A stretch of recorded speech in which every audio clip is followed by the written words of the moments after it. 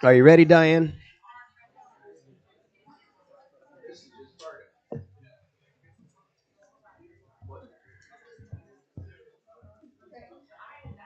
Okay, we're going to start the meeting. I know there's a lot of conversation in the crowd. I think that's pretty cool that everybody's talking to each other. So keep talking and or be quiet for just a second. We're going to have the flag salute, and then we're going to have the invocation led by Mark McCoy. I pledge Allegiance to the flag of the United States of America and to the republic for which it stands, one nation, under God, indivisible, with liberty and justice for all. Please bow your heads. Most holy and heavenly Father, we come before you this evening, the citizens of Fort Scott, the elected folks in Fort Scott, and the city staff, asking for your blessings, asking for your guidance, asking for your help upon us this evening and on every day as we go about our daily activities to make the city of Fort Scott, the county we live in, Bourbon County, a better place for all of us here today. But I believe I would be remiss if I didn't ask us to think on a greater level tonight about the world, which is in much turmoil.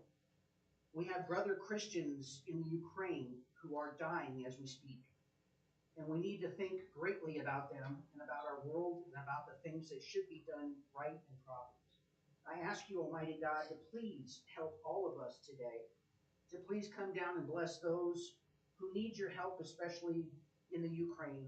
And I ask you, Lord, for the blessing upon everybody that's here this evening.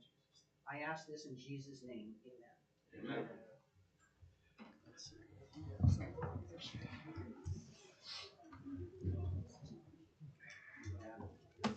Okay, so usually we go straight into the consent agenda, but tonight we've got a special announcement to make for Marcia Lancaster Day.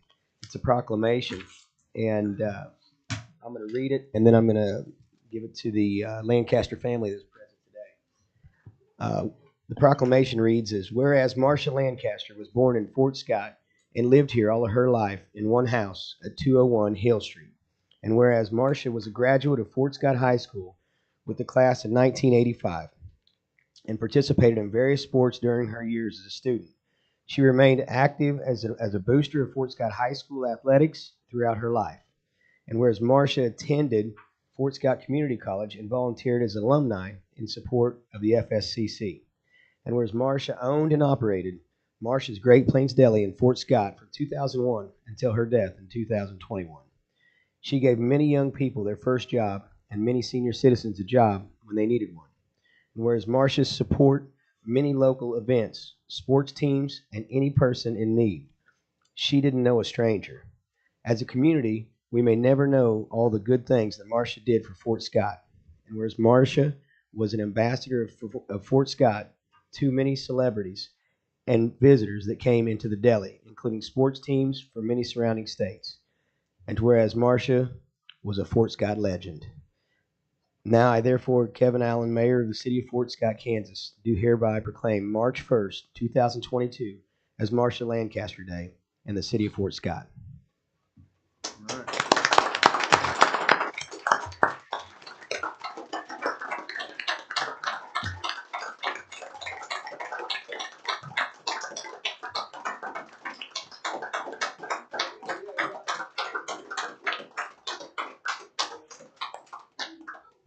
What are we going to do? We're going to get a picture. This is going to be a big day for you guys to get a picture with me. We'll get a I'll picture. stay on this Here, side. come up here. There's so many poles here. Right there. Right there. Right there. I'll stand by her. Okay, you're welcome. I'm coming now. Yes, I did. You did it.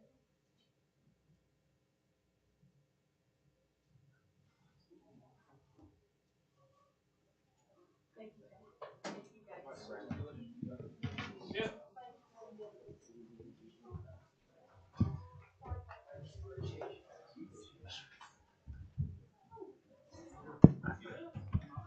I mean, I'll just say a few words about Marcia as well. She was everything that that paper said. I mean, a lot of people say that they're supporters of the community and that they do their best or whatever, but Marcia really, she put her money where her mouth was. And I don't think anybody would go by the Main Street ballparks and not remember seeing her there in her vehicle watching every game that came through town. I can't imagine how many times I forgot to give my kid money for sandwiches on the travel team. And Marcia said, "Not a problem. We got them. We always take care of every kid, even if they don't got money." So we do appreciate you guys and appreciate Marcia, and she is a legend. She'll go on forever. Well, So and there's a benefit Saturday, Marcia Fest, Liberty Theater. There's a few tickets left. Got a live band in there, and thank you, Mr. Mayor, for presenting that. I mean, it's really special today because we know today was Marcia's birthday. right, big day. Thank you so much, and we'll see you Saturday night.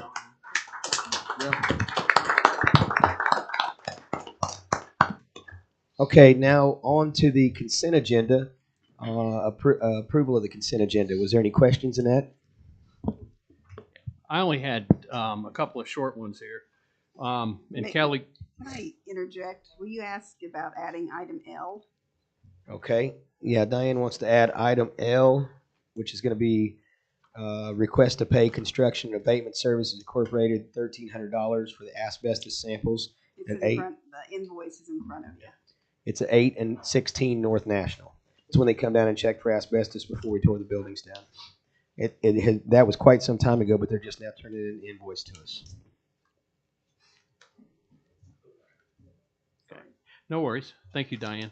I only had a couple small questions on there. I've been trying to put more and more effort into going through all the itemized items in the finance report, and I can ask one of them later with Brad.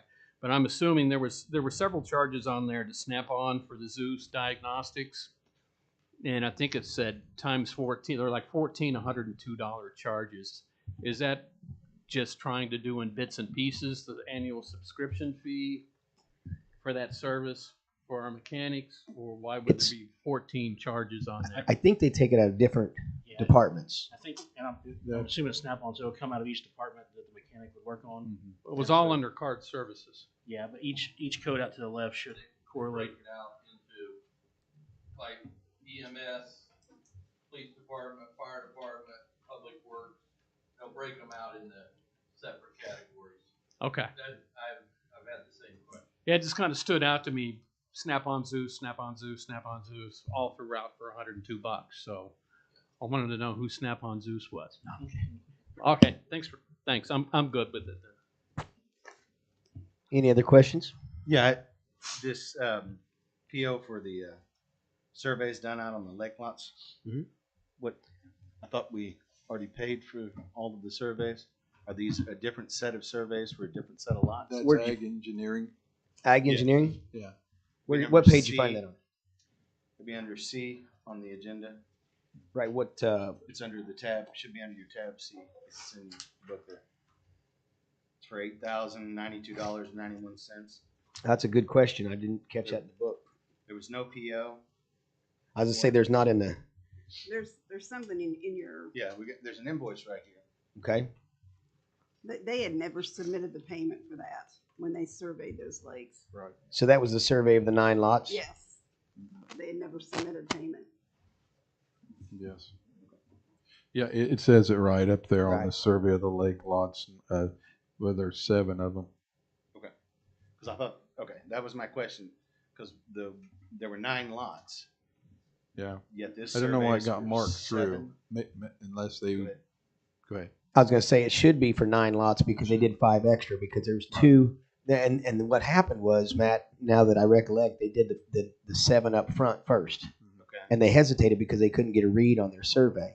The diagnostic wouldn't read because they said there was too many trees on it. They wanted to wait till in the fall when the leaves came off to where they could get a good read. So Okay, so we already paid for the 2, and then this is for the first 7 that they did?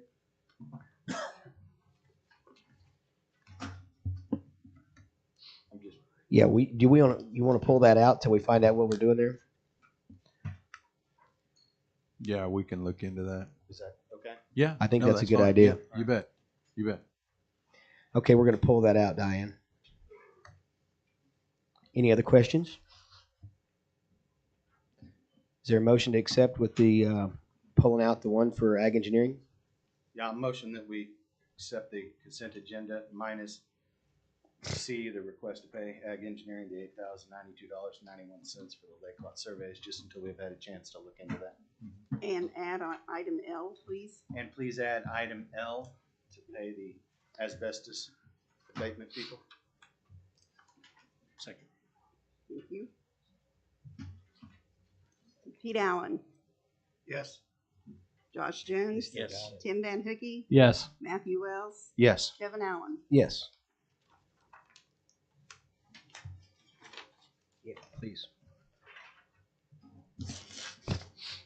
Okay. Next up, we have public comments, and we have signed up to speak Debbie Hurd. You want to stay right where you're at? You want to come up here?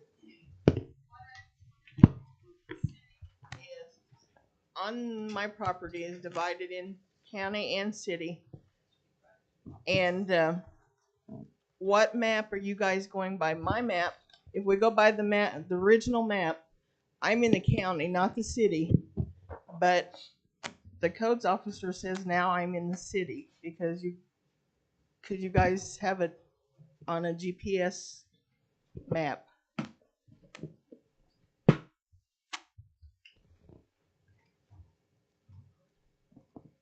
Are you going by the city map or are you going by the GPS? Bill, go ahead. So this is a complicated property that we went to Mr. Farmer and got advice from him before we proceeded. The property in question, Mr. Mayor and Commissioners, is at West 3rd and Heilman, right at the stop sign there, be at the north side of the street. And Second. sorry, second. I knew what I meant. Right. Right. And if you look at the GIS map, the city boundary line between the city and the county actually sits right smack dab in the middle of the structure that's on the property.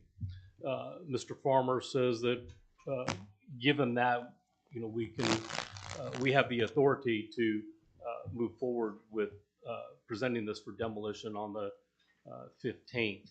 And I believe and these are good folks. They came and spent some time with me last week, I think it was. I think they have an old map that they're referencing. I've not visually seen the map that they're in reference to, but we're using the most current GIS that the county has to offer to us. Yeah, Mr. Palmer? he called me because I think that's a logical question. Sure. You got part of it here and part of it here. And my comment was, well, if it's condemnable, we can't cut it in half and leave half of a trailer, which would be uninhabitable. Right. And the whole thing is going to have to be condemned. And of course, our policy is, as you guys are aware, if you condemn it, you give them so many days to bring it up to code. Well, one of the ways they can bring it up to code, if they want to, is it's a trailer, is hook it up and haul it out in the county where we don't have any jurisdiction. Maybe just scooch it that way a little ways. Well, no. No, I'm just kidding on that. I But don't think we can do that. right. But I think the situation, Mr. Mayor, is defeats that the purpose of our codes. she's doing the best she can to help her sister, who's the Sure. rightful owner of the property. It is a money situation for the family. They are on tough times, and I suggested that they come tonight to appeal to the commission, but without your approval for a stay, if you will, to give them more time, then we would be bringing this back on the 15th for a presentation to you. right. Well, I spoke a little bit with her as well on the phone, and like you said, good family, good folk. We got a set of rules we got to go by. But again, we've allowed others to give them a little time, get a little hope, Yep. and they've contacted somebody that's going to be interested in doing some scrapping for them. Yep. So I think if we just kind of hold off for right now, my thought is that Are we 100% sure this is in the city? It's 50-50. Well, If you look at the GIS, by The- the original The map, land is 50-50, but the house, where's the No, house? the line runs right smack dab through the middle of the house. but Because the right original now, map I'm don't pulling run up- that way. I It just pulled runs- up the GIS map online, which I know there's map slippage and things like that, and it's showing Yeah. it's all on the county side through GIS. When we pulled it up the other day, I actually printed it I believe I probably still have it on my desk.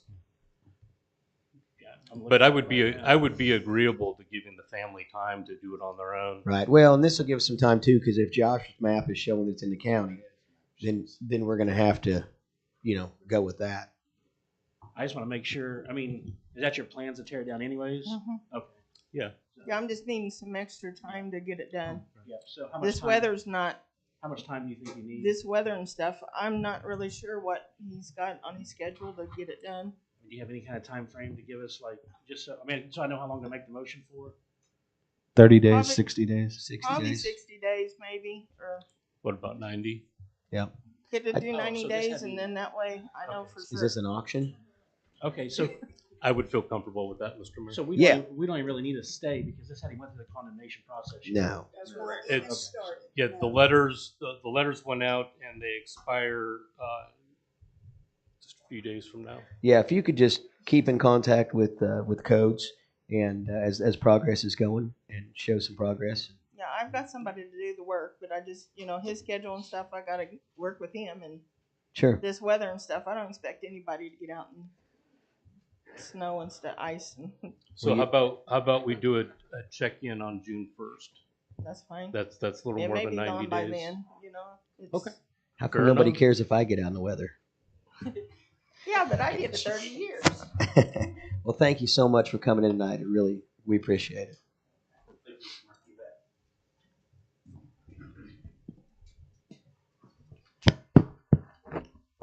Okay, up next on Ryan Collier.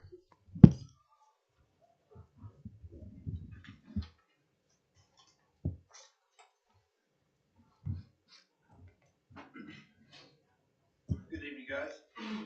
Good evening. I'm here again. Turn that on. Turn your mic on, please. Thank you. You got me? Press and hold it. There you go. Good evening. I'm here again because the last commissioner meeting, I was here about a fence on 1202 12th Street in Maine.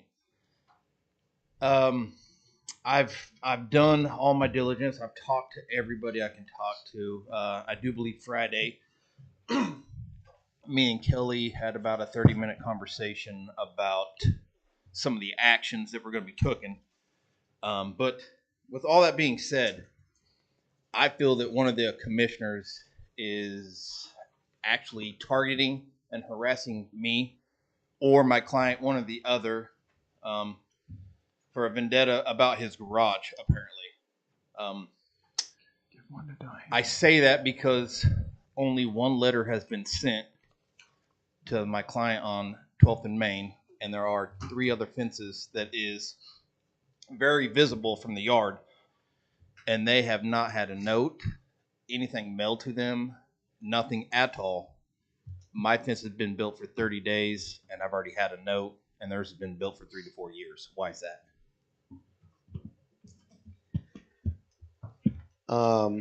So Is that true that only one letter has been sent out? Because my Yep. understanding was that there were 17 that were supposed to have been sent out.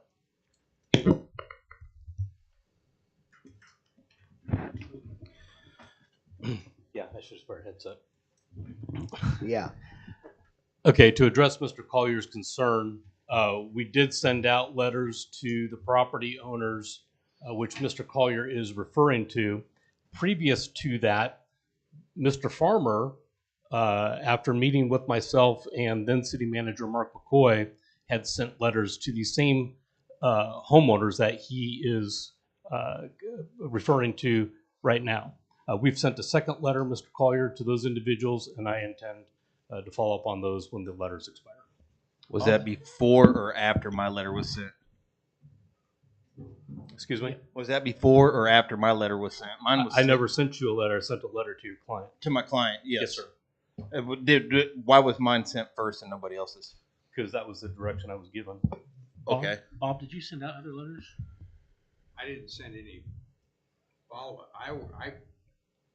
Mark and I worked together, and we sent out one letter, and that was some time ago. And then after that, There were 3. yeah, the codes officer was given direction by you guys as to how you wanted him to proceed. and he sent out the follow-up letters. One. That is correct. That's correct. I don't know, because I just knew I asked the other day, and I thought you said you didn't send out any letters. But maybe that was a didn't miss. send any of these letters out that he's talking about. And I had provided copies of those letters to Mr. Zellner, so they're available for your viewing if you commissioners would like. And when you say the commissioners said to do that, you mean like we didn't say to send no letter to the individual about his fence? You were talking, well, I beg your pardon. You were talking about the whole process and that you wanted a different direction taken from what the staff had taken originally, which was put people on notice. And you directed the staff to send out a letter that said, this is a hazard, it's in violation, and you are required to remove it. I don't recall that at all. I don't remember that direction. I remember discussion was, and what had come up was, the question had actually come up to my knowledge, what about the fences that are already in place?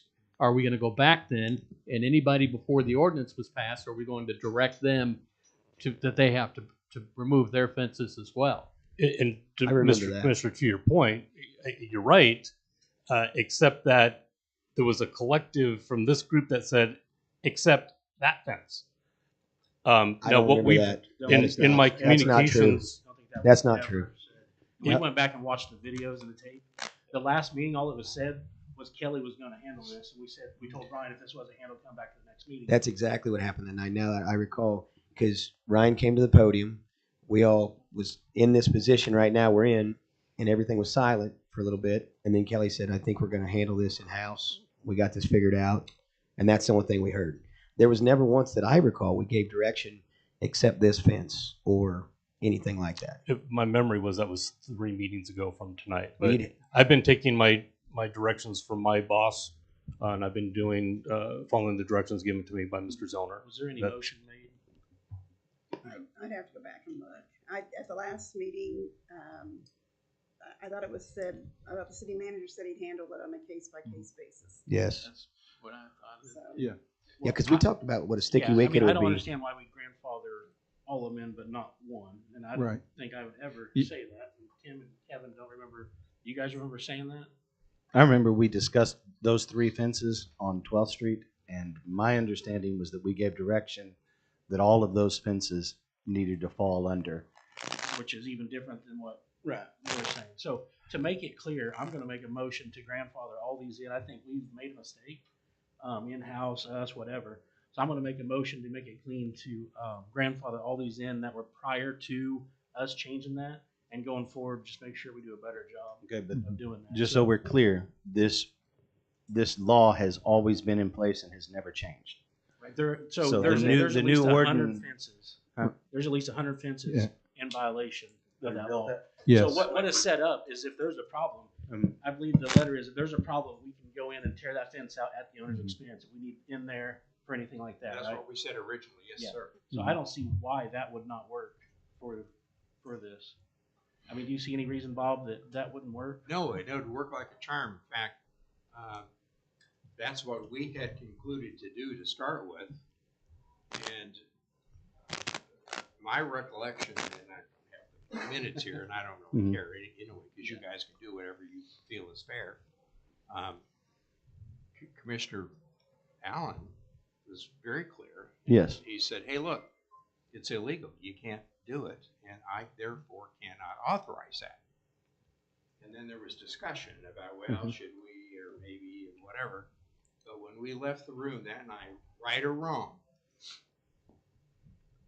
See, I was thinking Bill and I met in the hall, and he says, what are they telling me? I said, well, I think what they're telling you is Yeah. they want those fences taken Yeah, down. I thought that was the decision that was made, is that That was those the decision that those we fences, thought. because they were in violation, needed to be corrected. But you can change that. That's not a problem. Because Yeah, I know last meeting Kelly just said, I'll handle this. So I don't understand why he would say he handled this if you say we already solved it the meeting before.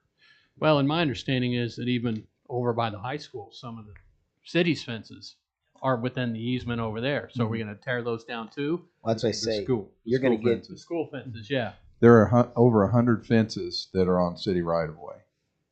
And we went out and counted them this week after speaking with Ryan, and he's right. There is over 100 violations in this city if we start moving fences.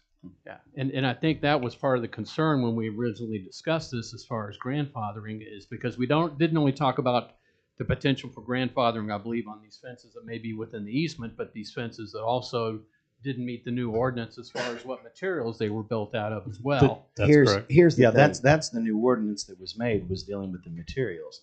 But this fence and the others, this one in particular, we already had an ordinance that's been on the books. We have a zoning ordinance that's been on the books. All of these were very clear for many, many, many years. You're right, Matt, and absolutely.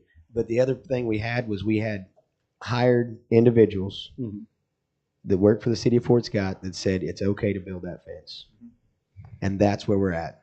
So they went out there. They've said, "You can do it. No, you can't. Yeah, you can. No, you can't." And this thing has drug on and on and on.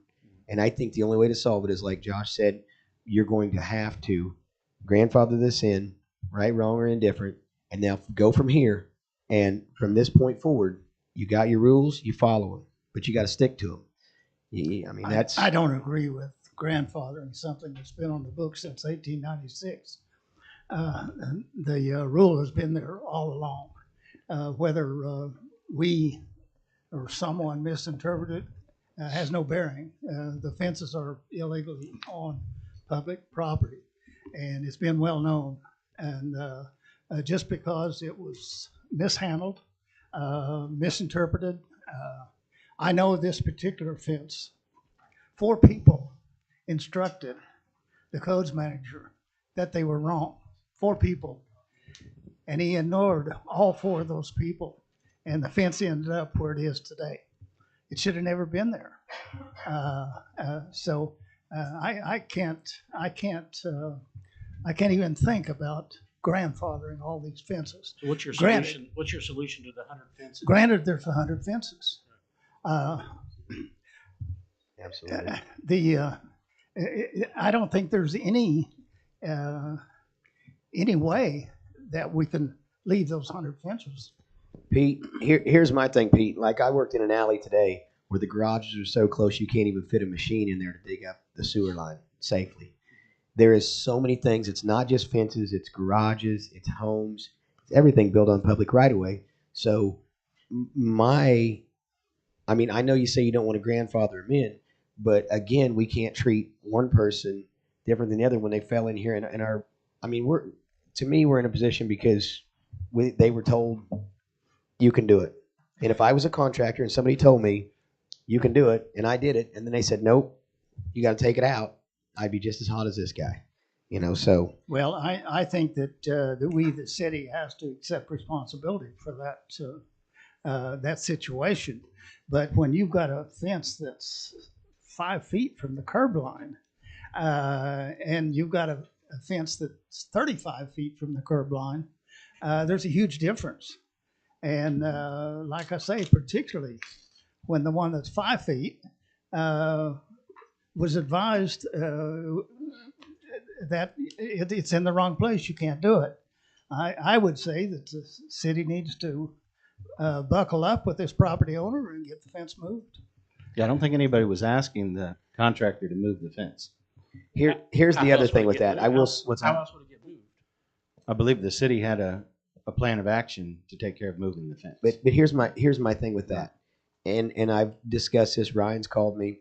And again, if I'm the contractor and I provide a service for someone, and I'm pretty proud of that service, and they paid me for that service, and I think, you know what, they're probably going to hire me again to do another service in the future. And then that said customer gets all this grief over this, and they look at me as, my goodness, this person has got me into so much trouble here. And now the city goes over and fixes this guy's screw up. The contractor's never going to work for that person again, and that person may talk to 10 other people, and those people are going to reach out to 10 more, and word of mouth travels pretty fast. So I hate to become a part of, and I don't really necessarily agree with the city themselves putting effort towards it, because then we're getting into again the sticky wicket of contract. I don't think the city has manpower to move 100 fences. Or some With the $100,000. skid loader.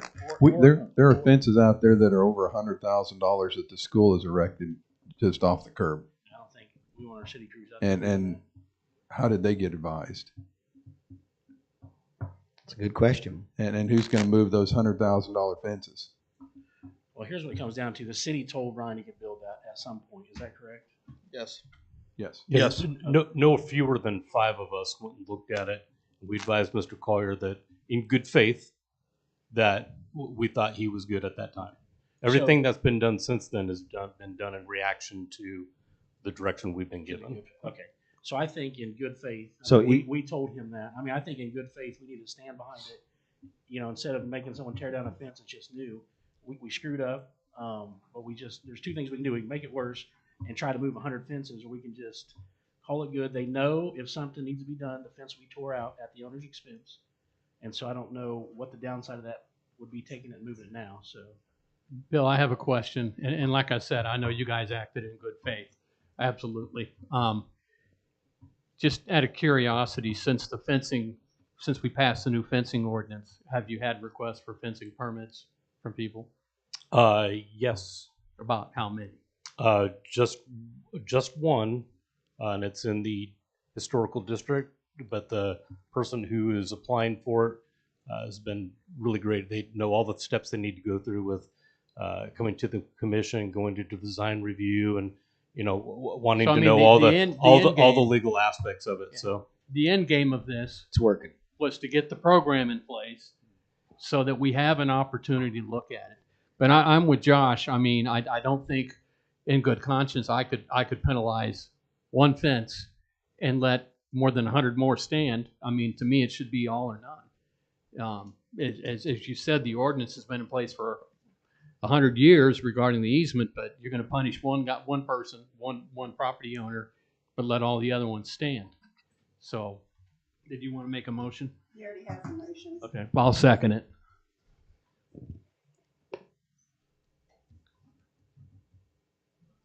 Ask one more question before we vote. Those 100 fences, have we ever had any kind of problems with them being in the spot they're in?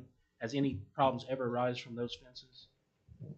Well, in the 7 months that I've been in this position, I've not had any complaints or any issues with any fence, except for the one that Mr. Collier installed. And of course, that's kind of had a ripple effect. Well, I think the difference between a fence 5 foot off the curb line versus 35 feet off the curb line is a humongous difference. Why didn't we put it out in the middle of the street and make the cars go around it? I cannot imagine allowing that fence to stand there where it is.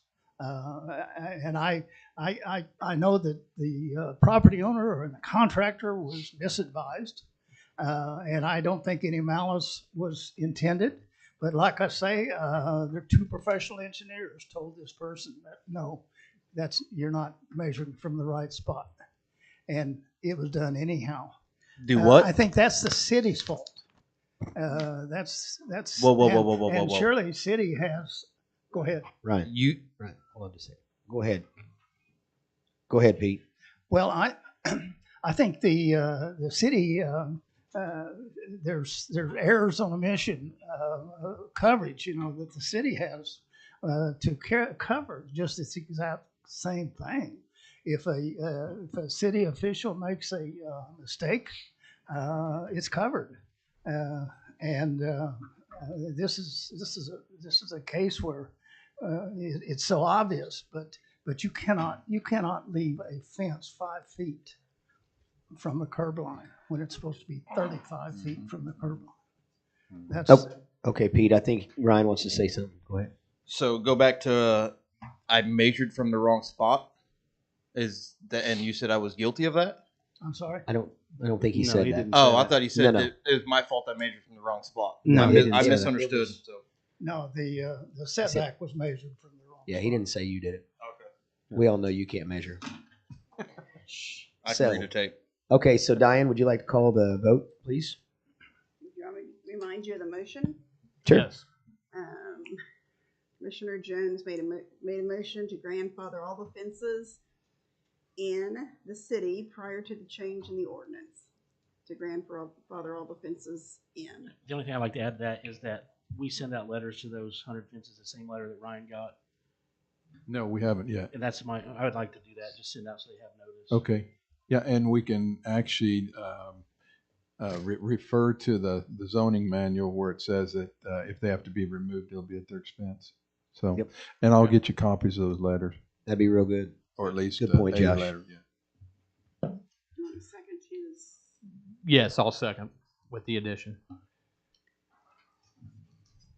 Tim Van Hooky, Yes. Matthew Wells, No. Pete Allen, No. Josh Jones, Yes. Kevin Allen. Yes. Okay. Thank you, Ryan. Can I go on record and say one more thing? Yeah.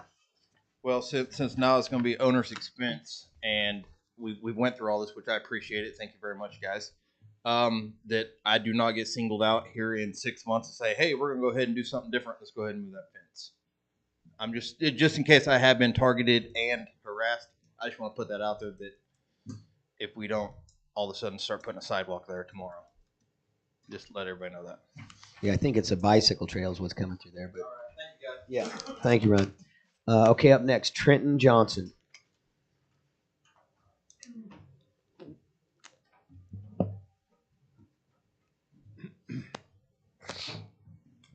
Good evening. My name is Trenton Johnson, and I'm a real estate agent with Crown Realty in Mound City, Kansas. I have a property under contract representing the buyers on the purchase on a house that is at the Fort Scott Lake. The house has fences around it, and at the time of the buyers putting the property under contract, they were led to believe that the boundary lines were the fence line. During the inspection period, which we're still in, after looking at the GIS map, we found that the fence line is off of the property line and actually on ground that Fort Scott owns, the city of Fort Scott owns. And so I printed off some copies there that have the property.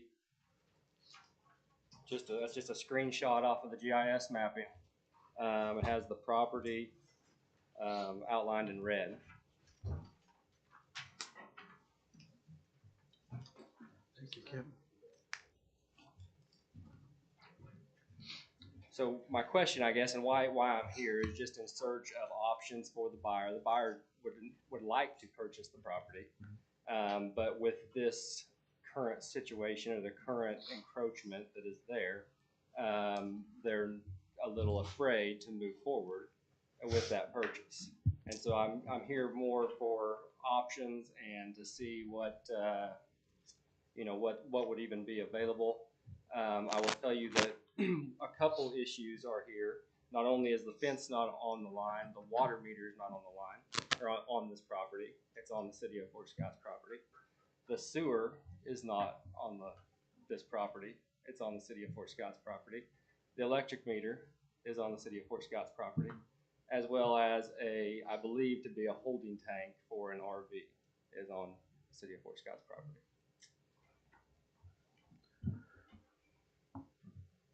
Encroachments. You want me to weigh in here? You can. I mean, I believe we know what the answer is going to be, but The answer, just for this gentleman here, all those things you described may in fact be where you've described them, not on our property. We did not put the electric meter there. We didn't put the water meter there. That's rural water. We didn't put the sewer stuff there. That's all separate district. We didn't put the fence there. So I'm not sure what we can do about that. We don't own any of those things that are encroaching or not encroaching. You do own the ground next door. So what I'm curious, I'm not trying to blame. I'm just trying to tell the situation. You know, I'm not trying to blame that it's your guys' fault or whose fault it is. I don't even care whose fault it is. What I want to know is what the best option is moving forward for my client. And if there is not an option, then I would, then we would give them that information and let them decide what they wanted to do moving forward. I'll just tell you, we've been through this situation for the past 6 months on a property that's at Fort Scott Lake on the same side of the lake. And we are trying to sell that land with the encroachments because so many pieces of ground out there have been encroached upon. So there's, at this point in time, under the advisement of the city attorney, if we was to start piecing off and selling this little sliver here and that little sliver there, then we're going to open up a can of worms that we won't be able to shut. So I think that's my take on it anyway. Am I saying that correctly, Bob? Yes, Mr. Mayor. So what we've done is we've advertised our city properties that have encroachments on them with the encroachment on it. If you're going to purchase this lot, you need to know that there's an encroachment on it. So you're going to have to work that out with the existing landowner next to you or what have you. But that's going to be the way we've designed it under the advisement of the city attorney, that's the best way to sell it and stay out of it. Would it be possible to purchase? So from what I can tell from looking at the mapping, there's 3.84 acres or something like that of timber and hillside.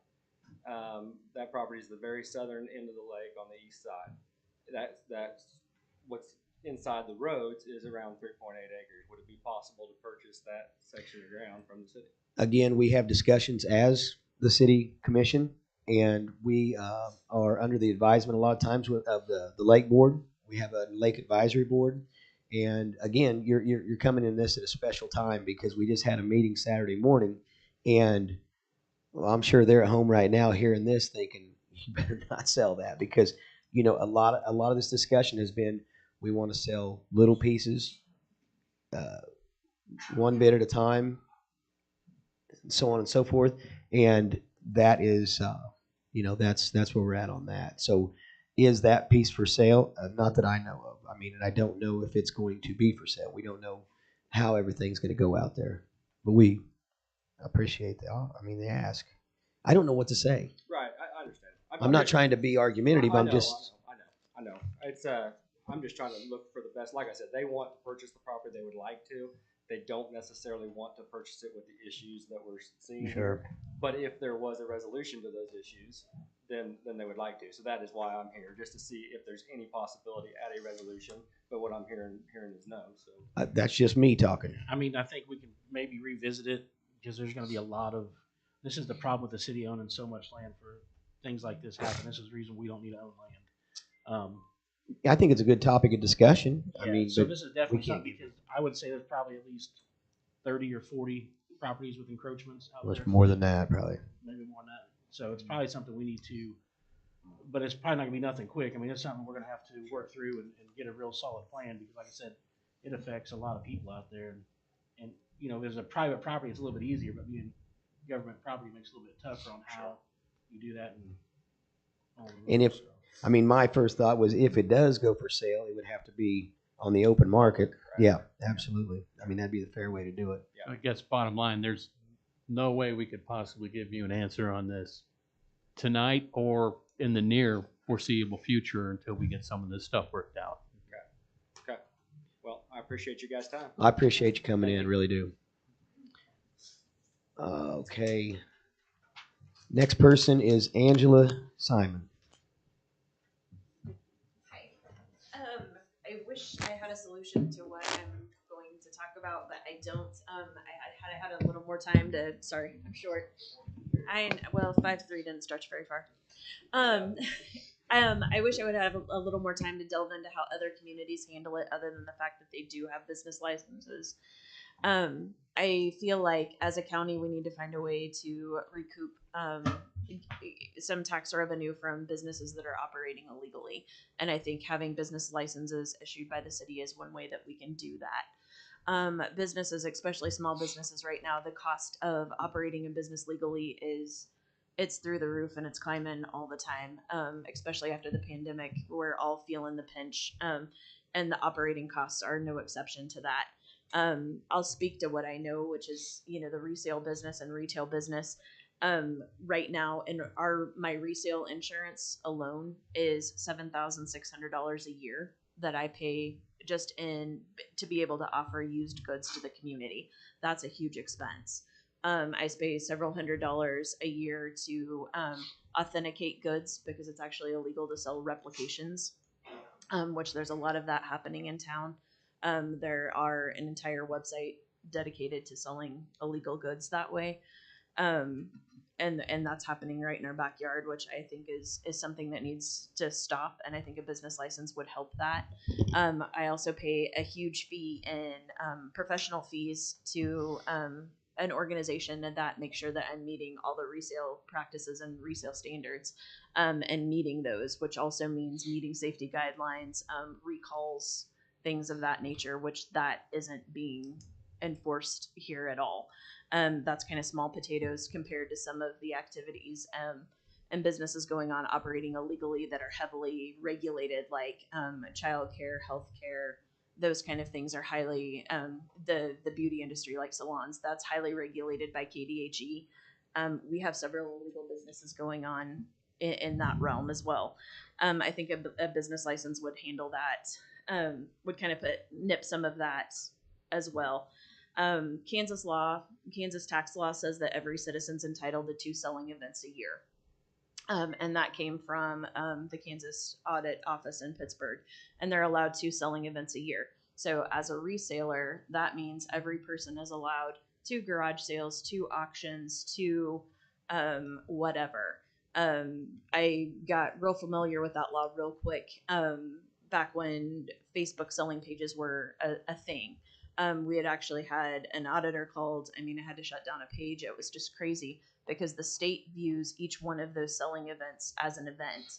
So by the time they list 2 auctions for sale on Facebook or 2 items for sale, that's that citizen's event. So we're allowed 2 of those. That's why a lot of communities have ordinances in place that they can have community garage sales twice a year. We have perpetual sales going on national. I mean, they're everywhere. We know where there's a garage sale every weekend or something in their yard or whatever. As a reseller, to me, that's kind of a slap in the face, because they're allowed to do that where I'm paying such a high cost to operate business. Another one that is business close to my heart is it's no secret there is childcare. There is a ton of illegal childcare in Bourbon County. It is a highly regulated business by KDHE, and we're allowing it to happen. And I'm not talking about, teenagers that go to babysit ever so often, a different kid every Saturday night while parents go out. That's not the kind of thing I'm talking about. I'm talking about people consistently having the same children, the same hours during the week, but they're not regulated by the state. When you speak to the surveyors that come and license these entities, a lot of times they'll get turned in for illegal care, but the state licensure, all they do is come down. The surveyor goes to their house and says, hey, this is actually illegal. We need to shut this down. Well, 2 weeks later, when because they've turned it over to the county attorney, and a lot of times the county attorney, what I had been told is they said that there's not enough bite there because it's not regulated by the city to have a license and that kind of stuff, that they don't go ahead and prosecute them for anything. Right. There's been over the 30 years that I've known about the business, I mean, there's been several near misses. I mean, I think we can do it better as a community for our kids. I think that that's an area that really needs to be touched. Another area of business is salons operating out of garages and backyards. That is a highly regulated industry. They have to have a license to operate. There's some serious health conditions that can happen, with unregulated services. And we're just kind of seeing it across every industry. Bakeries. We have wonderful bakeries in town that are struggling, but you have people on Facebook that are, establishing a name for themselves, having a business. So people are using them for their services instead of going to a legitimate business. Same with printing. How many printing companies do we have in town that print, T-shirts, Nitro Promotions and Keys and My One Stop and Shirt Shack, J&W. We have all of these places, but there are several people operating, online Facebook type businesses where they are going to get printed in, monogrammed goods, you know, instead of choosing to patronize, licensed businesses. And I think that just needs to stop. I mean, the city is losing a lot of tax revenue. They're losing a lot of, sales tax dollars just by not putting a stop to And that you kind of think stuff. that, and I'm not trying to interrupt, but you Yeah, think sure. that by having a license, that'll stop people on the internet as well? I don't think. You know what? I don't think the public in general knows who is legitimate and who's not. Sometimes I feel like, if you have a friend that does that for a hobby and hey, they're good at doing whatever, great. But if you put yourself out there, you've got a business name and everybody in town knows this is where you go, and you've got published prices and stuff. That becomes a business. That's Right. where I feel like the line is. Well, I understand that, but I'm just saying, like, if I'm just thinking if somebody on Facebook said, "Hey, I'm making T-shirts for the Tigers. Holler at me. We could save a lot of money, so on and so forth." Right. I just don't know if we can get into policing that as far as you're in big trouble because you don't have a business license. This is where the problem comes in. It's just like tonight I hear a lot of the problems have became consistency problems. We haven't been consistent across the board. So we need to establish consistency. And it's not going to be easy. I don't know where we draw the line. Right. I mean, I really don't. Well, that's why we're just now delving But into this because yeah, I think that's, as a community, I think we get into a lot of problems simply from a lack of consistency. What's good for one person needs to be good for everyone. And that includes operating a business. I mean, we pay a lot to have to operate another, penance of a $25 licensing fee or something just so we have that and it's established there. I don't think is going to be a thing. Just like when, we had the hailstorm and the contractors came to town. I mean, they, eventually we did establish a check-in point and, Sure. you have to be registered because we ran into all those problems. Let's be proactive before the next event occurs because it's going to. Let's get consistency in place and put that out there. well, because the HVAC, I've had the HVAC guys and some of the plumbers reach out to me with this exact same complaint because on Facebook there are people offering their HVAC services, their plumbing services. They're not licensed businesses. They don't carry any insurance. I can't say anything other than she's exactly right in that these businesses then are taking work away from legitimate businesses. They're not paying any taxes. They're not paying for any of the insurance. They're not doing anything to protect the customers, and they are offering their services on Facebook. Correct. They're not get doing it. anything to help row the boat, if they're not working for the greater good, they're only working for self. And Well, there and- has to become a point. Yeah, and I get it, and I don't mind having people sign up and having all their names in there. If you're going to have a business, I don't necessarily agree with the fees. I've taken a lot of calls from businesses that have been in town for a long time, and they're pretty hot over why do I got to register now? Like one of the guys is a good friend of mine. He's had a garage. His family's had garages for 80 years, and he's legitimate. He pays everything, but another, just something else on top of it, it may just push him over the edge to lose it. And I mean, again, I think about my business as well. There's people that don't carry the kind of insurance I do to perform my things, so they can go out and part of me says that's it, in my business anyway. That's at their own risk. Yeah. If you haven't got insurance and running a machine in somebody's yard, that's probably not a good But then idea. the flip of that is true. I have 4. I'll be happy to pay 4 times the fees to have a little bit of consistency and not feel like, there's lopsidedness there. And, I just feel like we have to do something. I mean, we need more money. We're operating, on a shoestring as it is. It would be really nice to have that additional sales tax income. Yeah, and I think that's a good point for one. If you're not have some type of license, whether you paid for it or not, how do you identify to make sure that the city's getting all the taxes that they're due from one of these businesses for tax revenue? What I would suggest, though, and I know this is a hot topic, I know that I've had some folks contact me about it. I think Commissioner Jones had a post out there that probably set a record for he does replies that. on He's Facebook. well known for that. I told him I wished he'd put it out there about the campground out at the lake, but he didn't.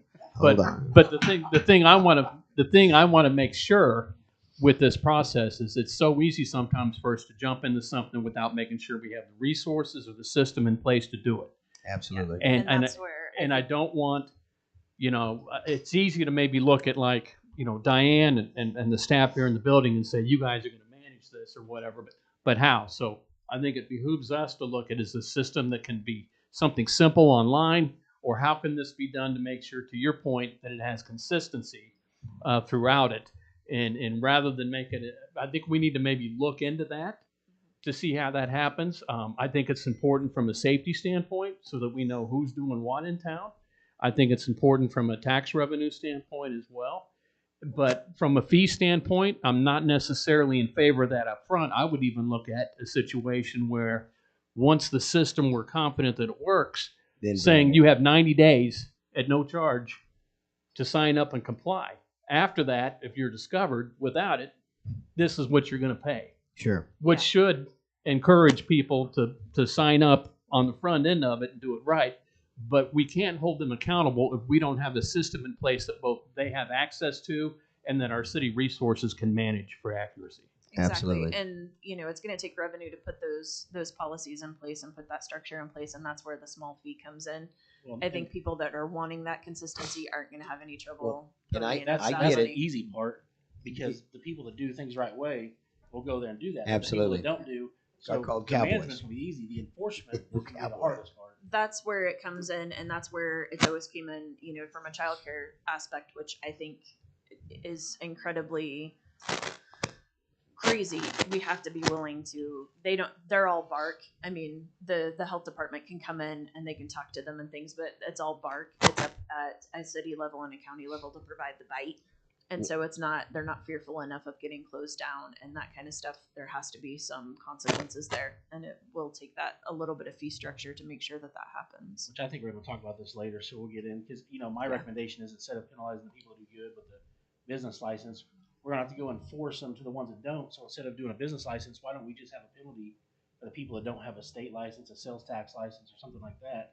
So we can enforce more of a penalty or a fee instead of a license, because it would be similar to what. Yeah, I think a lot of it. Sign up if you don't. Here's what you pay. Yeah. I think a lot of it is education too. I don't think some people realize what they're doing is wrong. I mean, a lot of people do, but there's some that really just don't understand how many laws that they're actually breaking by doing what they're doing. Well, so I think a little public education would go a long way. Like you said with the T-shirt example, and that's a great one. Sure. If I was just at home with my family and thought I'd start up a T-shirt, I wouldn't know nothing about a business licensure. I just think I had a good idea that. You had a good idea, but once you put it out there that this is what I'm doing, and people know that that's who you go to, and they're paying that, and you got a Facebook page with your business name on it, it becomes a business at that point. Yeah, because I've been It's reached not- out to by mechanics in town who are highly in favor of this business license because of all they call them shade tree mechanics working Sure. out of their side yards who aren't legitimate businesses. That's exactly And- what it is. It's and- not going to stop the horse trading. You're going to pay your buddies to come over with a truck and pizza to help you move. That's never going to stop, and that's okay. But you got 2 men in a truck, and everybody knows you charge, $100 an hour to move. We have 2 moving companies in town already. That's where it becomes a business, and that's the kind of things that need to stop. So thank you guys for your time. I wish I had a solution, but I don't. But thank you for looking into it. Thank you for speaking. Thank you so much. Okay, that does it for the public comments. Now we're going to move to old business, the consideration of bids for Manhole 148 project. Jason Dickman.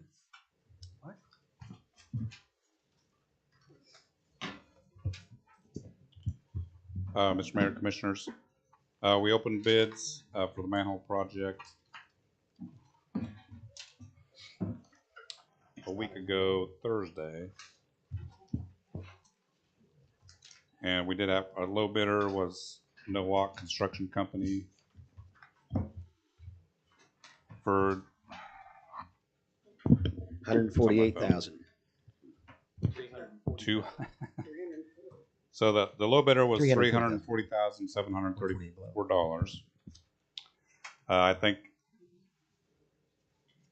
at the commission meeting we went for that, and there was a suggestion to see if they would be willing to allow the city to do Yes, the sir. pavement, and they've agreed to that. So with your packet, you should have a contract amendment that discusses removing item 19. It's not in there, so we'll get it to you. It just needs signatures. I I never received it to send out. See, all we have is the bid tab. Yep. Okay.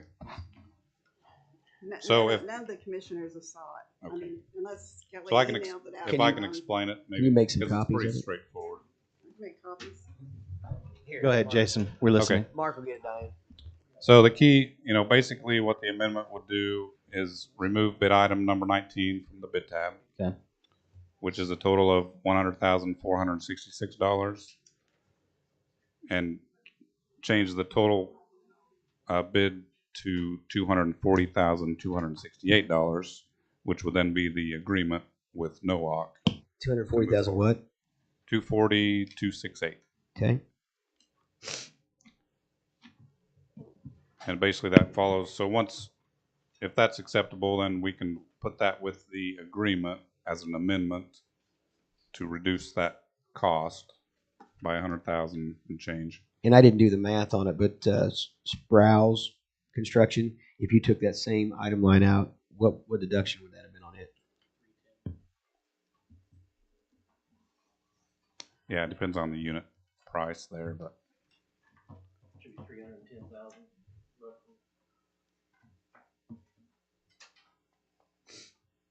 yeah, so their cost for asphalt was way above the other contractor. Okay. So.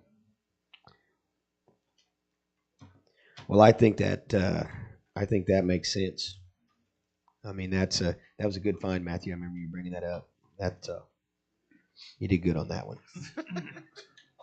And I did discuss that with the contractor, and they're amicable to that. And I said, well, we've got paperwork, so with the contract, we'll have an amendment to take that bid item out, and then they can get moving with their materials and get a start Okay, any date. questions? Discussion, Pete? Is there a spec book of the job? Yes, there's a project manual with the bid, with the specs. Would one of those be available that I could get? I can email it to you. Okay. Appreciate it. Any other discussion? Are you wanting to accept this tonight and get them in motion? If that would please the commission. Pete, any other questions on this, or do you want to see the spec book before we? Is there a projected start date? We did, when we bid, we projected a start date even in March, which would be an early start date. So as soon as we get the documents to them and signed and executed, we'll get them on the schedule. So official start date has not been done because we don't have an agreement in place with the contractor. Okay. And when you say on this paperwork, it says, like I noticed the way it was on another project, we had it says you are notified as the owner has accepted your bid. This is just what you would send to them if we accept it tonight. Yes. Okay. So they go hand in hand. So if the amendment's approved, then that notice of award is as written. If it wasn't accepted, then it would go back to the original bid total of 340,000 and change. So, well, I'm motion that we accept this $240,268. I'd like one more question, if I could. Is Earl's going to do the inspection on the project? it's up to the city on that. We could. What we've been doing on some of the, we've got kind of small projects that go on, like the work on the buildings over there on National. Every time I come to town, I go look and inspect the site. Kind of similar to what we did with the 3rd Street manhole. We just try to provide some oversight. So otherwise, if depending on what level of inspection you anticipate, that's usually an hourly contract, and if a full-blown inspection job is Well, we have construction standards and specifications that require inspection. Yeah, so we can. I talked to Kelly about how you guys want to do that, and we'll have time between now and when they get a start date to kind of sort that out. But Earl's is going to handle the contract and notice to proceed and. Yeah, so whenever we do notices, we'll send that out. And Diane, I think normally what we'll end up with, the agreement documents have to be signed and executed and notarized. So Diane kind of takes care of that and gets it to the contractor for them to sign. It kind of goes back and forth there. So that's why normally we allow for 60 days, to get all that stuff worked out. Well, I would certainly require Earl's inspection. Yeah. Can't hear you. Especially before they backfill and on those The sewer whole way, lines. yeah. Yeah. Sewer doesn't run uphill. Right. It's not supposed to. And paydays on Friday. But yeah, we can look into that and help where we can. And I know whenever I do budgets for projects, we try to include the cost to inspect. But ultimately, in this case in particular, where the prices have gone really high, that kind of eats up all that extra money that you would have budgeted for. So we want to try to come up with a solution that meets the specifications while still, considering the cost. Is there a projected finish date or any penalties if they don't meet that date? Yes, the agreement set up, I believe we went with $500 liquidated damages after a certain point, and that's $250 after that. And we do have, it's a calendar day project. You got a motion. I would second. Thank you. Thank you, Mark. Josh Jones. Yes. Tim Van Hookey. Yes. Matthew Wells. Yes. Pete Allen. Yes. Kevin Allen. Yes. Thank you, Jason. Thank you. I'm going to go ahead and move a couple things on the agenda real quick because we have a couple people in the audience that I think will be pretty short. I'm going to ask for Diana Mitchell to come to the podium for consideration of CASA allocation. That's true, but you better make it short now that I let you go in front of somebody. See, this is a take and or give and take type of. Okay. My name is Diana Mitchell. I'm here as CASA, court-appointed special advocate. I've been a CASA for 5 years in Bourbon County. First, let me say, I love this gig. I love working with children and getting to let them have a voice in the court system. This program has been providing volunteer advocates in this community for 32 years. Last year, 59 abused and neglected children had a CASA by their side. 99% of last year's cases had substance abuse. Think about that, guys. Presently, I have 2 families, 4 total children, both suffering with substance abuse. No matter how bad it is at home, drugs, alcohol, or abuse, these kiddos all want the same thing, to go home to mom and dad. They don't know anything different. The job of a CASA is to try and reintegrate these children back at home in a safe environment with mom or dad or both. In order to make that happen, we have to rehabilitate parents.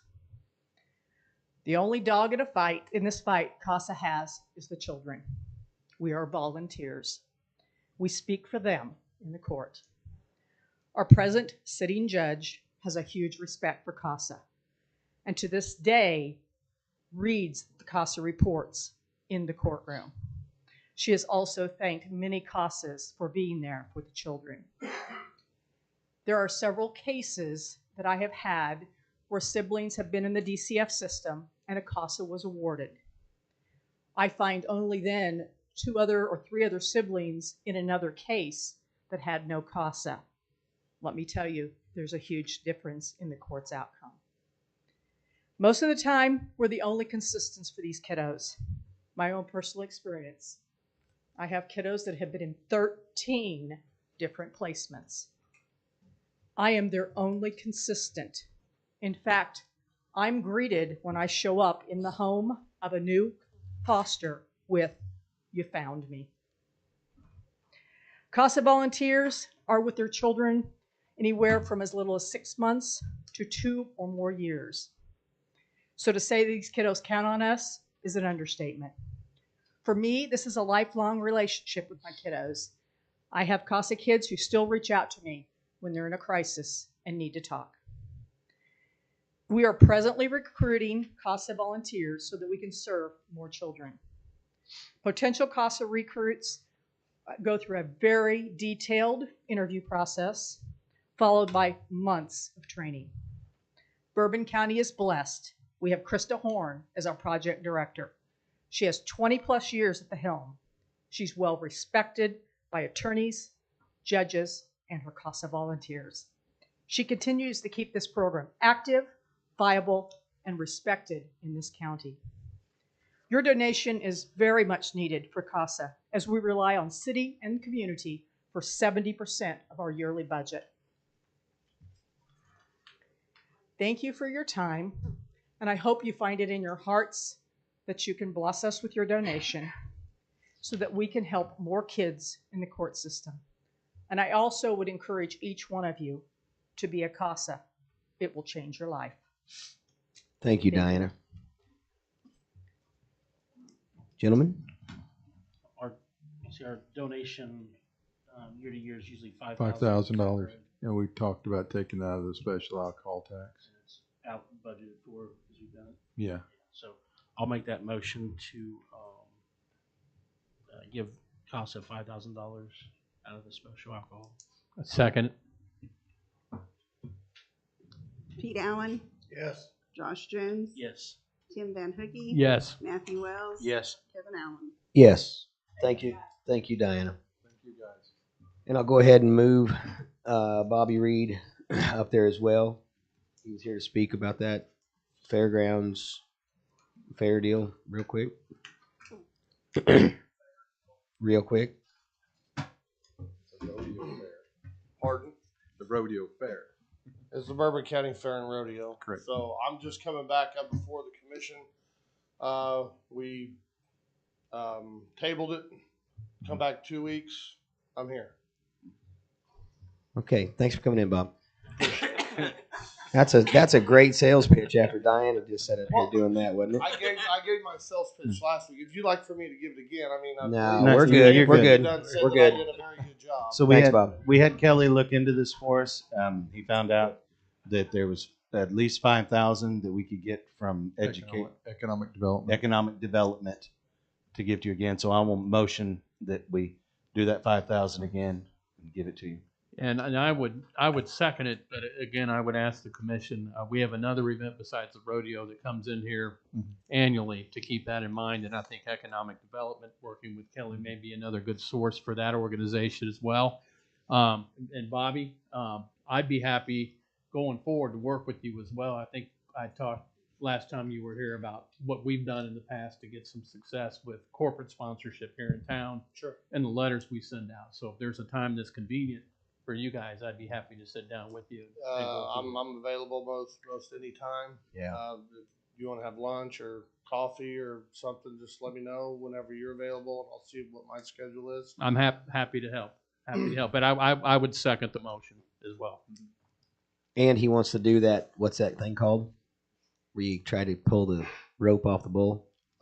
Money the hard way. Money the hard way. So Tim signed up. When I did it, it was called a wild horse race. But Okay. We'll do a commission deal where we sit around the table and Bull poker. yeah, bull poker.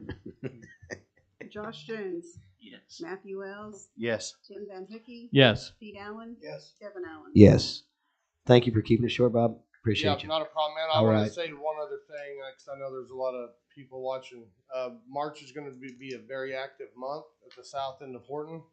We have the college rodeo, which there'll be a lot of horse traffic back and forth from the fairgrounds. Without the fairgrounds, for them people to park, I don't know where all they would park. You know, the weekend after the rodeo, there's a large beef show that the last time I checked had 125 participants from 6 states. And then there's something else, I think, at the end. So just pay attention. A lot of people coming into town at that end of town, and the Fair Board appreciates you guys. Thank you. Appreciate you, Bob. Old business number 2, consideration of proposed ordinance to create business licenses and increase city fees. Mr. Mayor, Commissioners. So for the last few commission meetings, we've been presenting you with information with regards to different types of permits, licenses, things of that nature. You'll recall that last time we had presented to you about fence permits, and the commission agreed to that at a rate of $25 flat rate. We also, at that last meeting, provided you with some comparables so that you could see what other jurisdictions kind of around us are charging for business licenses, trade licenses, and things of that nature. We had asked you to take the last 2 weeks to decide what fees, if any, you would like to apply to business licenses if you'd like to let us implement that. And then in your agenda packets, I provided you with kind of a rough draft city ordinance that we can work off of. And I'd be happy to work with Mr. Farmer to get the language right. And of course, it has to be codified and things of that nature. But that's where we're at tonight. We're asking you if you will, if you want to implement business licenses, and if so, what would you like those fees to look like? Yes.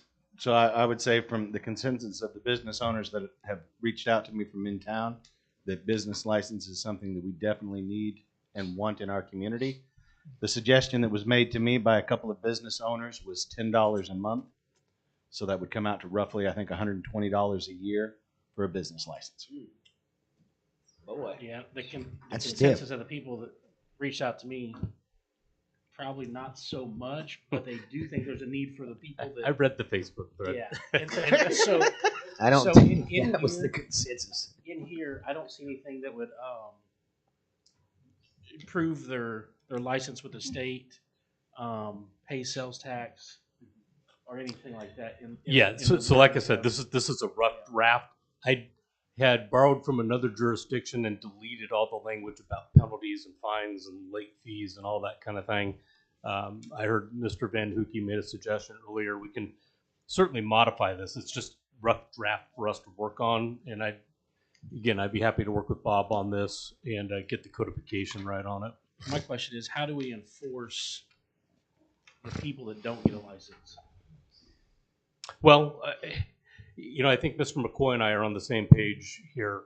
I think there's a reason that the codes department is under the police department umbrella, and that's because I would say 90% of what we do is reactive to information or complaints that we receive. So this is probably going to be like that. I mean, I spoke to Ms. Simon in the hallway, and I appreciate her concerns. Just talking to Captain Pickard, that we had 2 or 3 reports, police reports, I'd say in the last 2 weeks, where people paid for home improvement services and been scammed by individuals. But these people paid, money out of pocket. So, I don't know that there's ever going to be a perfect system where we can, catch 100% of all, individuals. But I think that's where it's incumbent upon citizens to reach out to us and say, hey, are you aware that, I don't know, Zeke is running a gutter cleaning service or something like that. So the 2 instances where people were duped, how would this have solved that from not happening? It wouldn't have. Well, I guess it might have if, from the standpoint of, again, to me, the most important part of this, to make sure we do it correctly on the front end, is what's the process for somebody to get a business license. If it's something that's available for us to look at on the city website, then at least a consumer could look on the website and see whether or not the person they were getting ready to hire to do business was actually registered within the city of Fort Scott. Yeah, and I realize we have They can do that at the state level now. Only for 2 businesses. You can look at the state level and see for under the Kansas Revenue and look at businesses that their entities are set up, how they're set up, LLC, subcorp, sole proprietor. You can look all that up at any time. Yeah, I think the challenge is, and I run into this with my church, is that we have a lot of people who are older in age that are not computer savvy or, not social media savvy. So we need to provide them, either a phone number where they can call codes or City Hall, or something like that. You know, maybe some public education is in order here too, with you know, going on the air with Jackson on Thursday mornings and educate people that, look, if you're going to hire somebody to, you know, do house repair work for you, you might want to check and make sure they're, you know, licensed, bonded, and all these. But like Josh said, if it's already at the state level. But the state doesn't check anything. All the state requires is that you have an EIN and that you pay your $65 a year fee. So they don't check to make sure that you're insured. They don't check to make sure that you're paying sales taxes. They don't check to make sure that you are a legitimate business, that your people are doing what they're supposed to do. They don't check any of that. Don't yell at me, Josh said. I'm just pointing that out. Because right. in this doesn't solve that issue either. No, but I believe that by making a few amendments to it, for one, proof of general liability insurance, something basic. We're not Sure. asking that people, you know, get just prove you have some general liability insurance, an EIN number to prove that you're a legitimate business, your sales tax ID number, some very basic pieces of information that the state does not require that we could gather that will provide that layer of protection for our citizens. Because this is a problem where citizens are getting taken advantage of within our community. But the big question is, Commissioner the people Jones. that do things legit are going to do that. But how do we make sure the fly-by-night people that don't do it are not going to go do this? So how do we enforce the people that don't do it? Well, you're going to have to rely on the people that are doing it correctly, that are losing business, like the one young lady that was saying up here about the rogue daycares that are opening up out there that may not be licensed, that, you know, they need to bring that to our attention. And with something like this in place, there should be a means of shutting down or fining the offenders. But again, I go back to, I think before this launches, I don't know if it's Kelly and Bill and Mark or whoever, but a lot of things we start sometimes, it seems like, as we start it, but we have nothing laid out on how it's going to work, how the process is going to be. I'd like to see the process for how these people sign up, where they register. I don't want to overload the city team here with people coming in, filling out licenses, and where do they file them and how do they handle it. There's got to be an automated way they can sign up and do it, or some system, because I'd like to make sure something that is as heavily discussed as this, that we have our ducks in a row before we start trying to enforce a new standard or a policy, you know, on the business owners in this town. Well said, Tim. Well, I was, but I think Mr. McCoy had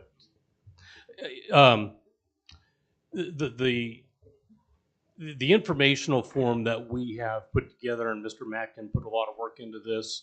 I think is very thorough. It's not going to be covered in the ordinance sample per se, but the goal, I think, Tim, you're right, is getting it online, making it as easy for people as possible.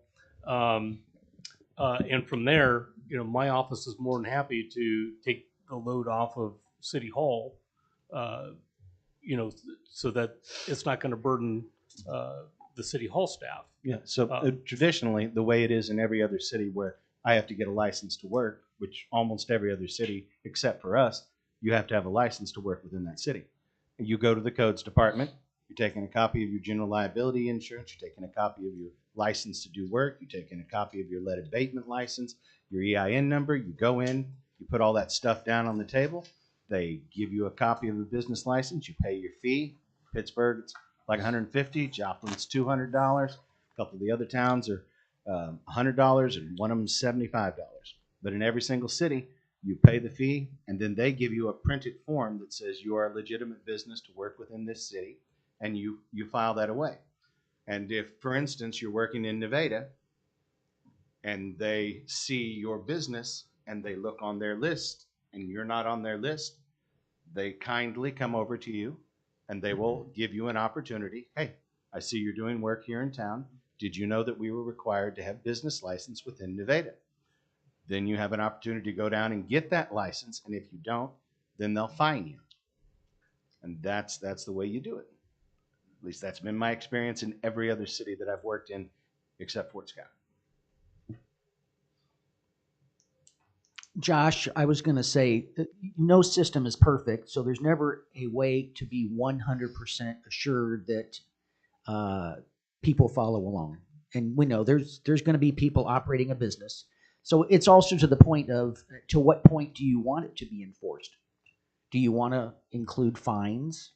I think Mr. Van Hookey had a really nice suggestion to give people 90 days, whenever this may start. You give folks through announcements, public PSA announcements, and radio, newspaper, and such on our webs page that the city will be starting. If in fact the city starts a business license, you have notification that 90 days, let's just say 90 days from May 1st.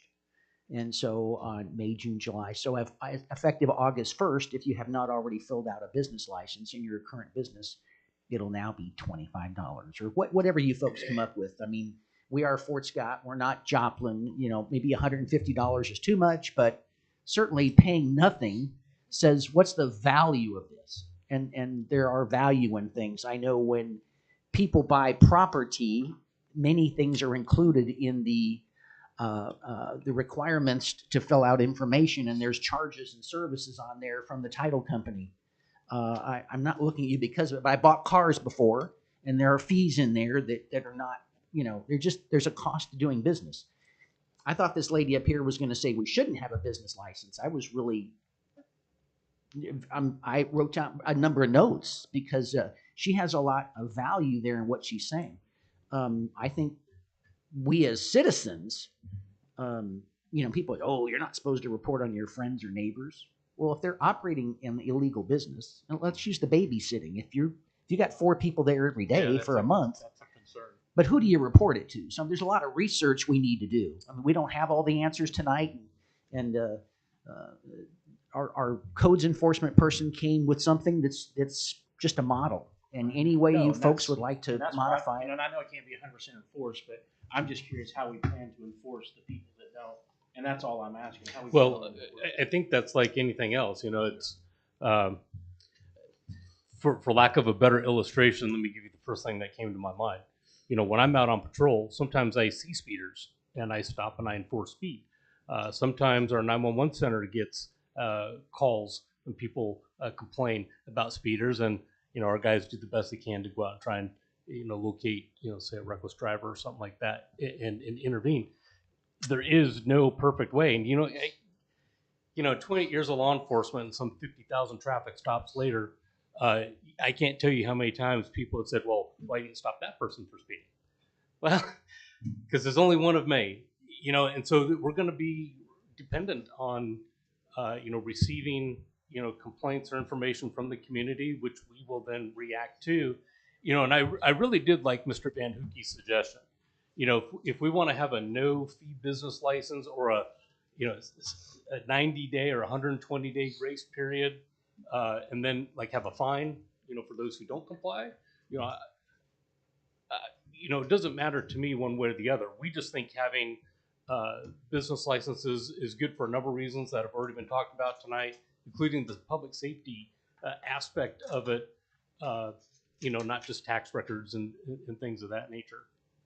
I just want to make sure, because as we go through, we have licenses on trash. You know, I was in the trash business, and we know there's still a lot of trash companies that don't get those permits.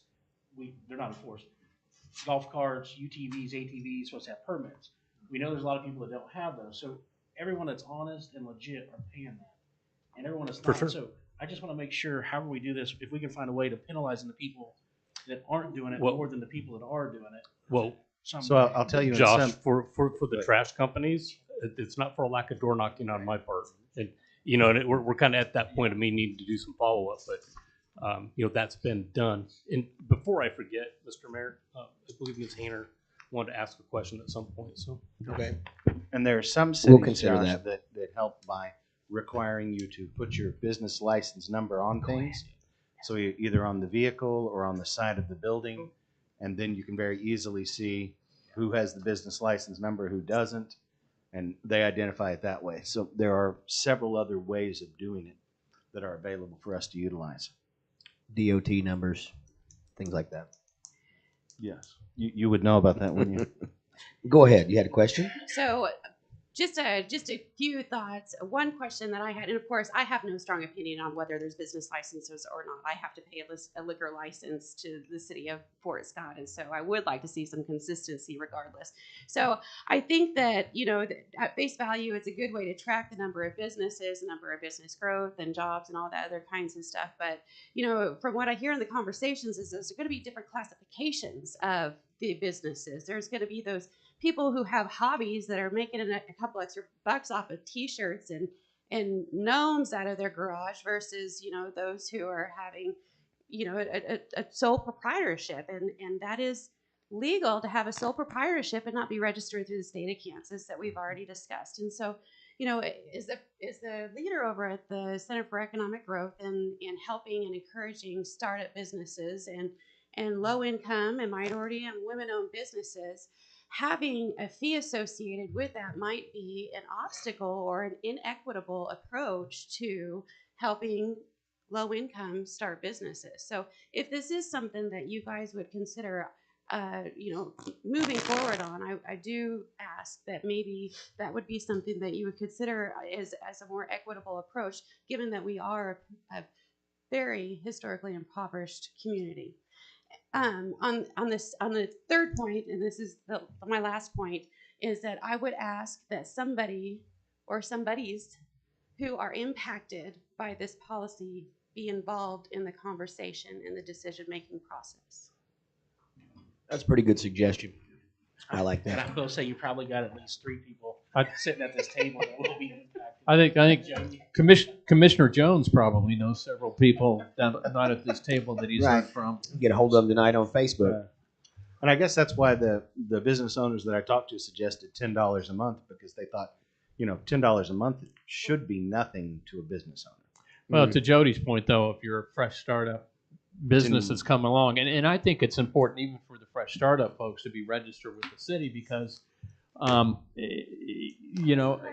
some credibility. It gives you credibility, and again, even if they're a small startup, just like the rest of us, they got to pay taxes on whatever that they're selling, the tax revenue, so they can improve. That's the city. exactly right. Pay taxes, do all kinds of stuff.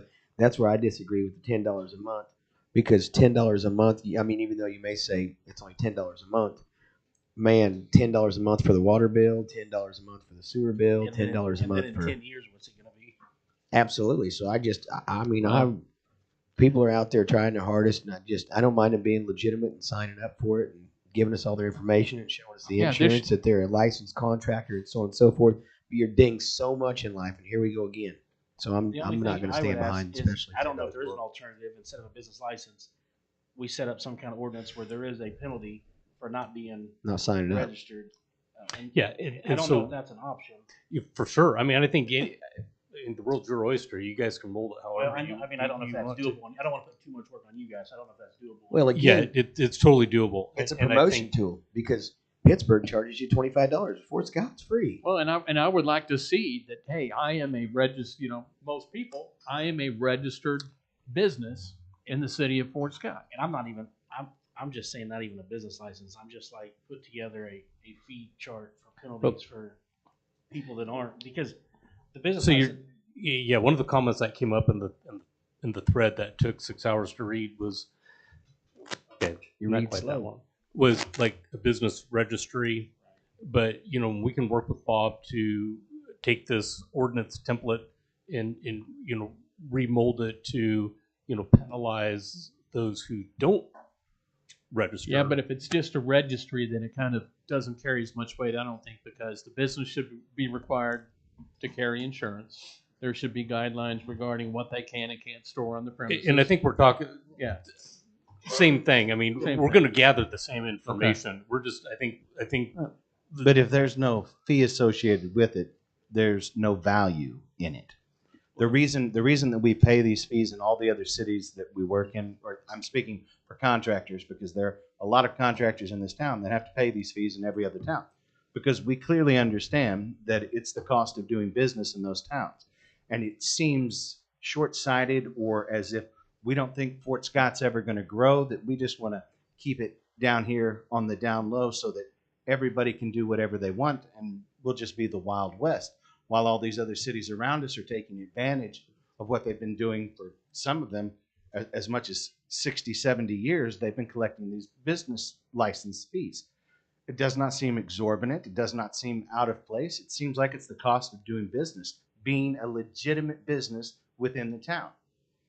I mean, you are trying to undercut, in my humble opinion, this in no way reflects the rest of the commission, this city's ability to be able to enforce these policies equally amongst all the businesses in town.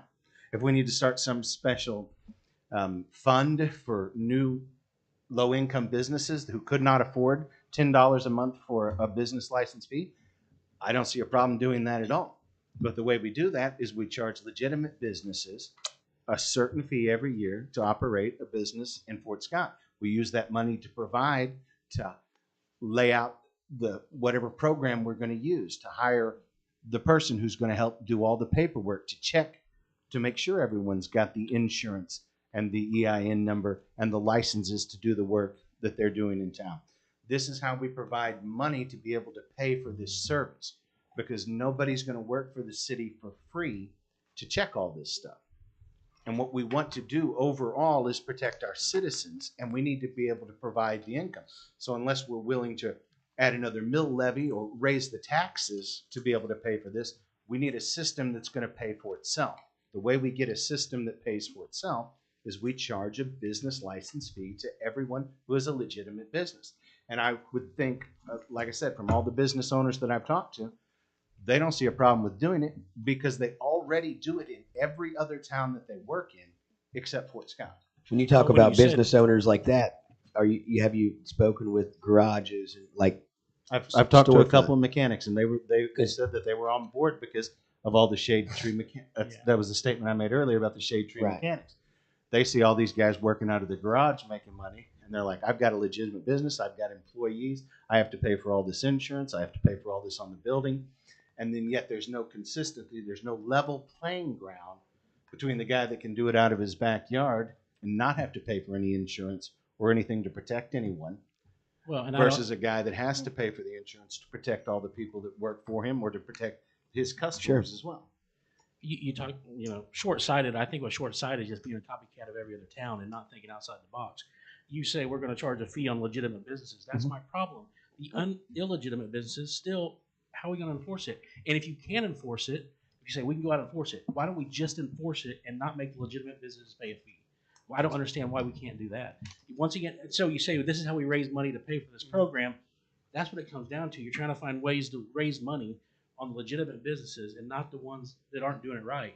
We don't need to raise money to this program. I absolutely 100% agree with you that there should be a fine system established, and we should have a way of identifying who has purchased a business license and who hasn't, and find those people who have not purchased a business But where we license. disagree is you want to penalize the people that are legitimate. I don't also. see it as penalizing. I see it as understand that, rewarding but- them. I see it as placing value on the license, and the value is only what you place on. Well, and they have plenty of licenses they have value on. Instead of placing value on a license, we need to penalize the people that don't have a license. And that's where the value come in. I mean, I don't think it's short-sighted to penalize a legitimate business with a fee. I don't see it as a penalty, and the business owners that I've talked to don't see it as a penalty. No, and Josh, one thing to think about from a manager's perspective and running the money of the city, we have a invested amount in code enforcement and staff that has to register all this. And so somewhere that money has to come, or we displace it onto the other people that pay taxes or utility rates. So those revenues have to come from somewhere, because we have to register them for key holders, for 911, and for insurance claims and things like that. So they're just keep that in mind, that there has to be a certain amount, whether it's $15 or $20. That's a nominal fee just for staff to manage that. How have we been paying for this for the last 50 years? Everybody's been paying for it out of utility rates. Yeah, I disagree with that, because once again, we have how many mowing fees that go out that we never collect on it. We write them off every year. True. Once again, we have all these penalties for people who do legitimate, and the people that do bad things, we just don't know about. Yeah. So we need to focus on going after the people that are doing wrong. Agreed. How much money do you think we lost at mowing fees last year? Thousands. I mean, probably more than this business license would do. Oh, yeah? So why don't Yeah. we focus on that? Right, instead of but penalizing all legitimate we're business? doing is just, making it legit. is all. 100,000. Over 100,000 in mowing fees. Yeah. So why don't we work on how we can collect that money instead of how to penalize legitimate businesses again? Why don't we focus on the people that don't have legitimate business and not penalize the people that have a legitimate business? And those that want to be legitimate and taken care of, we still have to register them. That's all I'm saying. We've been registering them for a long time. Yeah. So, I mean, that's all I'm saying. I'm just, Yeah. we continue to penalize people that do right. Well, and see, I don't And see it a that's a good penalty thing, as much right? as it is paying their portion of people doing the work. I understand of looking after them. Yeah, I'm just saying that's Yeah, what and- government does best. Is, Look after you. You know, Yeah. how do we find a new way That's to what make government money? does best. Look Well, after you. and there is a That's certain what Ronald amount of Reagan that. said. Yeah. Okay. Yeah, I watched that clip. Mayor, may I ask a question?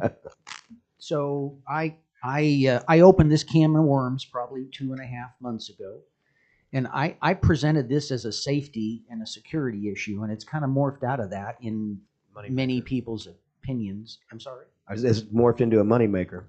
No, it's not a That's what I feel. moneymaker. There's no way it'll ever be a moneymaker. It'll always cost the city money. Sure. But that's not. I think there's been many suggestions that have come up here this evening. There's much that needs to be digested. There's much needs to be worked through. I'm sorry. Did you want me to stop? No. Oh, No. Okay. No. Keep talking.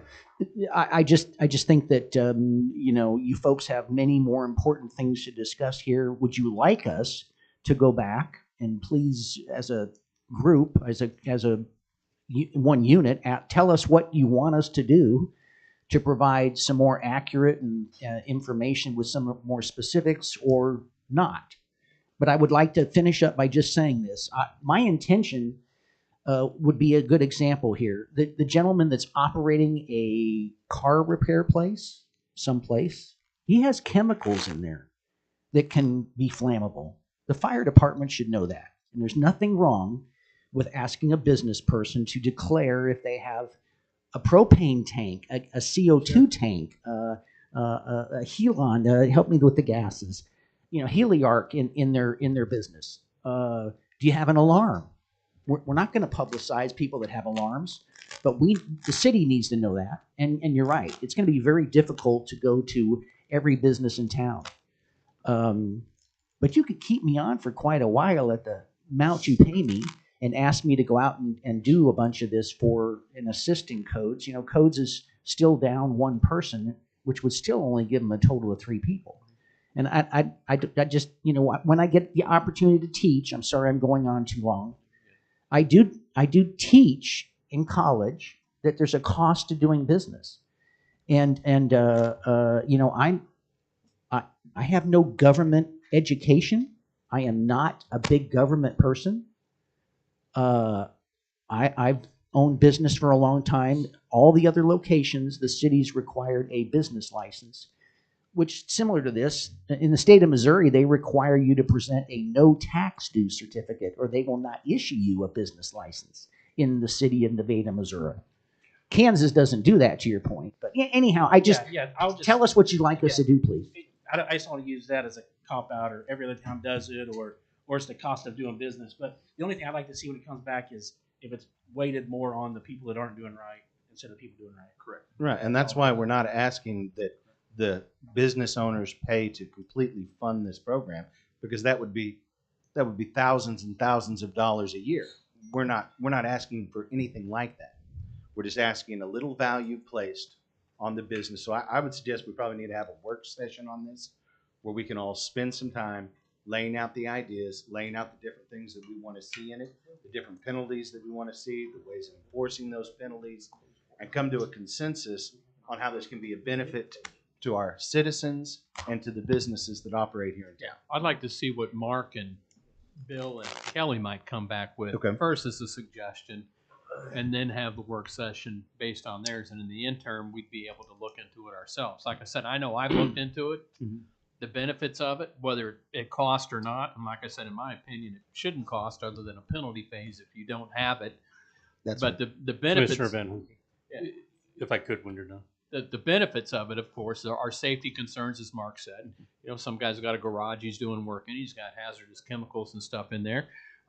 as well as, you know, the tax side of it as well. If someone's running a garage in here and charging for parts and doing repairs, great for him for taking the initiative and doing it, but there's a percentage of that fee that he's commercially making that belongs in the tax coffers.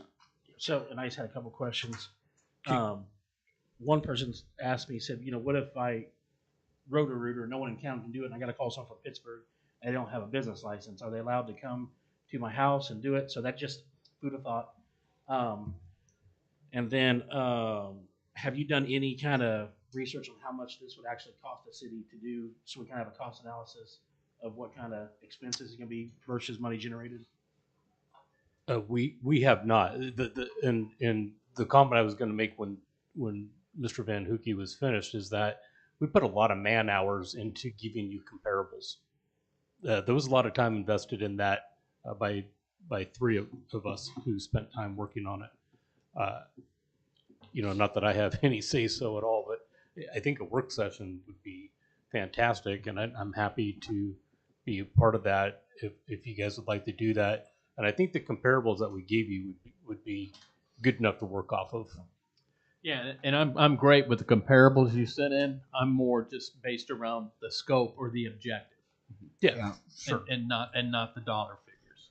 And as far as the Roto-Rooter question, I would just say, for instance, when I've been called into other towns to do one job, I go down to the city, I get my business license, I go and I do the work. And if it's for that one job, it's for that one job. It's the cost of doing business, and I roll on. If there are codes that need to be looked at, I look at the codes. I don't even call the codes department. I just look at the codes within the list, find out what needs to be done, and do it. What if you do this monthly thing? You down there in January and pay $10, you come back in April and pay $10? No, the $10 thing was a generalization for the year. So I would suggest at least $120 a year per legitimate business in Fort Scott. I would actually like to see it a lot higher than that, but I know that that's unreasonable. And so the 120 was what was suggested to me by other business owners in town who currently have to pay for these licenses everywhere else that they go, because there are a lot of other costs associated with running a legitimate business. I know that you know this. There are licenses that have to be kept with the state of Kansas, with the federal government, to do different jobs, to do different things. Kevin knows this because he deals with some of these things. He has to have special license. He never doesn't get the license. I'm lucky to have a driver's license alone. But these are things that need to be checked on with all these legitimate businesses to verify that all of the businesses in town are playing on the same field. Because as the lady pointed out earlier, right now we have some businesses that are trying to do it right and a bunch of businesses that are skirting every law that they can. So that's not fair to the legitimate businesses that are operating in our town. Here's what I think. We'll move on to a work session. Yeah, let's move that. We'll skip. And for that work session, Mr. Mayor, do we want to make it be an open work session? Maybe at that point, I mean, we're kind of hearing two sides here as far as who's for and who's opposed. Fine with Maybe me. some of these citizens would like to show up and give us their input on it Sure. as well. And I think we'll work that through the city manager, find out when a good time for a work session is, if that's okay with you guys. You come up with a date and a time that works for everyone, Kelly, and we'll have a work session. But I think that we just end that discussion tonight. A lot of good discussion. Tell Matthew's not running for re-election, trying to cost all these people money. I'm about doing what's best for this city. Yeah, I'm not here to please everyone. I care about Fort Scott and what's best for this town, and that's it. Good job. Okay, number 4, consideration of demolition agreement change. Hold on, can I? I've had a citizen come in and she was really late. She was told the meeting was at 7:00. Yep, and if I could ask her to go ahead and keep it short, Sandra Gibbs. She missed the thing, and I wanted to let her talk. Sorry. That's all right. I was told to say I got here, but Right. I'm here because I'm trying to figure out what's Her going on. microphone's not on. Okay, sorry about Fine. that. You're fine. I'm here trying to find out what's going on or what can be done.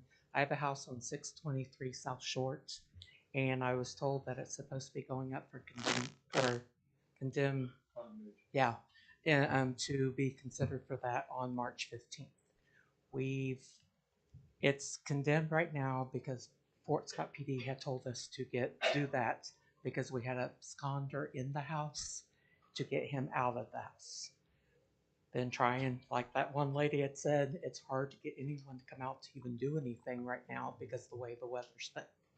I have a construction business said that they will come out the end of March, beginning of April, to actually start doing some work and looking it over. But I haven't even been allowed to go into my own house. I was told I had 1 hour to get in and get my personal items out because I had a meeting with the codes and in their codes office. And the other guy that's on the list, he was told that if he was caught in his house, he would be the police would get him. Okay, I have the paper showing that I've spoke with someone to come in and look at it. I've got the papers coming from Fort Scott City, the codes department. The person that had done it was Lyle Britton before. I guess he's no longer. Have you talked to Yes. Bill or Norm about The guy that was just here is the one that I had spoke with. Okay, because yeah, you this can is look at just any of these. it's not been. I don't think it's been condemned. No. It's supposed to be up for consideration on March consideration. 15th. Because So he told me to come in on March 15th. I mean, I think what I suggest is, I mean, if you have that stuff, I think you'd be able to go to Bill before that, and then I've called up to the codes office more than once. And during the actual meeting, that the original time, like February 7th, I believe, I wasn't supposed to be able to talk on it, even though my name's on the deed. I actually purchased this. That's where I'm so lost. I don't even know what I'm supposed to be doing because I'm told I'm not even supposed to speak on terms of my own house. I haven't been able to go into my own house to even get someone to come in and look at it. I just want consideration to be able to go in and get something done. Well, we'll what I would say is just give direction to work with the codes, work with the city manager, and just keep us up to date on what's going on. And but nothing's been brought in front of us at this point. you can let us know. I mean, is that standard procedure not to let them go in there even before it's condemned? Well, it's if it's flagged where it's an unsafe structure, there is security measures that you do. From what she explained, I don't know what that if it got explained that way, is it's a little extreme. I was like, because if it's red tag before condemned, how are they supposed to? Correct. Yeah, I think she had. I had talked, and I said, "Well, I don't understand where they would have told you that." But anyway, yeah, I think that Bill and I can help her with that, and if she has a plan, or we can help her develop a plan, like we did for the previous lady on what needs to be done. That's the whole point. Sure. Well, Sandra. Yes. Yep. Okay. Do you I have think her we got a good contact plan. information? You said that's a 623 short? Yes, it is. Yes. I mean, there's not an actual, I don't think, an address showing on it, but it's at the corner of 7th and Short. And I can show pictures of where we have been trying to improve on the outside, like painting it, that type of stuff. But like one of the tickets was we had a whole bunch of stuff on the back porch. I have pictures showing there's nothing. There's Okay. nothing on the front porch, there's nothing on the back porch. We're fixing it up. And I mean, I have whatever you need. Some of the tickets we received, he received, didn't even have time to even give us a chance to do anything. Because these were received in December. And it was like one after another after another. Sure. And I have those here. Well, That's That something ticket.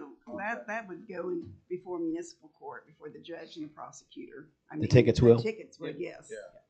I think she's due in court March 10th. Is that correct? Yes, both Yes. of us are supposed to be coming Yes. up because I'm dealing with the car situation, and then his name is the one under the house. Even though it was just at the time his name was first, mine's second. So, but I was told I was not allowed to even talk about it.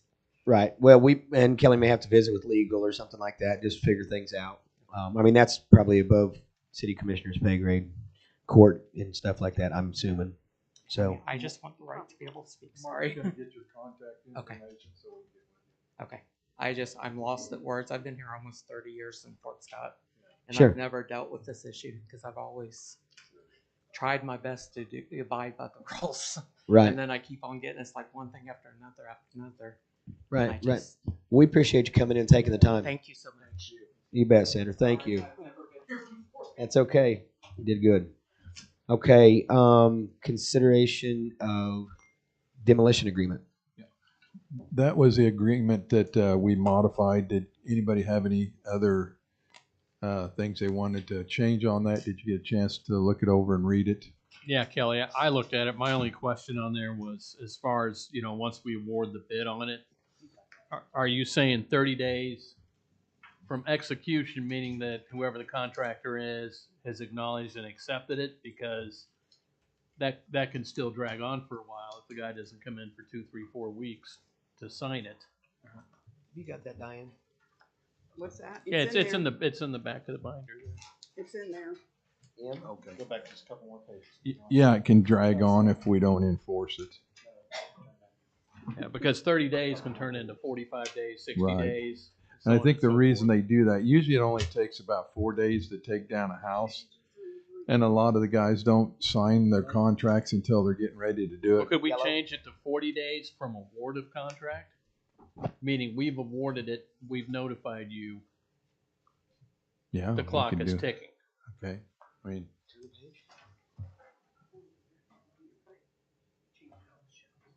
Okay.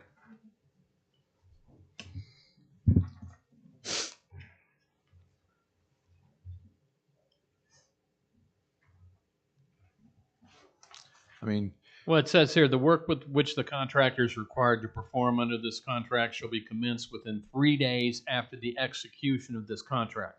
And by execution, Bob, I'm assuming that's 3 days after the contractor has signed for it. 3 days? 3 days shall be commenced. The work will start 3 days after. And then be fully completed within 30 consecutive calendar days following such commencement. That's it. The contract will commence within 3 days. So this contract will be binding within 3 days after the execution of the contract.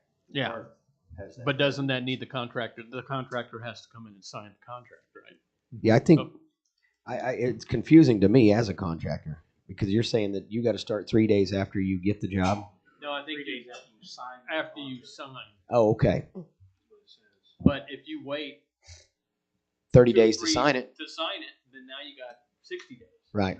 And the only thing I will say was that if there was ever circumstances like the last set of bids that was put out, that was kind of a special deal because they kept not going out, this, that, and the other. So when a contractor comes in there, say for instance, I was to bid these jobs or anyone, and they have plenty of time, work's low right now, whatever. So we bid them. We're thinking if we get these, we'll know this week. And if it goes 6 months later, and I suppose that's just the contractor's, problem. But Yeah. I mean, it's You're saying if they're gonna be awarded on March, but then they don't get awarded till August. yeah, this is my busy season. I'm supposed to be baling hay right now, and I mean, I think I felt like Bob, can it be done like? And I'm okay with a few more days, but I mean, could we do like from notification of award of contract, or does he have to physically come in here and sign the award? I mean, I think we go 40 days from date it was awarded, and then Date if there's awarded. something that comes up, They can we notify. come in here and say, hey,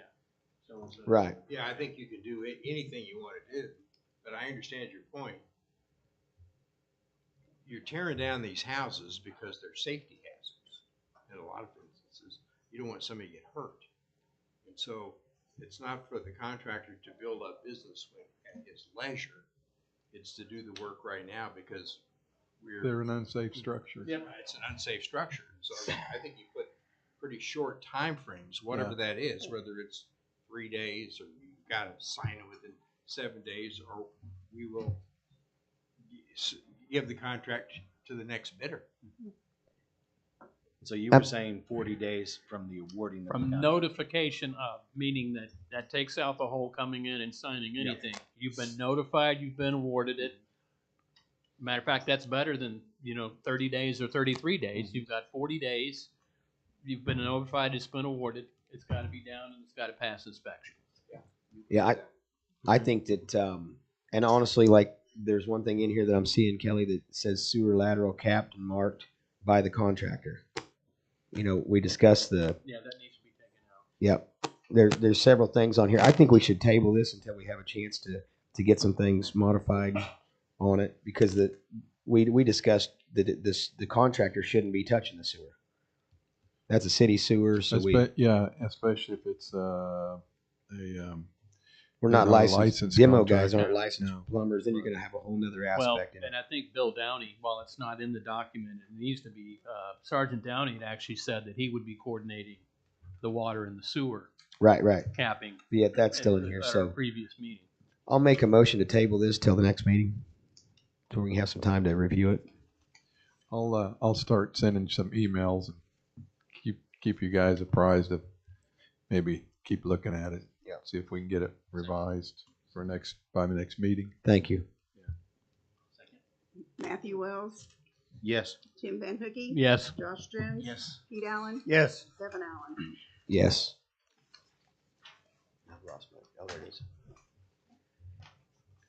Okay. Consideration of ordinance number 3603 adopting main traffic ways. These are the traffic ways that the Street Advisory Board had recommended to the commission to consider as main traffic ways. And Diane has put together an ordinance for your review. It was right after the demo contract. Right. Yeah, I seen it. Well, I think go ahead, Pete. I have a problem with the designating the streets as main traffic ways. That's an old time term back in the early 1900s. Today's termination or definition of streets, there's three classifications, and none of which are main. They are arterial, collectors, and residential. Tributaries. And what we're asking for here is totally, most of these are already classified per standards, per state standards. And these are all listed in the state KDOT specifications and drawings. We can make any ordinance we want to make. This ordinance, though, doesn't make sense. We have streets that are not on here that should be. And we have streets on here that are already on here, or that are already on the state designated streets. We can do anything you want to do, but this is this ordinance is not meaningful. If we're going and we have to change a street designation, we have a procedure that we go through, and that includes paperwork that we fill out for the state, and that paperwork is signed and approved by the city engineer, and there's a certain way you do it. But as far as the ordinance, it's a meaningless ordinance. So, Jason, explain it. Yeah, if I may, I can kind of work with you guys, and from what Mr. Allen is talking about, you know, the KDOT designations are particular, and they have a map, and it's already been approved. So the process, if the advisory board's recommendations are different from the map, that's one thing, and we can visit that, and I can work with Kelly and Pete, if you would like, and we can go through that and make sure we have what we want, and then go through the state with your approval, and then in conjunction with an ordinance, if you'd like an ordinance. Yeah. Then the ordinance can match the terminology, and if there's changes to those streets, we can include that. But there are several streets that I have in mind to straighten out. Part of one street is part of it is a collector, and the other part of it is a residential, or vice versa. Right. And there's things that just don't make sense. That's like Margrave, the north end of Margraves. Yeah, all the way to Broadway. Yeah. Yeah. And so we need to get those all designated correctly. I agree. And this doesn't do it for us. Yeah, I think But I think again- having some expertise from Jason giving us some direction would help. Yeah, right. I'm going to motion that we table this until we've had an opportunity for Jason to go over it and lay out the roads the proper way, and then we can make this match what we're going to present to KDOT. Yeah, I'll second that. I just asked, why wasn't this brought up last meeting when this was presented to us? This was given to us last meeting. Why didn't we say something? Why didn't we do something over the last 2 weeks? I don't think we had the list. Yes, you had the list in front of you. He presented I'll it to second you. it, but I'm just curious why we waited another meeting. Well, I thought we had agreed to make these. That's what I was going to say. I thought we had agreed to add these extra roads, add the extensions, and then relabel them as arterial streets. And so this list that I'm seeing here does not match the list that I had written. I think they Okay. wanted it all of those on one ordinance. They were on separate ordinances, and I think that was street Yeah, it was their advisory's recommendation was to put it on one ordinance. I'll Yeah. second it. Josh Jones. Yep. Tim Van Hookey. Yes. Matthew Wells. Yes. Pete Allen. Yes. Kevin Allen. Yes. Okay, appearances, Jody Hayner and Rachel Carpenter with Healthy Bourbon County Action Team presentation.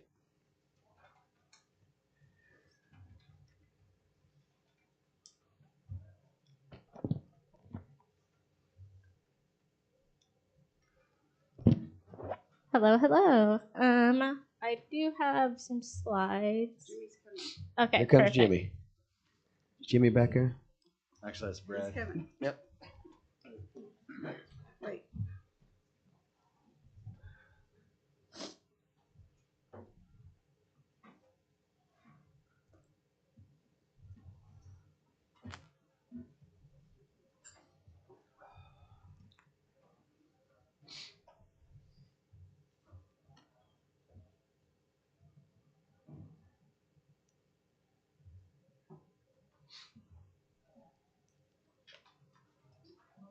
It's already there. You just need to give her the PowerPoint.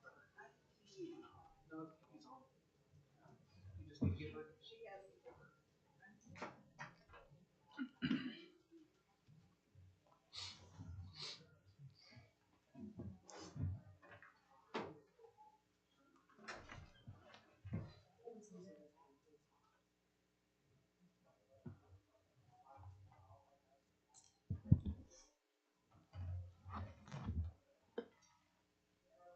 Can you get through?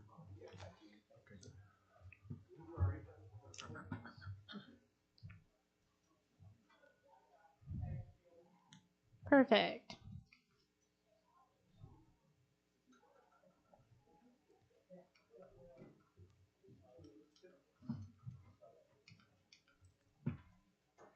The clicker is not working. Yes. Let me try it again.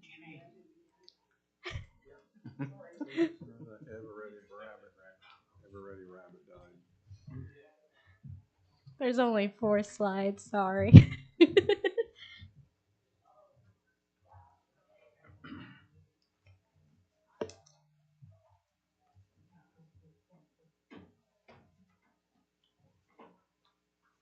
Clicker's not working, Jimmy. Little switch on the upper. Yep, I got it. I know I just put it in random back. I don't know why it's not.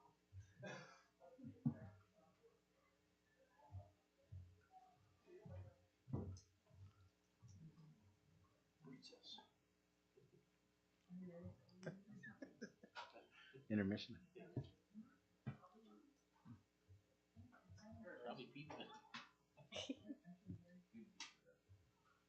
See if it works this far away now, shall we? Awesome. Did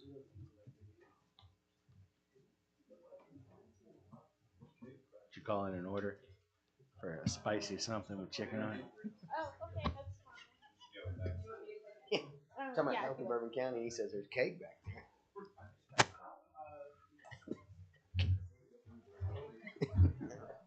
This is unhealthy. Alrighty, thank you, Jimmy. Okay, so for those of you that don't know who I am, I'm Rachel Carpenter, the program coordinator at the Healthy Bourbon County Action Team. And here with me is the director of HB CAT, Jody Hayner. So a few weeks ago, we had a really good conversation with City Manager Kelly about health and all policies, and so we thought we should just continue the conversation.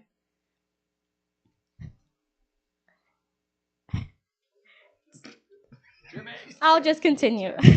So back in January, we hosted an evidence-based decision-making dinner at our office. We had our keynote speakers, Tatiana and Wyatt from Kansas Health Institute, and they did a wonderful job with the presentation. We were very excited about the city commissioners and the community leaders representing Bourbon County for being there. And throughout the event, we saw active participation and great table discussion. From the event, we learned that policies may have many health factors. There is far more to health than just hospitals and clinics. Some of the health factors we discussed were environmental, transportation, community relations, food insecurity, education, and much more. Through the HIAP process, we can understand that the impacts that policies can have on the health of communities. There is also the opportunity, we also learned about the opportunity of implementation grants available by using this tool.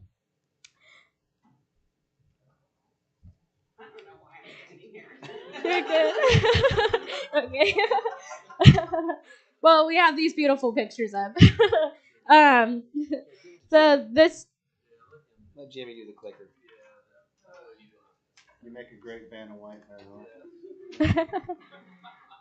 So that's the overview that I was talking about what we learned at the dinner itself. And this tool can be used to develop relationships with cross-sector leaders and engaging community members that are impacted by the policy. We want to work together with you to identify and create these relationships. This will create trust between community members and the local city government by understanding community members' perspective before passing policies. So through this connection, we are able to show compassion and understanding with the community members. So that was the end of my presentation.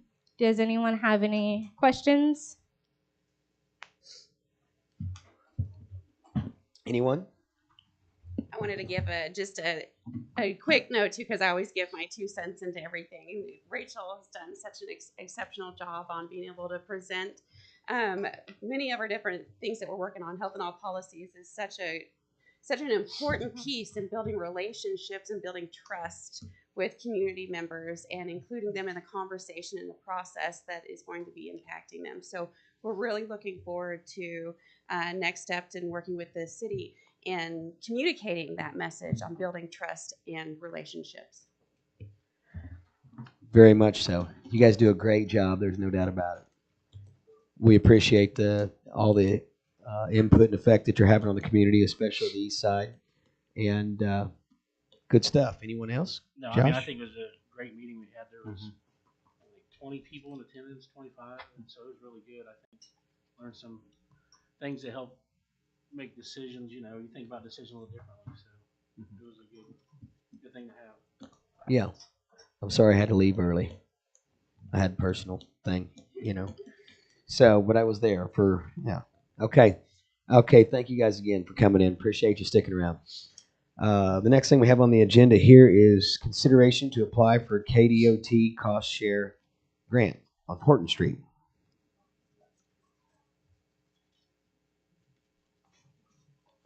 Jason with Earls has been instrumental in that, along with Rob at Bourbon County Ready. Okay. I think this first came up probably in the fall, and it's been applied for actually previously to that. So it's KDOT's kind of newer cost share program.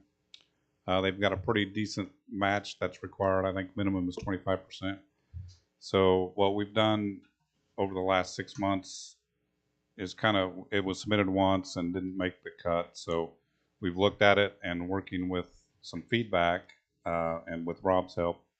The main thing that they said we needed was letters of support from the community, which I believe we've gotten or are still getting some of those. So to kind of augment the application, we feel like, putting those in is going to really boost the thing, because the KDOT representative basically said if you had letters of support, you probably would have got it.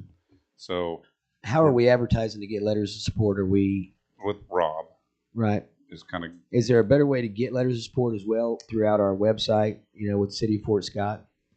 There could be additional ways, yeah. I mean, I think letter support mainly for people on that route. Yeah, if it impacts you directly, that. Well, I'm just saying and homeowners. The college is a big one, I think. Does it matter to have homeowners? I mean, I don't think it would hurt. It could. Because I mean, I'm doubting Rob's going door to door. He might be. I mean, I don't think it would hurt to put something out on our city, even Facebook, saying, hey, if you live on any one of these streets, you know, please send a letter of support saying, I think you'd probably get quite a few letters of support. Absolutely. Yeah, and if you want, we've got exhibits. I don't know if those can be put in there. If people have a question or they come here and look and say, what are you doing? You know, a lot of it's, there's a shared use path that is planned. I tell you what, you could also do a short deal if you had to where to send those letters of support and just have Josh put it on the Facebook. That works pretty good. What, is it not real? That's right, though. It reaches a lot of people. Yeah. So the key, really, you know, the project has been defined previously, you know, over a year ago, and the main thing is, you know, you're trying to get some matching funds from the state for a good project, and that's really what we need, is to make sure that you're okay with us pursuing that again. Absolutely, I am anyway. Do we need to make a motion on that, or just direct? Okay. Yes, you do. Then I motion that we tell him to move forward with getting this done. Is that your motion? I motion that Jason move forward with submission of a grant to apply to KDOT for cost share grant on Horton Street. Second. Pete Allen. Yes. Tim Van Hooky. Yes. Josh Jones. Yes. Matthew Wells. Yes. Kevin Allen. Yes. Thank you, Jason. Thank you. Up next, consideration of increase in fees at Woodland Hills Golf Course and Aquatic Center. Doug will be speaking into the Woodland Hills, and then Chief Dave's here to speak on the Aquatic Center. Seems like I'm a permanent fixture in here lately. So it's that time of year again where we look at the different fee structures out at the golf course. Since the commission makes the decision as far as what fees are set, we're coming before you to change the fees at the golf course. We've already met with the Golf Advisory Board, and under their advisement and we have come up with a fee structure for this coming golf season. I believe you guys all have it in your packet. The existing fees are on your left. The proposed increase is on your right. Most of the increases are just to keep up with the cost of business and keep us within the, you know, our market with other golf courses, but mainly just to keep up with the cost of doing business with the increase in fees that we have for goods and services. So I will take any questions or comments. Yeah, thanks, Doug. I think the golf course is underpriced comparatively. I mean, when people come down here, even from like Olathe, Kansas, they can't believe how cheap it is to play golf on that course. You know, I think the rate adjustments, in my opinion, are pertinent. One thing I will mention to the commission, though, and I know we've just started it this year, was that this and the Aquatic Center were both programs that we extended at no charge for families of city employees. And I think, I know Steve's back there, I think we had 34 families sign up for this, which means the value of what they're now getting with a family membership out there is well over $20,000 worth of what could have been revenue realized. So I'd like you guys to monitor this well as far as traffic, wear and tear on the course, whether or not, you know, it's causing bottlenecks or issues or anything. And then, you know, I think it's always great to do what we can for city employees, but we may want to actually revisit next year. Does that become a discount for city employees on the golf course? Because I know a lot of times commission meeting we hear about, you know, the golf course is losing money. I think this year we came within like 10,000 or so of breaking even. It was pretty close. Yeah, and now we're setting ourselves back next year, 20,000 worth of potential revenue in the hole. But I mean, I agree. The city employees, we should do everything we can for them. But let's look and see what that does for wear and tear and stuff, and evaluate Well, that. and again, that was a good incentive thought, brought by Brad to get employees. An incentive, because they're for a long time still that way today. It's hard to get people to work. So one more incentive to get them here and keep them here. Oh, it is. But if we're raising prices on residents that are paying full-time family memberships as well, cannot agree more. And there's any issues taking place, that's why we need to keep. I'm out there, whenever I can make it out there. I bring people from all over the place. It's a great course. You guys do a great job. Can I speak on that? Because sure. I have a different perspective. How I look at it is more of a business standpoint. So before we implemented this employees perks program and gave away golf to employees, the golf course, it operates whether we have one golfer or 1,000 golfers, whether we have 2 people a day or 10 people a day. Our costs are pretty much fixed because we prepare the golf course on a daily basis, not knowing how many patrons we're going to have. So for me, I looked at it as a business standpoint of, I think we had maybe 10 employees that were members of the golf course and used the facility. Now with this program, we've increased that to 34 families. I'm not exactly sure how many are family membership and how many are single. So if you take that number and just say for every 30 that we added, say, and 2 are going to come. So that gives us 60 new customers that we didn't have before. So if we only had 10 employees and now we have 60, we've increased our patrons at no cost. So the only way that these golfers are going to come and it's going to be free is if they walk. So I would say 90% of golfers are not going to walk whether they're employees or not. So now we're getting cart fees from each one of these new golfers that we didn't have before. So as a business perspective, how I looked at it is now I have upwards of 120 new customers that I didn't have before that I am getting revenue from out of cart sales, out of beverage sales, out of, snack sales. If they bring their kids, I don't know if anybody plays with their kids, but I do. It's not free. I go, I'm going to pay for a cart because my kids aren't walking, and I'm buying snacks because kids don't go anywhere without food. So, and then there's sodas, and then, there's still, though, definitely lost revenue. Right. I mean, yes, the course. Yes and no. The cost stays the same. Right. No matter if one golfer plays or 200 plays, you got to maintain the course unless there's excessive wear and tear on the course or something happens. You got to take care of. Like somebody driving a car down 10 and across the green down right. there. But that wasn't an employee. No, it was not an employee.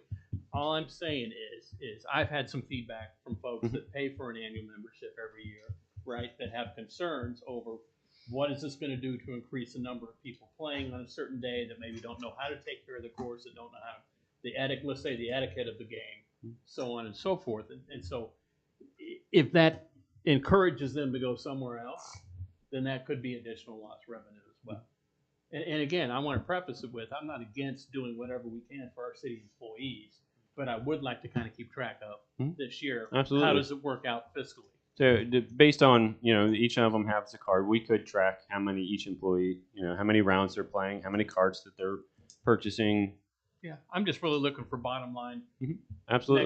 Next year over this year. An ROI, we can track a return on investment for as far as what the city puts in and what we're getting out of it, definitely. Doug, have you done any projections as to what this increase will do on a yearly basis? In terms of revenue? We haven't actually have it a projection. We could take our costs and our revenues from last year and then kind of tweak it to predict what it might do. But like I said, generally we didn't do this as a revenue generator where we're going to say, okay, well, we missed it by 12,000. This increase is going to get us over the mark, because there's no way of telling what the golf market is going to do, how many patrons we're going to have. We could have an extremely rainy summer and golf rounds are down. So the increase it's kind of hard to track. We can just predict it based on our past numbers, but this year we could, I think the prediction was the golf course to lose $100,000, and we did. So going forward, we could predict that, hey, we're going to increase revenues by making this increase and not make that mark, just because the golf industry it's subjective by who comes out and when they come out. I mean, I think the bottom line is it looks like almost like a 15% increase. It's average 12.5. So I would think if our gross revenues are up 12.5%, then that'd be almost Right. like a It's break easier. even. You know, at the end of the year, we could do a revenue, analysis from one year to the next, whether the increases actually had a difference or not. My only question here, the cart shed, that's usually rented pretty full, isn't it? Yes, our cart shed is full. There are I'm no just open curious, spots. Like, I have no idea what an average monthly bill for electric cart costs to charge. Do you have any idea what it costs? I do not. That would be nice to know. How would we get that? As long as, well, you would have to, we could do it could be a breakdown of, say we have 23 carts in the shed. As long as that shed has its own meter, we could do analysis of those 23 carts average, divided the bill for each month by 23. But I don't even know if it's $10 a month, $20 a month, $2 a month. right, and again, it would be subjective because there are 23 carts, but not all 23 carts go out the same amount because the cart only charges when you plug it in and its use. So My only question is the cart shed, if you rent that, does that come with trail fees? yes, it does. So basically, if you rent the cart shed, you're basically paying $220 a year to rent the cart. So you're basically paying $15 a month. That was rent a the cart discussion shed. amongst And so I just didn't know if it the costs advisory more board than $15 members. a month if we're actually losing money on the cart shed. Because if it costs more than $15 a month, then we're losing Exactly. money to let them. I totally agree with you. We so- did have that discussion with the golf advisor. So do we put a separate meter on that to monitor it? Is that standard? I know you guys did comparables. Is that standard every other golf course? Trail fees included with? No, that is not standard. Most other golf courses charge a separate trail fee when you have your own cart. Is that not something we should look at, or Like I said, we did discuss it with the golf advisory board, and would they? most of them did not want to have two separate fees. That if you have the cart shed rental, they wanted it included My because only that's the thing way is, it always if is. it's full and people are, I'm sure There's you a have- list. Yeah. There's a list of people getting in, and there's probably a reason if we're losing money because everyone's like, man, I'll just go park it here at the golf course and save money, not have to charge it at my house. So the other aspect of that is, say, like cart shed rental and then our annual cart rental agreement, where if we get one that exceeds the other, we're going to make it more advantageous for golfers to not house their carts at our course, but to use our carts. So if you change the cart shed rental fee, you're going to have to change our annual fee for cart rental so that it kind of offsets each other. So it's still advantageous to bring your own cart. Well, our annual cart rental, is that usually pretty popular too? We make a limit on it just so that we don't have, we increased the limit since we increased our number of carts last year when we got our new fleet.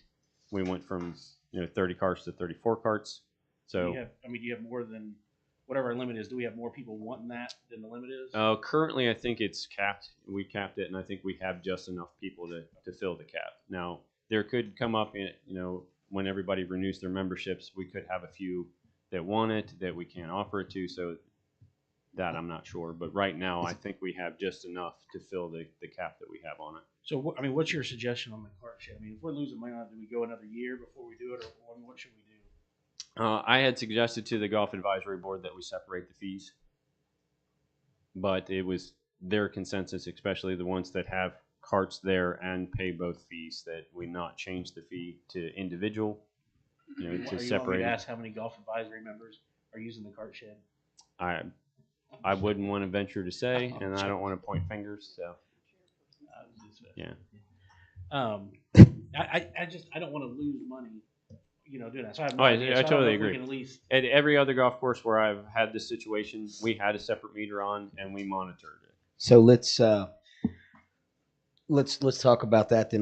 You want to make So with having that, look into what it's going to cost to put a separate meter on it. right, there would be a cost involved. Right. It might already have a separate meter on it, but I believe that the meter is shared with the maintenance building because they're parallel with each other. So I wouldn't want the golfers to take on. Well, yeah, our maintenance is like 3, incandescent light bulbs, and Well, is there heat and air though? yes, So there's heat. Right. We don't have air conditioner though. Well, we would know that, Bill. I mean, and I think we should probably ask, to at least get bids to find out what it would cost to separate meter that. And if it's, reasonable, then we talk about it at that point. I don't know if we need a separate meter.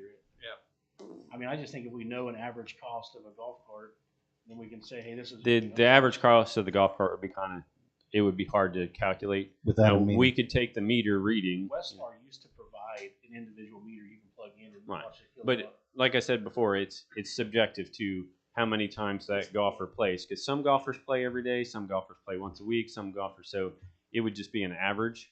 I highly doubt there'd be But a huge difference. right, to do that, I mean, we could take our electric bill for the cart shed and then average it by the number of carts, and you would get really close. Because some play once a week, some play every day. It just depends.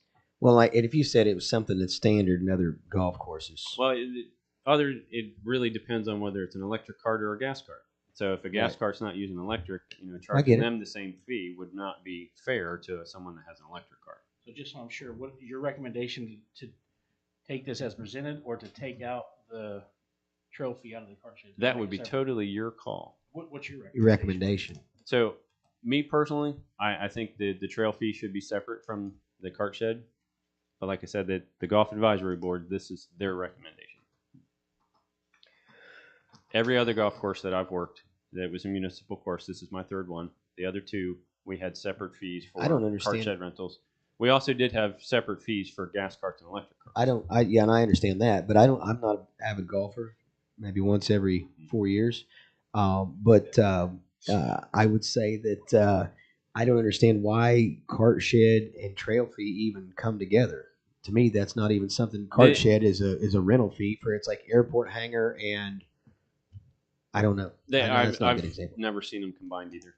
And honestly, before we went into this year, I didn't know they were combined. So let's. So what do you guys think? Table this until he has a chance to. Well, the deal is the memberships are due May 3rd. Right. Yeah, the memberships are coming up due, so that Not wait till the last minute.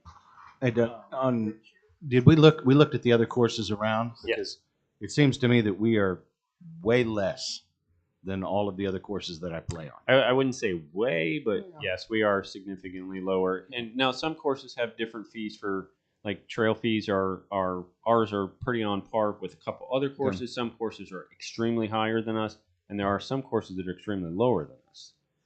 There's one course that their annual trail fee is like $20. Good. I don't. Steve, did you have anything? Being the chair of that, did you have anything you wanted to say on that? Some of that is you can come up to the microphone. Sorry. Give me Mark. There you go, Steve. Steve. That's all right. Yeah, some of that it's from when it was a private club. As far as what you were saying, you don't know kind of where it came from, but the cart shed and the electricity at that time was all inclusive in one bill that you got. And I think that when the city took it over, it just kind of continued on that way, be it right or wrong. Right. That's the way it was. And as so many things, once it's been established, it's kind of hard to change. And especially people that have been out there for quite a while. And they said, well, it's always been that way. So, You think that's the? I mean, was that kind of the board? It's always been that way. We should leave it that way, or? That was the yeah, pretty much. And also, to separate. I mean, we're already raising the cost of the membership or whatever you want to call it. Well, we're raising the cost of storing a cart there. We're raising trail fees in general. You don't want to hit some kind of your core golf group, maybe the people that are playing more often. You don't want to maybe unload on them as much. What do you think about not raising the cart shed or trail fee, but separating it, keeping it at last year's rates, but separating it? That way it's kind of I would have no problem with it being separated. You think that? I mean, do you think that makes sense? If we just separated but kept them at last year's fee, that way it's not such a big increase for some of those people? I mean, or do you think just raising them and separating them? Well, the golf course lost $63,000 last year. Lost 63. $63,000. So you want to think about that when you don't raise fees. Well, no, I don't mean all the fees. I just mean the shed and the trail fees. It's in the book. It's in the book. What about, okay, we're establishing a 12.5 increase on everything. So we separate the trail and the cart fee, and we still raise the cart shed, that 12.5, Right. and just separate out those two costs. So we still get the raise. We follow that same pattern that we're establishing on everything else, and then we separate out the trail fee from the cart. So in doing store. that, are you lowering the cost of storing the cart there by separating out the trail fees so that you've got this fee and this fee and it still equals the same? Or I think they will still basically equal pretty close to the same. Yes. Yeah. Correct. Doug, is that right?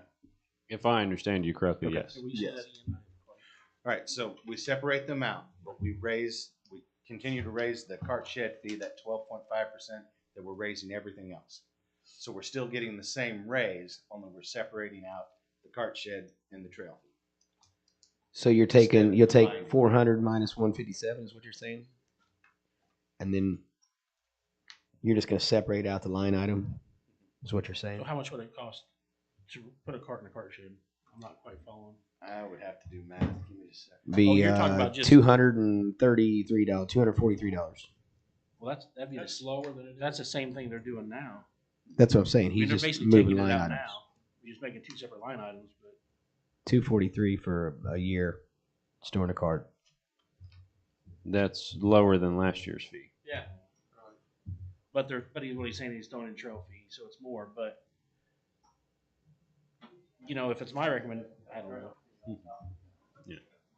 I would hate to lower the cart shed fee. I don't know. It just seems like a lot of talk over. So I'm just gonna make a motion. So- Or not. So I'm gonna make a motion to accept this as presented, except leave the cart shed There you go. and the trail fee same as last year, but separate them. So it's not included in the cart shed fee. Does that make sense? Yes. That's my motion. I would say that we still need to raise both of those, that same 12.5% that we're raising everything else. So what do we? Well, I'm just saying you. If we leave them the same as last year, I will just say it was $365 to have a cart in a cart shed last year. Mm-hmm. This year it's going to be $520 now to have a cart in a cart shed. So you are raising it from $365 to $520 because they got to pay the trail fee. So now. I will add to that now with that separated for season cart shed rental and a trail fee together makes it over what our season cart rental is. So it would be more advantageous for all these golfers that store in carts in our shed to pay the season cart fee and use our carts instead of their own. It's $20 difference. I'm just saying. I understand that. Then let's raise it so that it's more. Raise that cart. I'm just saying that was the conversation we had with them. I don't think someone's going to say, I'm going to sell my golf cart now because I can go rent one $20. To me, I mean, they drive around outside, they do all that. They do I that. totally So agree. It's $20 more. I really don't think they say, man, I'm going to sell my golf cart and just rent one. Because one, we limited already, so they might not even get one because we're already maxed out. So I really think for $20. I was just pointing it out. It was one of the questions that came up with the advisory board. But, I mean, I think we overthink things sometimes, but yeah, that's my motion. Well, I don't know if there's a second or not. Yeah. So then you're saying that the total for the trail fee and the cart shed rental would go from 400 to 520. I'm just saying a car shed would say $365, but they have to pay a trail fee on top of that. It's not included into the car shed rental. But it takes it to a grand total of 520, I think is the number you came up with. 552. 20, Yes. Well, yeah. 522. 522. I'd second that. Pete Allen, Yes. Josh Jones, Yes. Tim Van Hookey, Yes. Matthew Wells, 1 second, checking the map. Yes. Kevin Allen. Yes. What's the percent raise on that? They didn't raise. They stayed flat. They stayed flat. You just have to pay the trail fee on top of the cart shed. Well, that essentially is a raise to those who were in that shed. Yeah. And it will be more than the 12.5%. Right. That we're doing all of the other things. Well, it's not really a raise on the fees. It's just that that's not included no more. So it is a raise when you go pay, but For those that were doing it, it's a raise. yeah. So Thank you. yeah. Thank you, Steve. Thank you. All right, I think Chassie's not able to be here tonight, so I told her I would send in, and she sent a letter. She did. In your, I think I passed it on now. Basically, she's asking, each year we visit with her prior to the opening of the pool to talk about last year and the upcoming season. One of the suggestions she had this year was to raise the family passes, the annual pass from $150 for a family of 4 to $200. And then there's also a babysitter / add-on fee that was $25 and raise that to $30 a person. We haven't raised, these haven't been raised since we opened in 2012. Last year we did raise the pool party from $100 an hour to $150 an hour. She kind of has a breakdown there midway in her letter on getting a pool pass versus just paying the $2 every time. And this is basically just a business decision as well. We have gotten word that chemicals prices will increase, but in a pool it just depends. I mean, you could have a week of 80-degree and cloudy weather or 100-degree and sunny weather. It depends on how much chemicals you're going to use.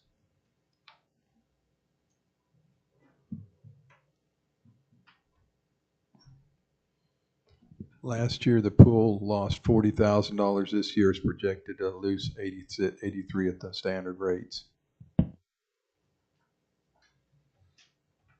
And if you had these increases, has anybody calculated what it would lose? What's the percentage of increase? I mean, it doesn't have percentages, had figures. Yeah, Basically 25%. Yeah. So you'd probably cut that in about a third of that off, so you'd probably still be at a $60,000 loss. Yeah, this is tough because we know a lot of low income people use it, but Chastity's been doing this for a long time. She knows it. Chastity, Right. She knows it. Yeah. And she's got it broke down. Like, you know, a lot of them, most of the people who do get the passes use it quite often versus the $2 every time. It's still a lot cheaper than owning your own pool. Oh yeah. So Dave, last year, what would you say the impacts? I know Kelly gave us the figure on what the pool lost last year. What would you say was the attendance impact? Still, do you think last year with still the big COVID fears? I don't think we had. I don't want to say. I don't think we had an attendance. 2 years ago, yes. Yeah. This year, I think we had more. We had a struggle keeping lifeguards. We were running lifeguards a lot of hours, trying to keep it open, trying to keep the patrons. But I mean, we had the big groups of child care groups, and I mean, I think they stayed pretty steady last year. Okay. Is that still what we pay is $7.25 for lifeguards? Is it bumped up? That's good. Yeah. Yeah, I mean, I'll make the motion to accept the increases. I know this is going to make it very difficult for those lower income families who like to utilize the pool. So what I was going to say is if we can work with Billy Joe and even Jody at Healthy Bourbon County Action Team, I mean, I'll donate money. And if we just need someone to organize, I don't think the city can do it on the income level, but Billy Joe's good at that, and I think Jody's good at that as well. If we can utilize that, and even if we might have to put a couple $1,000s To allow them to apply Sure. for something, a stipend to cover it. And Yes. that way we can still, I mean, we have some good people. I think, 1 year, Highway 3 basically paid for, we ran a group that was paying for someone. Right. We just paid for free, So I think if we utilize those groups, who to reach out to on the lower income, that'd be great. Yeah, that's We can look at that. good point. Okay, motion's been made. Second. Yes, I will second that as long as we can have some provision to help provide for the lower income people to be Sure. able to afford that. Tim Van Hookey, Yes. Pete Allen, Yes. Josh Jones. Yes. Matthew Wells. Yes. Kevin Allen. Yes. Thank you. They still have Chico sticks there. I love those things. Okay. Well, here's an interesting one. Sale of lake lots 8 and 9. Consideration bids.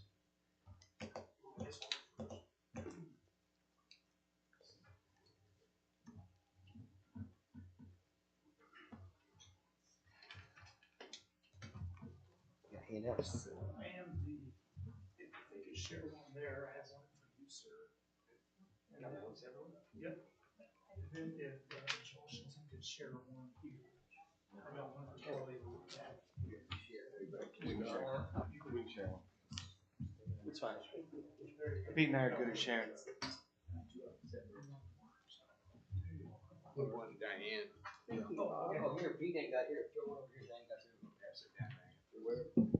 So hi guys, my name is Scott Tice. I am the broker for Stutzman's Action Realty. We have the listing for lot number 8. From the 3 offers that we had back on the 22nd, there's one that remains, 2 that expired.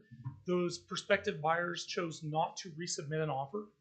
The one that was left with us is the one that you're looking at right now. I wanted to go over this, and then we did have a late offer that was given just this evening, just this afternoon, this evening that I have to go through after this one. This one is from a Kansas City agency, and it's kind of nice that, you know, we're in the KCRAR area. We had a lot of interest in this from a lot of different areas. From the MLS sheet, you can see, I just wanted to put this on here so you guys were reminded, you know, the list price was $120 for this.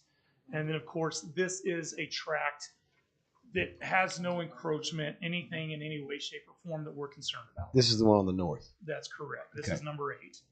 And on the first page, they were nice enough to show us this is a cash offer, obviously, but on their Community America, the credit union sheet, they do show us the bank balance that they have, which is part of the offer. They wanted to show us that they absolutely have the funds to be able to make this as a cash offer. So that was a nice thing to give us. I'm going to go through this from page to page, and I just want to hit on the things that are important to the offer. If you have any questions at any time, please ask me. On page number 1, I don't think we have to mention the buyer's name, so we're all looking at it, which is just fine. But you can see on the legal description, it's the legal description of tract number 8 in its entirety from the assessor's assessment and also from the legal description from the city, the collector. So from that stating, underneath that is a very important part. You can see where additional inclusions, exclusions, additional terms, which would be any special agreements, is blank. They're telling us nothing. Nothing's included. There's no connection to any other lot. There's no anything. They want this lot. This is the offer that they submitted to begin with on the 22nd. On the second page, this is all where it talks about, you know, from government programs and such. They simply marked a box on line 57, which tells us they do not intend to participate in any type of government farm program. There is no agency relationship with any offer between an agent, so everything's blank from that point. When you go to page 3, this is the numbers page.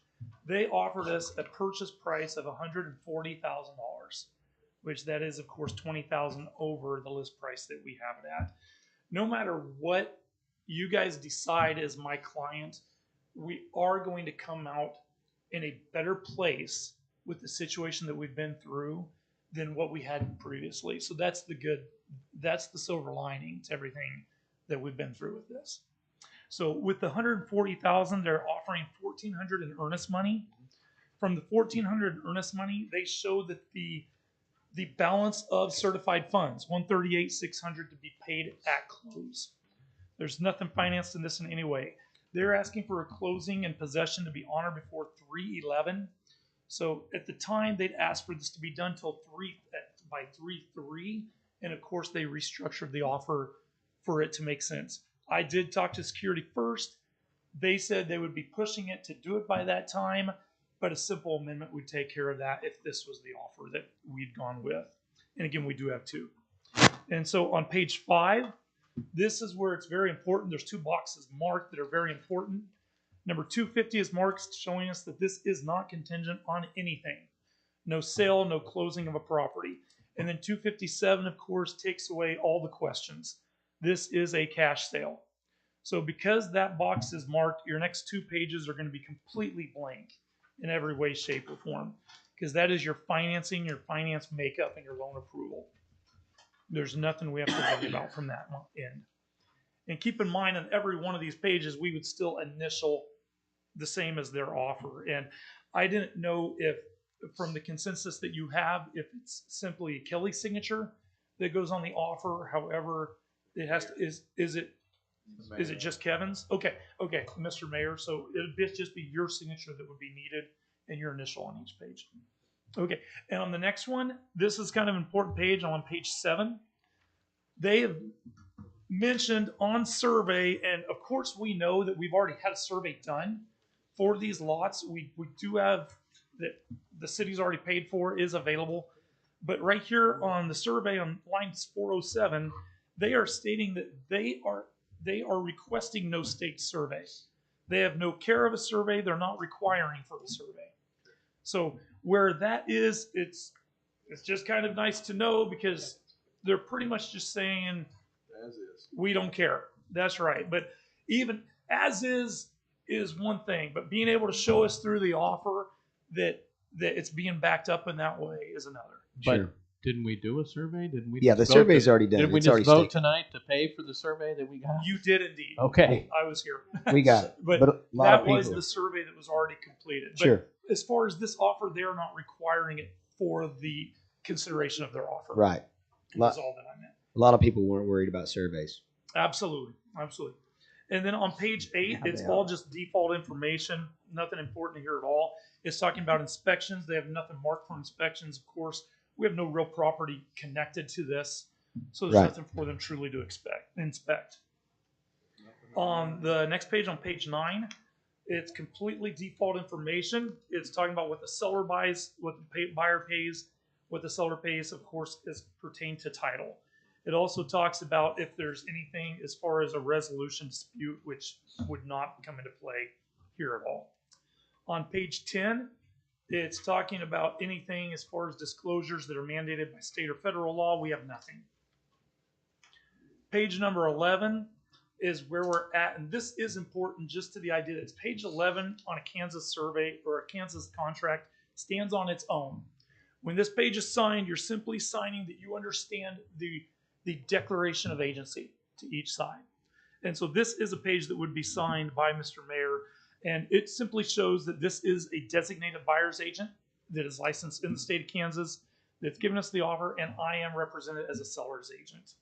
And they're absolutely correct. This is also where it shows that the brokers are compensated by the seller, which, as you all know, this is listed at 5% commission, and they are doing 2.5% co-op to it.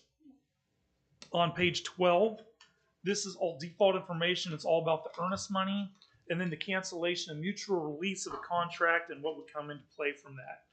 Of course, we would be given a tax proration from when we've earned on the lot, and they'd be taking over at that time when their taxes would be due at the end of the year.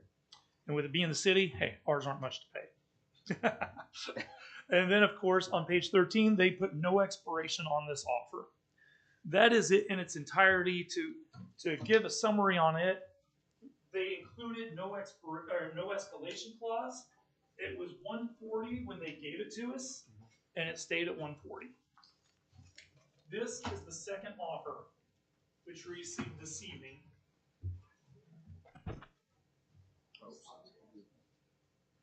Thank you, sir.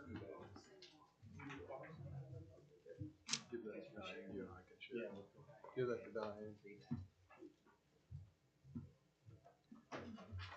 This offer was given to us from Hometown Agency here in Fort Scott. As you can see from the first page, I can go through this pretty quick.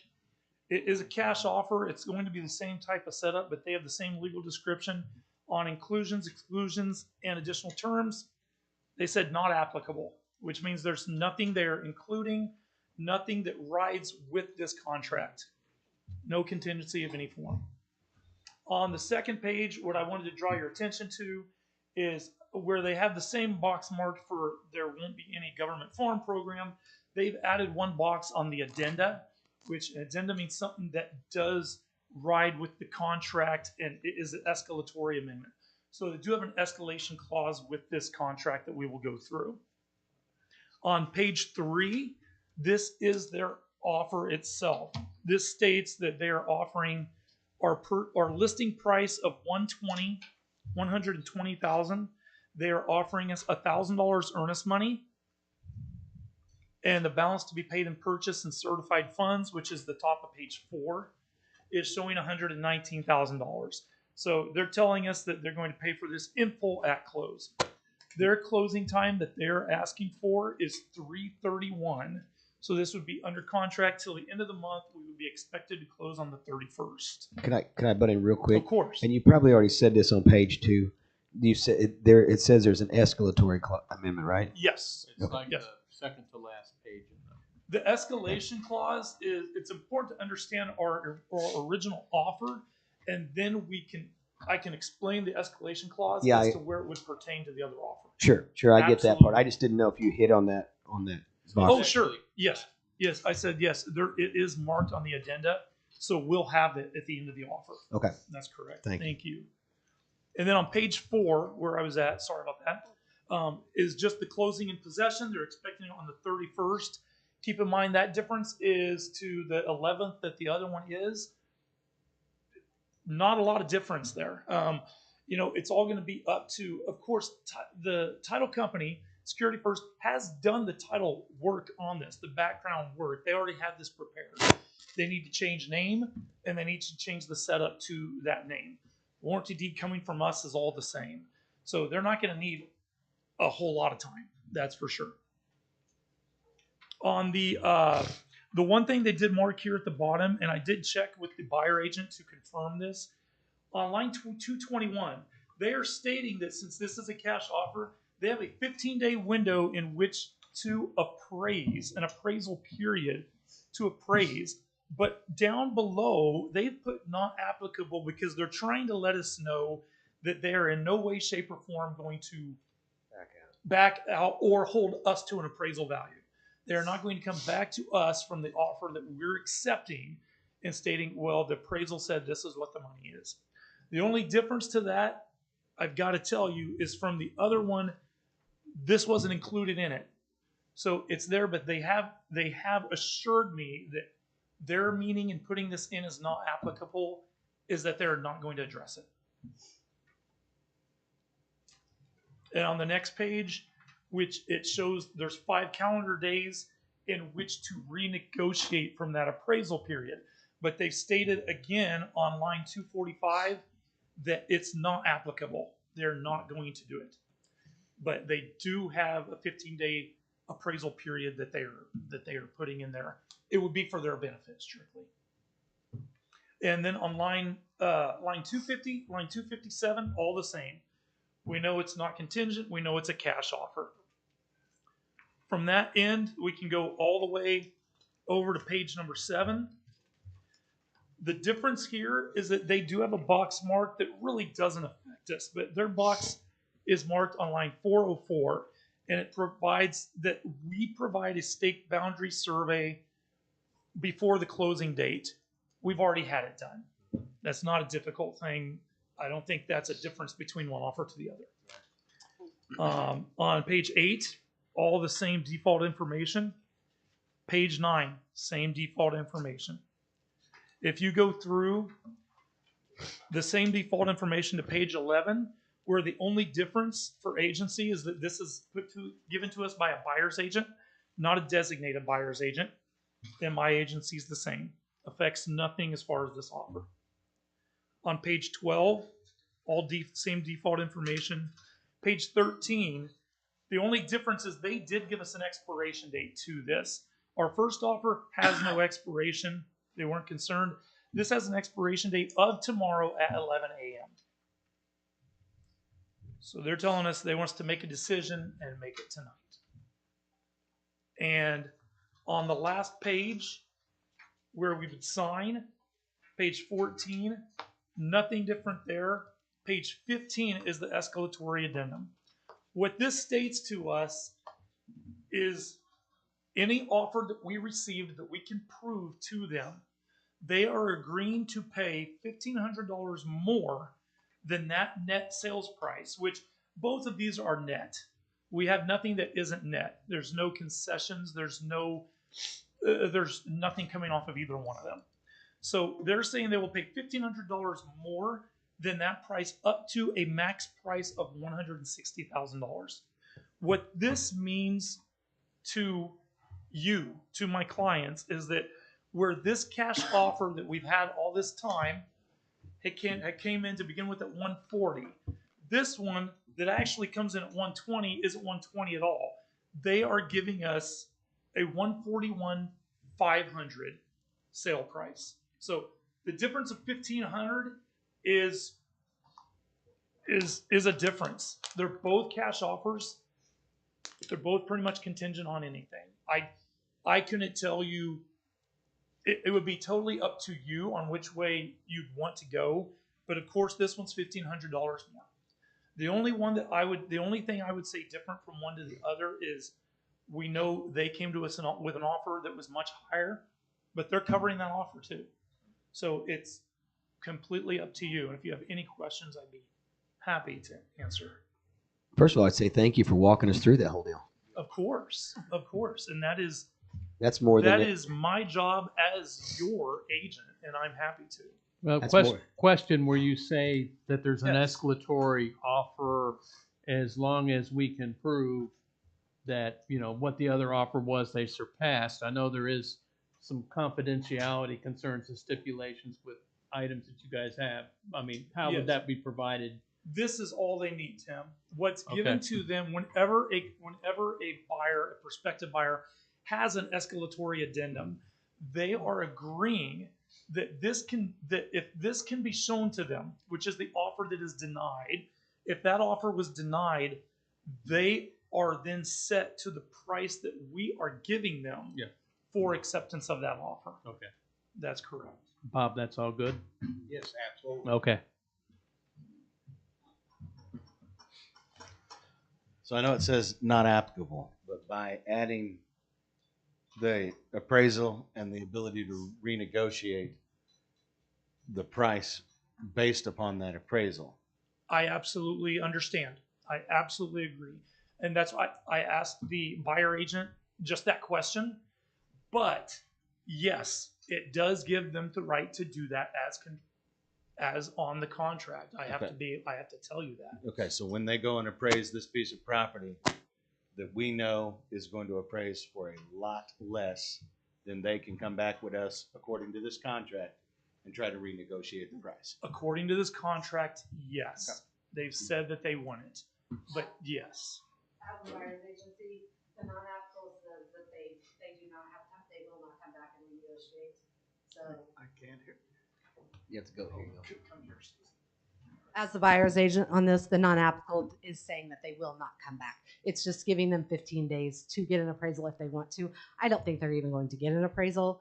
It just puts that in their case. They want time to get one. They're notifying you that they're going to get an appraisal. So they're a cash deal. They're not getting a loan. They don't need an appraisal for any reason. I highly doubt they're going to spend the money to get an appraisal. Also, I'm up here, I saw on the closing date on the contract, it says on or before 3/31. So they could be ready to close, when the title company is ready to close. So it's just standard, yeah. And with that, when I talked to Casey, she said they didn't think they'd be ready for 2 weeks. So she was like, they didn't want to push themselves. So, the closing's no big thing.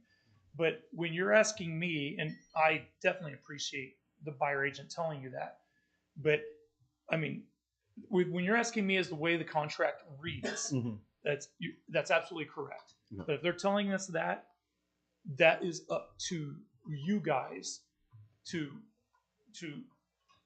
yes, say, exactly, to agree to. And we understand that a verbal contract or a verbal agreement is only worth the paper that it's written on. Absolutely. As far as that's concerned, we all do. This contract overrides any verbal guarantee that they make. As far as that's we concerned. we Yes, all sir. understand that, and we also would have the ability if we wanted to, if we wanted to put a counter addendum or a counter offer addendum that stated that they are agreeing to to be able to waive the right to renegotiate to appraisal, we absolutely would have the right to do that. The problem with that is it would be very hard to do and get done by tomorrow morning. Well, I mean, we could do it tomorrow morning, but I'm not doing it tonight. No. I mean, Well, and we'd have to have another meeting as well to accept it. I don't believe so. I believe if you made a motion, or if you guys made a motion, Right, dependent to on accept it. whichever one, I can easily drop a counteroffer addendum that would go to that would give them that would state that they are waiving that right.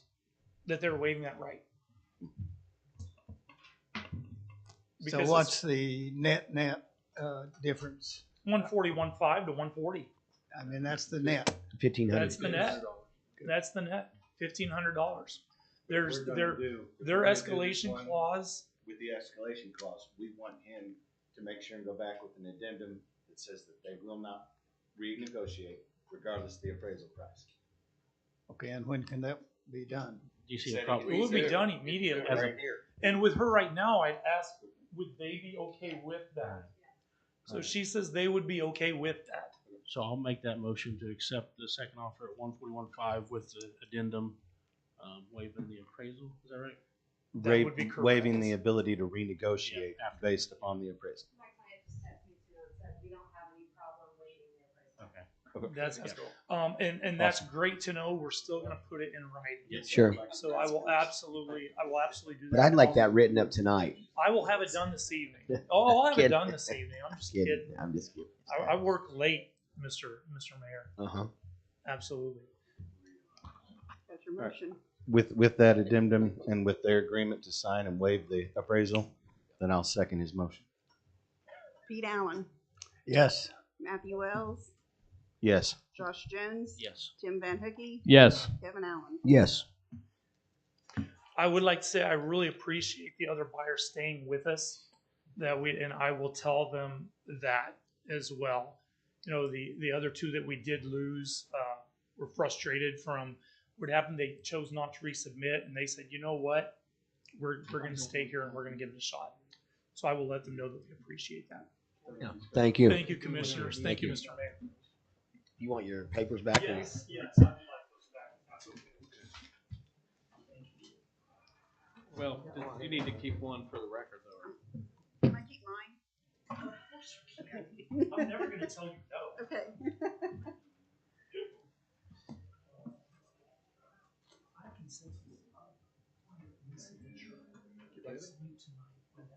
Guess we're sharing. You give them this to Diane.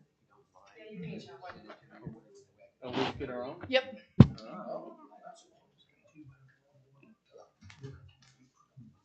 Yes. Yes.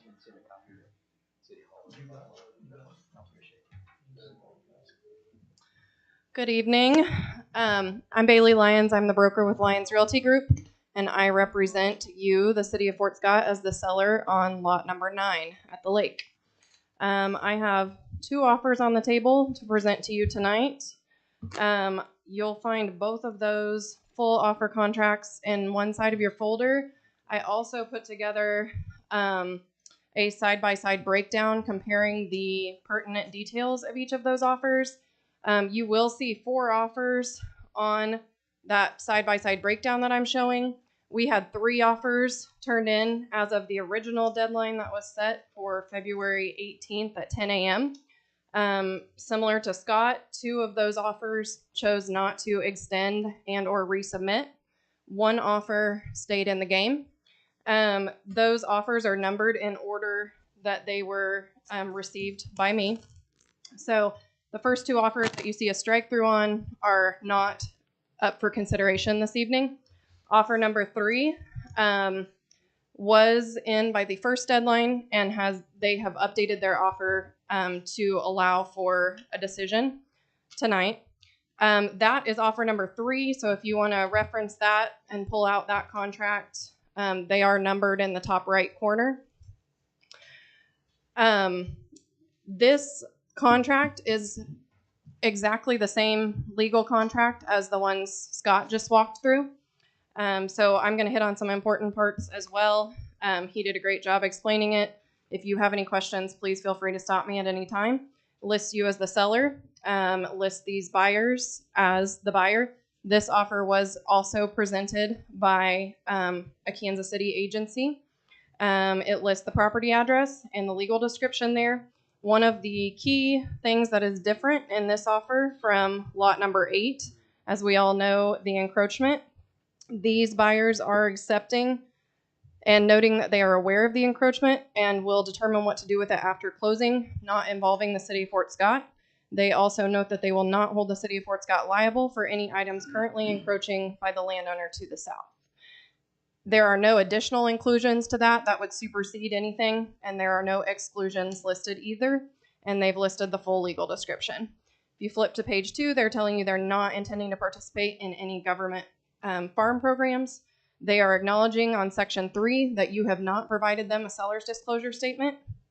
Number 4 states that the effective date will be the date that all parties have signed this contract. So your buyers have signed this offer contract in making it to you, and upon signature, you would be accepting and creating an effective contract as of the date of your signature. To modify anything that was agreed upon in this contract, that would have to be done in writing. This states it's a contract between you as the sellers and the buyers listed here, and nobody involved from a buyer or seller standpoint is a licensed real estate agent, or that would have to be disclosed. The next page, section 4, sorry, my page numbers are kind of cut off at the bottom, but section number 5, where it lists contract contingencies, there are no checks there. So they are telling you this offer is not contingent on anything. They're not going to obtain any verifications. They're not going to look at any restrictions or anything like that. They're making you their offer with no contingencies. Number 6 is probably the part you're interested in. That's the numbers part. So this offer is a straight $125,000 offer. They are providing you $1,300 earnest money. And that earnest money is to be delivered to the escrow agent, which in this case would be Security First Title, within 3 days of an effective contract. This is a full cash sale, so you'll notice on 6D that is 0 because they are not financing any of this.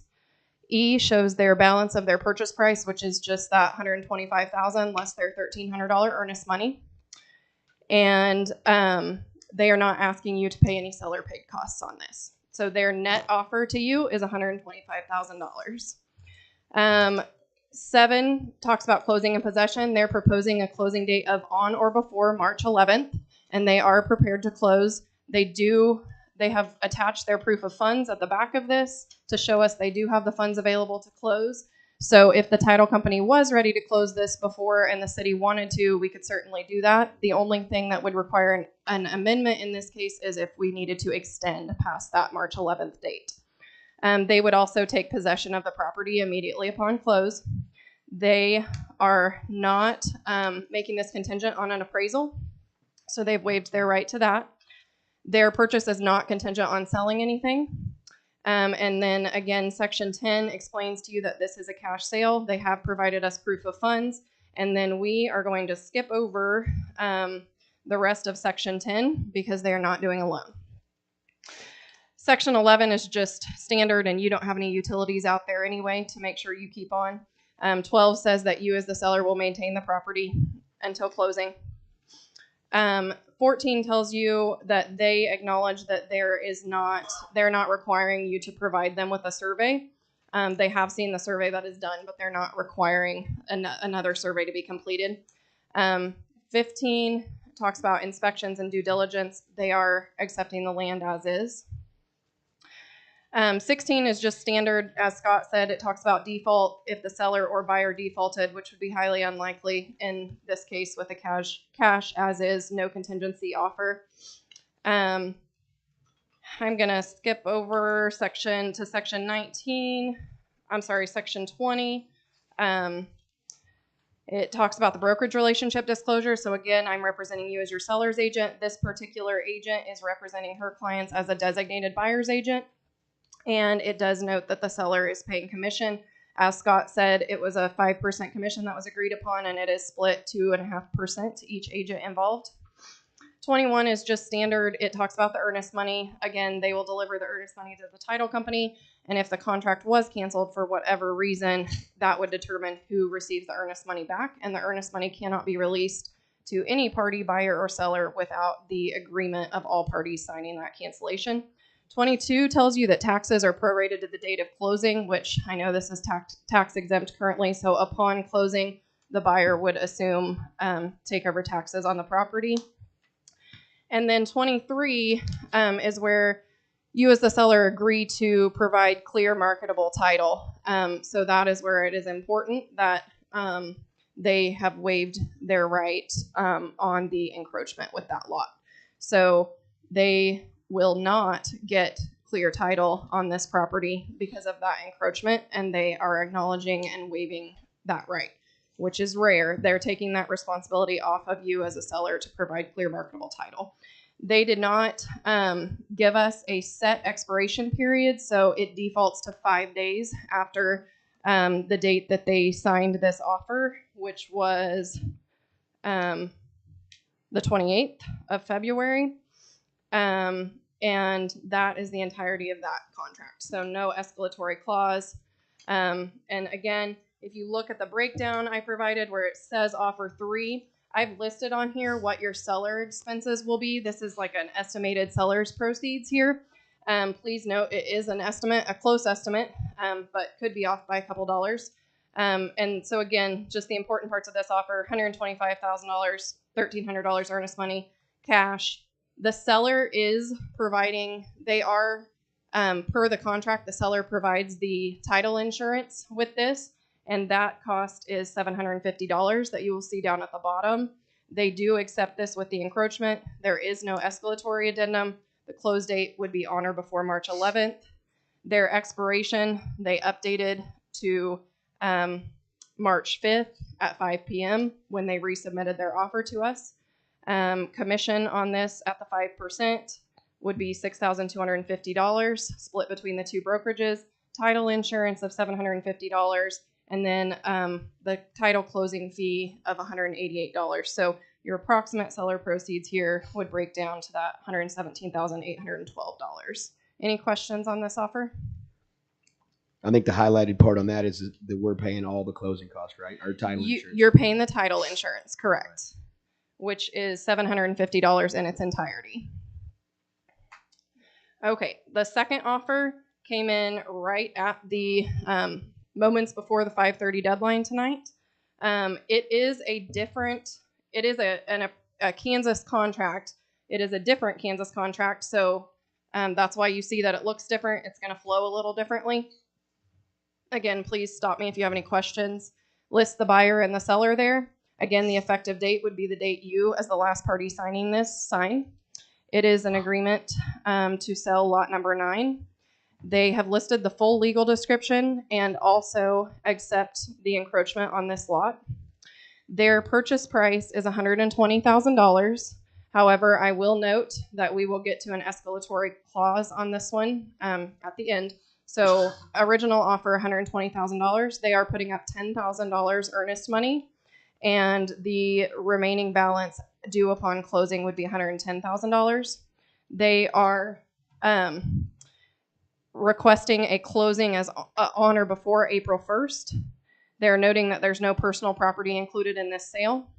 And they are telling you in Section 7 that they will be paying their earnest money in the form of a personal check, and I actually have that check in my possession to deposit with the title company should you choose to move forward with this offer. It does note that in the event the seller is unable to provide clear title, then the earnest money would be returned in full to the buyer. However, they have waived that right to clear title. They have left Section 8 blank because it's a cash offer, so this is not contingent on them obtaining a mortgage. 9, they have left blank as well, showing you that they are not writing this with a contingency for an appraisal. They have also noted on Section 10 that you did not provide a seller's disclosure statement, and this is not contingent on that. There is no homeowners association, and the taxes are technically prorated but would become their responsibility upon closing. On 13, they are noting that there is no stake boundary survey to be performed as part of this contract. 14 talks about liens on the property. Says that you are stating and guaranteeing that there are no liens on the property. 15, they waive their right to conduct any due diligence or inspections on this property as part of the contract. 16 and 17 are just some disclosures that are in there for the buyer's sake, and 18. And then 19 is where you as the seller agree to deliver with the warranty deed clear title to those buyers. In this case, they also are not going to get clear title on this property because of the encroachment, and they have waived that. 20 talks about title evidence, but we are contradicting that with their waiver on that encroachment. It does generally in the contract say that as a seller, you agree to provide clear marketable title free of easements, encroachments, liens, tenants in possession, etc. Hey, Bailey? Yes. Just real quick. You said that, they've waived clear title. Where on the contract? They does it actually indicate that? provided a separate document that I have here that I had left my office and didn't get to make copies for you. Okay. So they have provided a document here that states two things. One, you guys tend to have some long meetings. So their original offer was set to expire at 9 o'clock tonight, which we're past that. So they have extended their offer to midnight tomorrow. That is our deadline to respond. And then they have explicitly stated that they're aware of the encroachment and will accept that as such. Okay. And Bob, that's like legally binding. And okay. I would ask you as sellers, the buyer has signed this. I would ask you as sellers to sign this, and we'll, yes, sorry. Okay. Well, I Mayor. just wanted to make sure because I know you called it out, but on this contract, it didn't specifically show anything. Correct. Okay. Thank you. Yes. 21 standard, if any changes to this are made, it has to be done by e-signature, mail, in person. Default and remedies, again, standard. I don't foresee that this contract gets canceled either. Cash deal, no contingencies, as is. But should it be canceled for any reason, that would determine who the earnest money goes to, and you all would have to agree to sign that cancellation. 24 just says that electronic signatures are allowed in Kansas. 25 is your brokerage relationship disclosure. Again, I would be representing you. I am representing you as your seller's agent on this lot, and the selling licensee. This contract was brought to us by H&H Agency of Bourbon and Lynn counties, and they're functioning as a transaction broker on this contract. And let's see. 33, again, it originally stated 9 o'clock p.m. deadline today, but they have extended that till midnight tomorrow. And then they do list out some special conditions and provisions here. They are making it aware to you that they are aware that the property does not have access to rural water, electricity, sewer. There are no improvements. This is a cash offer. They are also letting you know, this is reiterating an early part of their contract, that you will be splitting the title closing fee and title insurance 50-50. They are noting that you have disclosed to them that there's an annual lake frontage fee of $150 paid to the city of Fort Scott. The legal description there is the legal description in its entirety. We do have two legal descriptions on this lot now when it was split, but this is the full legal description for the whole lot. And they are letting us know that an escalatory amendment is attached to this offer, which you will find following the offer. Their escalatory amendment reads that should there be any other competitive offers that we can provide proof of that are made simultaneously and are greater to the buyer's offering price of $120,000, this buyer agrees to pay $1,000 more than the net sale price of any other competitive offers, up to a maximum purchase price of $142,000. So if you'll take a look at the side-by-side breakdown I gave you, offer 4 shows this is a $120,000 offer, but per the escalatory, this becomes a $126,000 offer.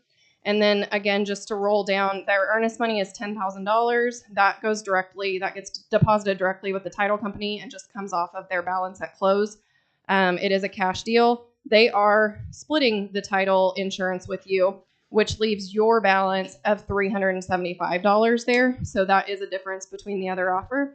It is an escalatory of $1,000 over an offer up to $142,000 max.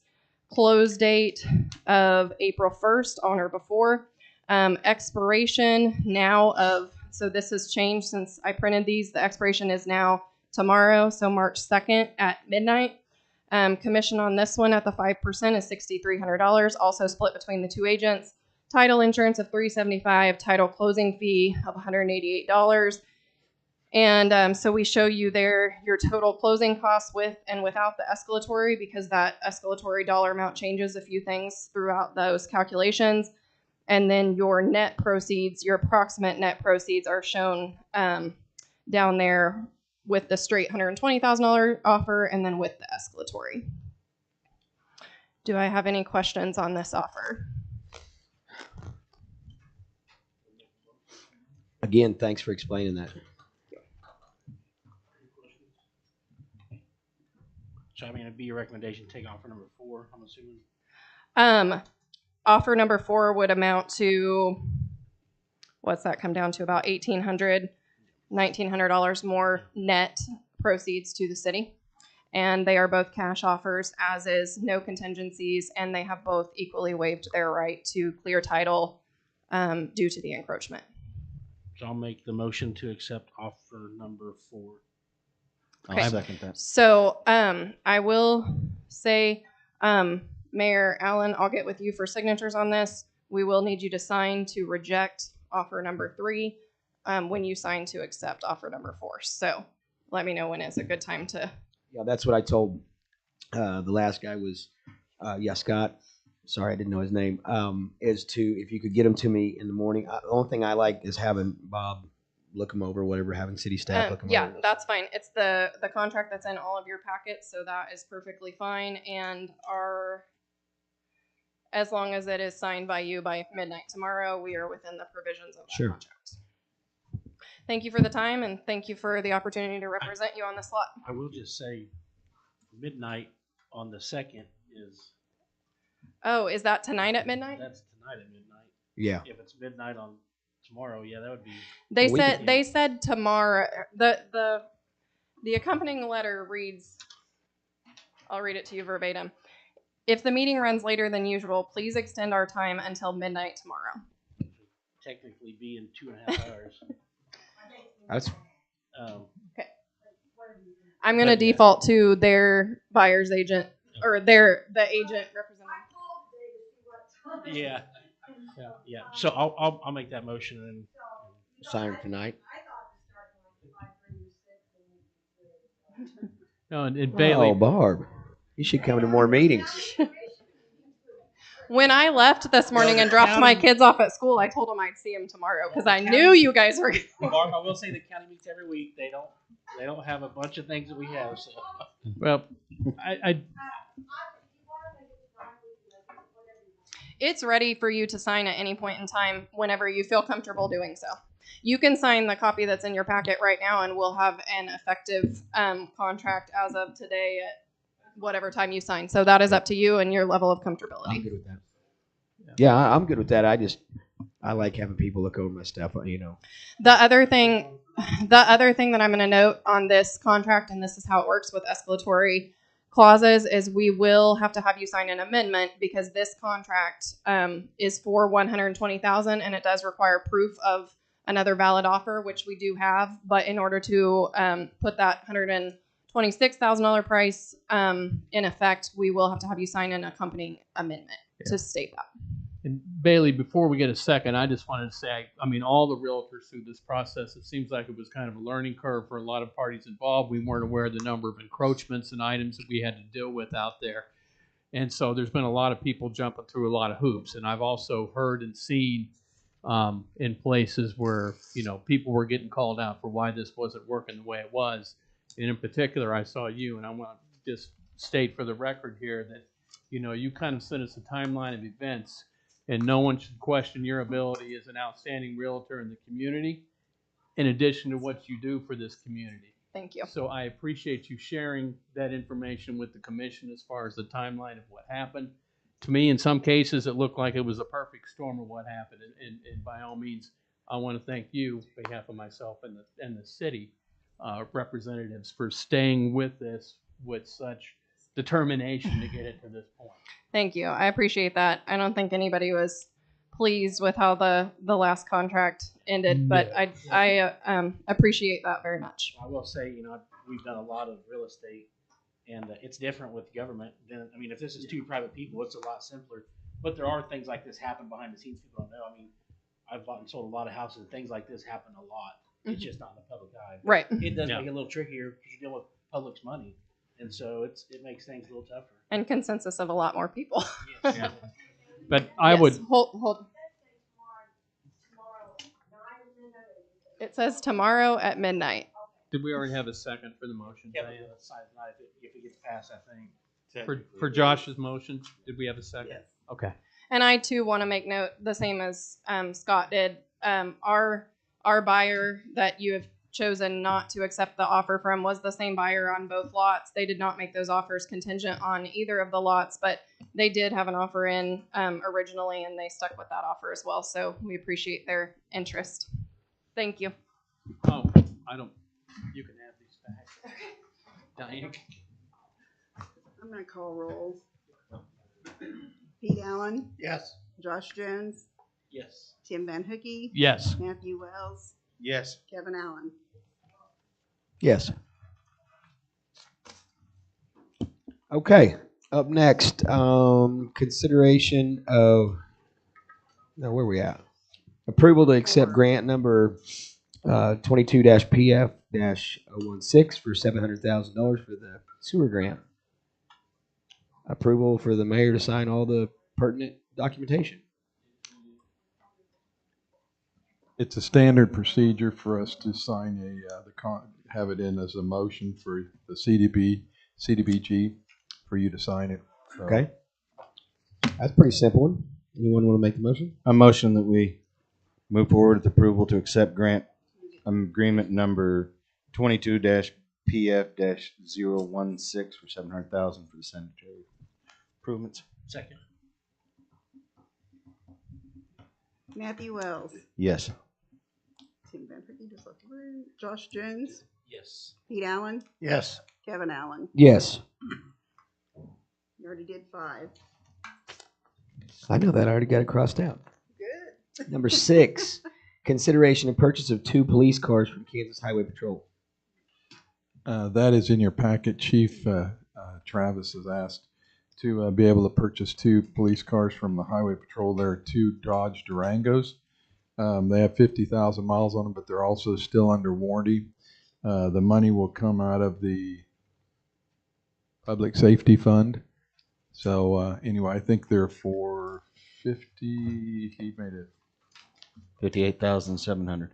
Thank you, Matthew.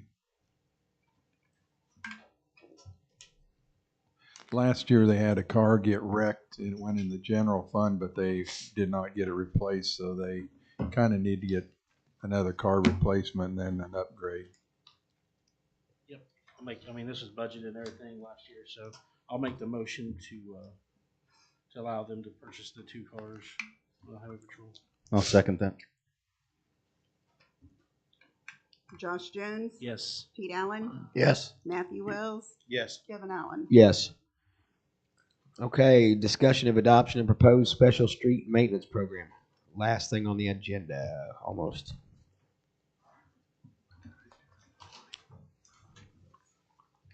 Kelly, Pete, who wanted to take this? Pete, do you want to take this? Kelly? Pete's put together a packet. It's called the Street Maintenance Plan, SSMP, and it lays out what our proposal is for maintaining the streets at a cost that can actually be afforded by the city using alternative means like chip seal and such as the like. But Pete, go ahead. Well, I'd like to pass around a tour of Broadway Street from Wall Street to 6th Street. Just keep passing. Here, pass this around. No. Well, I'd like them to go in order. Oh. I'd like them to. We're gonna go like this. Take the tour. Yes, sir. Go Gotcha. around. Take the tour. Take the tour and go around. And I got you. Take a look at the picture fast enough. what these pictures are actual photos of the conditions on Broadway Street, starting at Wall, and these are the type of conditions that we're talking about rebuilding or repairing to improve. The idea here is to improve the drivability, to get our PCI from about a 3 to a 5. Yeah. We all know and understand that there is no base underneath our city streets as a general rule.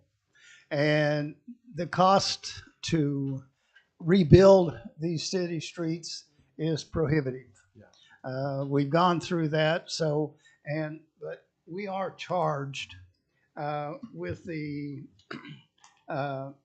responsibility of identifying the best, most cost-effective methods of addressing the current shortcomings in our street as they are. And I have come up with a plan that we can build from the top down. We can improve from the top down. Mm-hmm. This is a long-range plan, a 10-year plan overall. We have about 1,000 blocks of streets in our town, and I'm looking at improving 100 blocks per year, so that we come up with a 10-year plan that is renewable.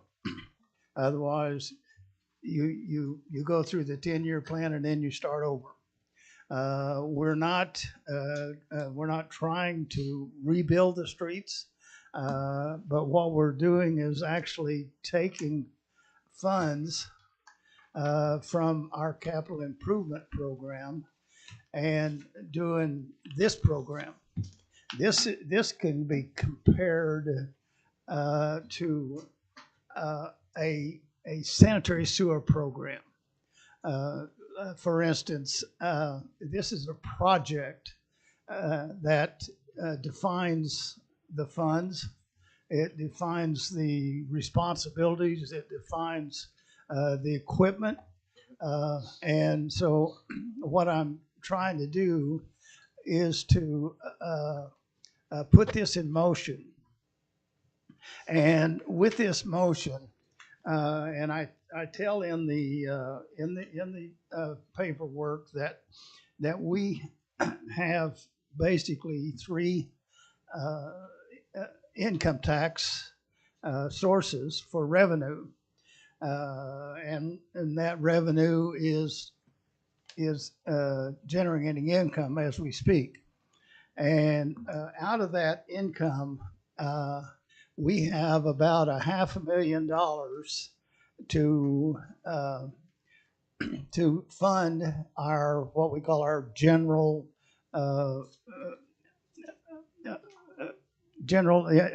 maintenance program, which is everything that we have done in the past, streetwise. For instance, the snow removal, the grass cutting, the grading, the cleaning of ditches, all the things that the street program already does. So that's taken $500,000 out of our funding. And this year's funding is about $2.1 million. So we take a $500,000 out for our normal maintenance. That leaves us with about 2.1 minus 5 is 1.6. And what I'm looking at here for these 100 blocks with this program is about $500,000. I estimate the cost to do this program is about $5,000 per block. And that's, again, that's not a dig out and replace. That's we're going to fix these areas like these picture here. And then we'll, after we run over the surface with our machine, then we're looking at a chip seal to seal it off and finish it off, and we'll be left with a surface that's smooth, that's compact, that we can all be proud of, and the surfaces will be striped, and it'll look like a nice newly built city street. What I'm asking is a policy statement from the commission that we will adopt this as a policy and set this plan in motion this year. And that plan is a plan, I think, on there's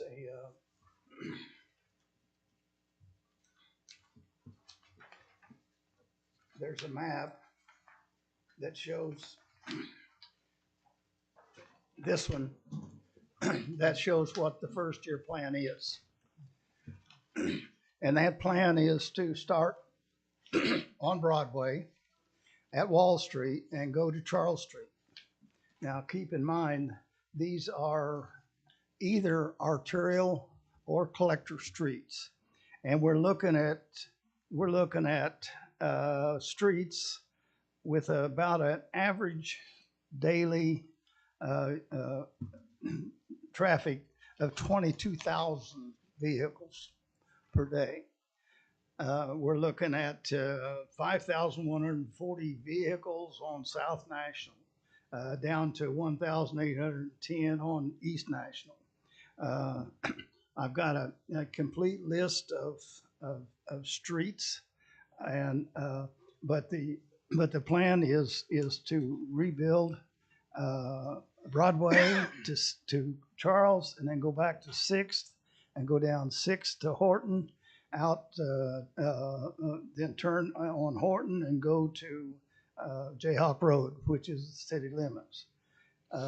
And then we do 23rd Street over to Liberty Bell, and then continue on Liberty Bell to Jayhawk. We go back on Crawford Street to East National, where that's asphalt, and we continue on East National to Jayhawk Road. So it's all laid out, the plan, and I estimate this plan to cost $500,000 to do what we're talking about doing, and that's if we try to rebuild it, we're talking about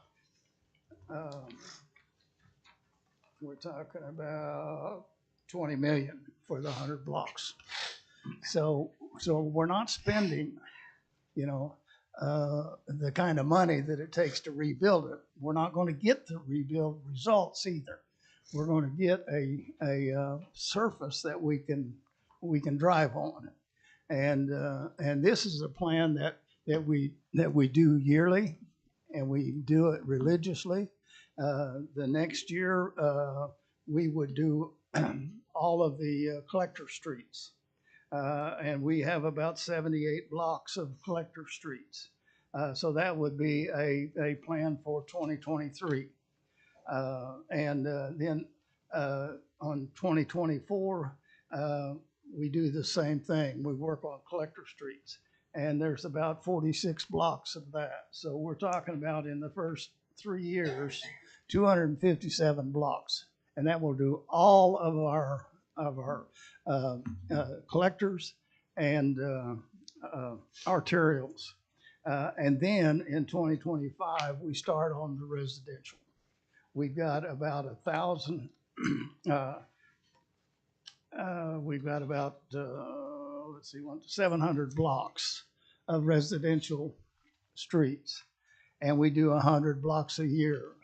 We can say in 2025 we'll do all of the east-west streets in wards 4 and 5, or we can just say we just pick whatever 100 blocks we want to build, but we do them in a quadrant, we do them in a section, so that we make progress. We don't jump all over town fixing this street, that street, or this street. We fix all of those in one area. So we do 100 blocks each year. In year 2031, we've gone through the whole process. 2032, we start over again. And we keep doing this until we run out of street. But this should maintain, what this will do is waterproof these roads. It will take out all the potholes.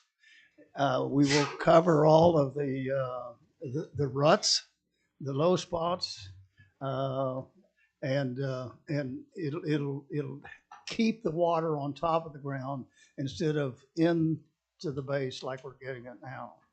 And that's if we can get rid of the water, we'll save our streets. So it's a plan to improve what we got. This is a plan more or less like our sewers, of lining our sewers instead of replacing our sewers. It costs us about a fourth to line them as it does to replace them. And frankly, we can do 4 times as much replacement as we can do of digging them out and replacing them. So this is a similar project, but it's on our streets. And this is the only way that I've been able to figure out how to take control of our streets and take control of our maintenance. And we have in our budget $800,000 for special maintenance. That was put in there from general fund, $800,000. So we have $800,000 to work on now. And what I'd like to do is take $200,000 of that $800,000 and use for our downtown brick streets to not dig them out, replace the base, but to turn them and make a smooth, level surface. Raise the bricks, build them up to where they're supposed to be, and then we keep the trucks off of them by ordinance. So that would leave us in the neighborhood of $600,000. We could take that $100,000 and buy the equipment that's listed in here, and we'd be well on our way. So that's what I'm asking, is that we adopt this as policy. Any questions? Pete, I stepped out for a second. Why? Is this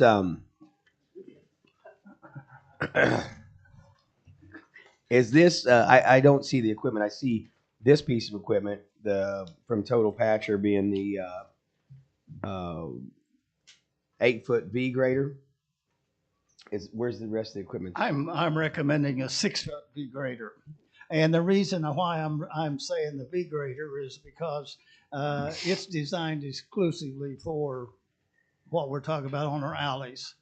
This program does include the alleys we work on in the wintertime with the crew.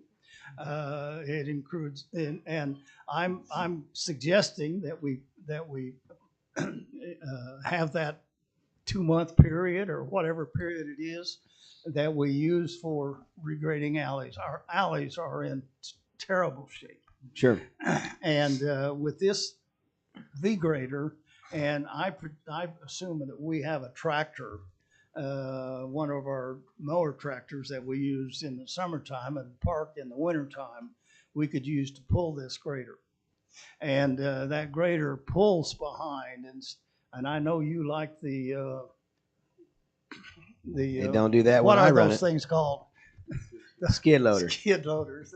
That your dad just never did learn how to No, run he one. hated it.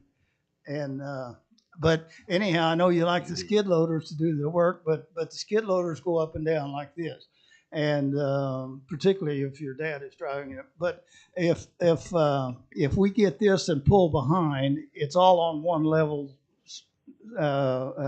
plane. And you see the pictures that we have there. Those are actual pictures of what that V grader will do. This is what I'm recommending as part of this plan. And I've got a friend that owns one of these, the pull behind V grader that you're calling it, and it's Jason Arndt. He bought one for his lot out there at NRS Trailer, and it does his driveway, his lot. It does everything. And I think at that time he had got into it for around. It was less than $5,000 is why I say that. And I'm not against a pull behind as well as one for the little machines. I think that the city ought to own two of them. I think they ought to have one for the skid loader and one for this, because this isn't always going to get in every alley.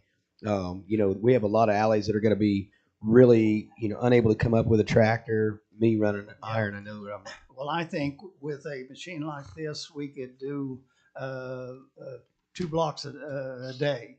Of rebuilding it Easily, yes. Yeah, 2 blocks a day would be. And there's a lot of preparation. You've got all the manholes, the water meters.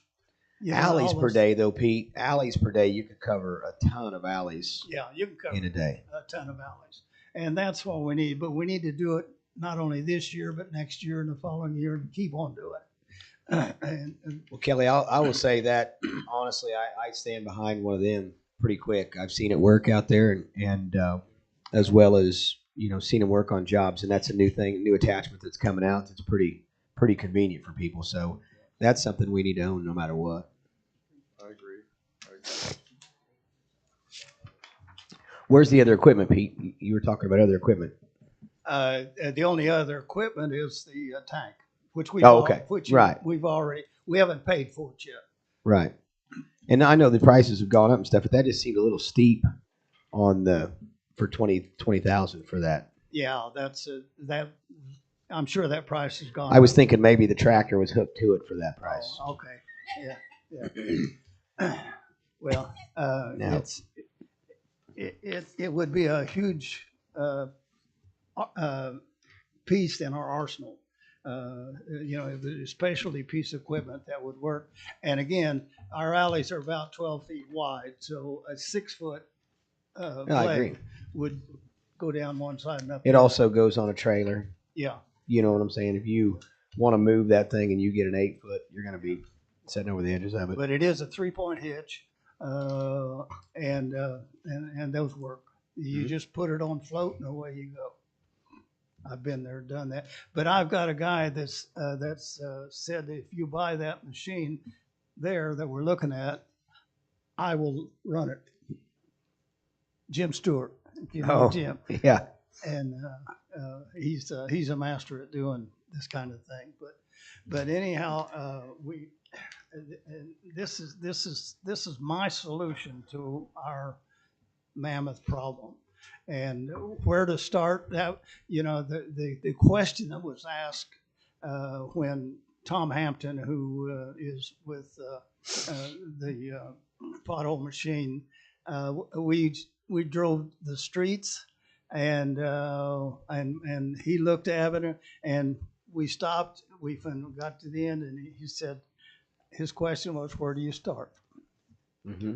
Well, this is where we start, right here. So we'll never get there unless we start, and this is what I'm asking, is to get it started. I have a separate program as Pete. It's very much like that, but it takes into consideration street ratings, and some of those streets won't last 2 more years, I don't think. So I had the street crew with Pete's help, develop a rating program, and we're taking on all the 1s through 3s this year and send them out to contract for the Cape Seal. Our crew would, I'm going to hand these out. It kind of takes what Pete's doing, but it goes to the worst streets and takes care of them, and then we'll rotate out all the way to level 5 and all the way to 7. So this way we're doing it all over town, but we're not just concentrating, we're actually doing the worst first, and that way people see us getting all over town and completing streets that have needed attention for the last 17 years. It's called the Street Rotation Program. And like Pete said, I plan on doing this in every 5 years, and it'll take 2 rounds to do this.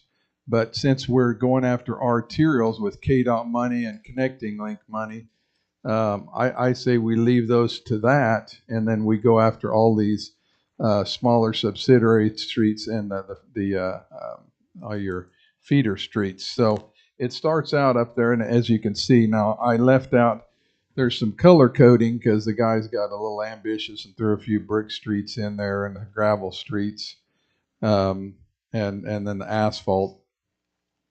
But the ones that are asphalt over brick, I pull those out because it may be such that the city decides to mill those off. And right now, all we're going to do for those is just crack seal them. Now, how would you, when you say mill the asphalt off the brick, you're talking about and then just leave them brick? Yep. Have you ever seen asphalt milling machine after it's left a brick street? No. It's not good. Yeah. I mean, I don't know how you set depth on it, but you could look at the one on you could look at the one on National, and it chewed up. I mean, you just go down. They're just running that machine from the top, and they go down till they see red, and it spits half the brick in the back of the truck. My thing is it's going to take a while for this to settle down to where we can show what we're doing is working, raising brick in area streets, and using our brick raising crew and things like that. So it goes through, and we have 229,286 square yards, and somewhere we're going to land because crude just jumped to $100 a barrel over the weekend. So we're going to probably be, Pete and I met with Vance Brothers, and they told us we was going to be, now I'm pretty much guaranteeing to be a $2 yard cost. So that's about a $500,000 number there, kind of like Pete's saying. And using our money that we have set aside for that, and then also to cover the Cooper Street with a double chip seal. On the back page is our crack seal plan. We'll be running 2 crews. One will be potholing and leveling, and then the other one will be running the crack seal crew. And they're kind of aggressive. They're going to start with all the brick streets and the streets that have are not the brick streets, the concrete streets, because our concrete's spalling. And if you know anything about concrete, when it starts spalling, it just gets worse. So they're going to go after those first this year, and then all the bad cracks on the asphalt over brick streets, so we can get a lot of those. And that's what he says, plus some asphalt over brick streets. But using everything Pete's talking about and the alley machine and everything else. But what this does is a little more aggressive all over town, but it actually renders our streets in the same condition. However, we're now building out, so we don't just concentrate on some better streets that worse streets could be being hit. So the guys spent a lot of time rating these on a level of 1 through 3 is what we're going after. I just gave you 1 through 3, but we have all the way up through 7. Now those streets on the 4 through 7, those will be the next 4 years. Okay, so this way we're spreading it around town, spreading the love, but we're making merit as far as, like Pete said, building base. Some of our streets, because they have no base, won't last. And so that's the problem we face, so we can't concentrate. And we know that from history in a street program, street rotation program. So we have to move to the worst streets. And it doesn't take anything for these guys to hit these and stay on a street and go to the next one, stay on the street and wipe them out, and then come in and then chip seal all of it and fog coat it. But we're going to have to start with the worst first, and then we've got to build out from there. Because see, the number 4s and 3s and 4s are going to be the worst ones next year. But if you don't knock out the ones this year, the number 1's worst rating, we're gonna really suffer. And then we'll have to cut out areas and do a lot more patch in and hot mix, and then we'll have a lot more drifts and dropouts in the streets. So, and then our brick crew, we plan on running them spring and fall and going around lifting the little moon craters in the brick streets and getting those where they can actually. But the nice thing about doing that is we're putting concrete base in there. Pete and I talked about this, that we want to try to, it took our streets 80 years to get like this, the brick ones. And we're trying to raise them to get another 80. Now, I can tell you one thing, and I'm not trying to be disrespectful. If you think you're going to have a brick crew go out there on their knees and flip bricks, you're going to lose your brick crew. They won't do it. But they'll patch it and fix it back and work for you and do these things. I mean, that's like prison labor. And so I don't think that's even really an ample question. No, but there is and I presented it before to the Street Advisory Committee, and I'll be happy to present it to the commission as well. There's a machine out there. Yeah. They call it the brick printer, brick paper, whatever you want to call it. And you'd have to invest in one, Matthew. You would. You would. But we can get them fairly economically. We'd have to order one of the Chinese ones. And then those guys wouldn't have to be on their knees. Yeah. Prison labor and putting the bricks back down. We pull them up, we resand, we smooth it out, and we put them back down with that machine. And this machine you're talking about, I think I've seen it on Facebook or some sort of deal. And it looks like a lay down machine, and it shows all the bricks being dumped in it, and it comes out smooth behind it. Yeah, well, one guy has to stand on a gangway, and somebody feeds the bricks in, and the guy has to go through and stack the bricks on the machine, and it slowly moves forward. It's got a plow plate on the front that smooths and levels the sand, screeds everything out so that when the bricks start laying down on the sand, it lays them all down perfectly. Then you have to go back over, compact it, and dump your top sand in. But yeah. Are those all brand new bricks? Some of them are brand new bricks. Some of them are reclaimed pavers. Some of them are different kinds of pavers. Because we have 7 different types of bricks in Fort Scott, and they're all jumbled in every street. Yeah. There's not one specific thing. It would take countless man hours to take all those bricks and organize them in different areas to put the same bricks in to go down there. And then you're talking some bricks that are this thick now over the 80 years worth of wear, and some of them are still this thick because they weren't in the drive lanes. That would be, in my opinion, you'd almost have to put new bricks fed into that machine to make it work correctly, because I've ran lay down machines with asphalt before, and Pete could tell you that. I mean, that's a pretty decently, it's still hard to run a lay down machine and get it correct, but I can't imagine when I seen that lay down brick machine, I thought, make believe, there's no way that's real, because it just looked too easy. I'm not saying it doesn't work, but when I looked, I kept going in on it. They were all brand new brick, and so I don't know if it would be feasible to think that we're going to buy brick. I don't even know where you buy papers now. I've got a list of 3 different organizations that restore and sell historic pavers. Not to mention we have a good supply, and then I have another guy who's going to present something at the Street Advisory thing on the 8th, which will be a third option for bricks for us to use. Sure. To relay with. And I want to listen to anything but brick paver. What do you have any idea? Have you got any kind of quotes of what a brick lay down machine costs? One of those things. If we order one of the Chinese machines, we're looking at somewhere between 26 and 40,000. Well, that's cheap enough. That's less than a regular paper. So I'd almost get one just to say it didn't work, because I don't think that'll ever work.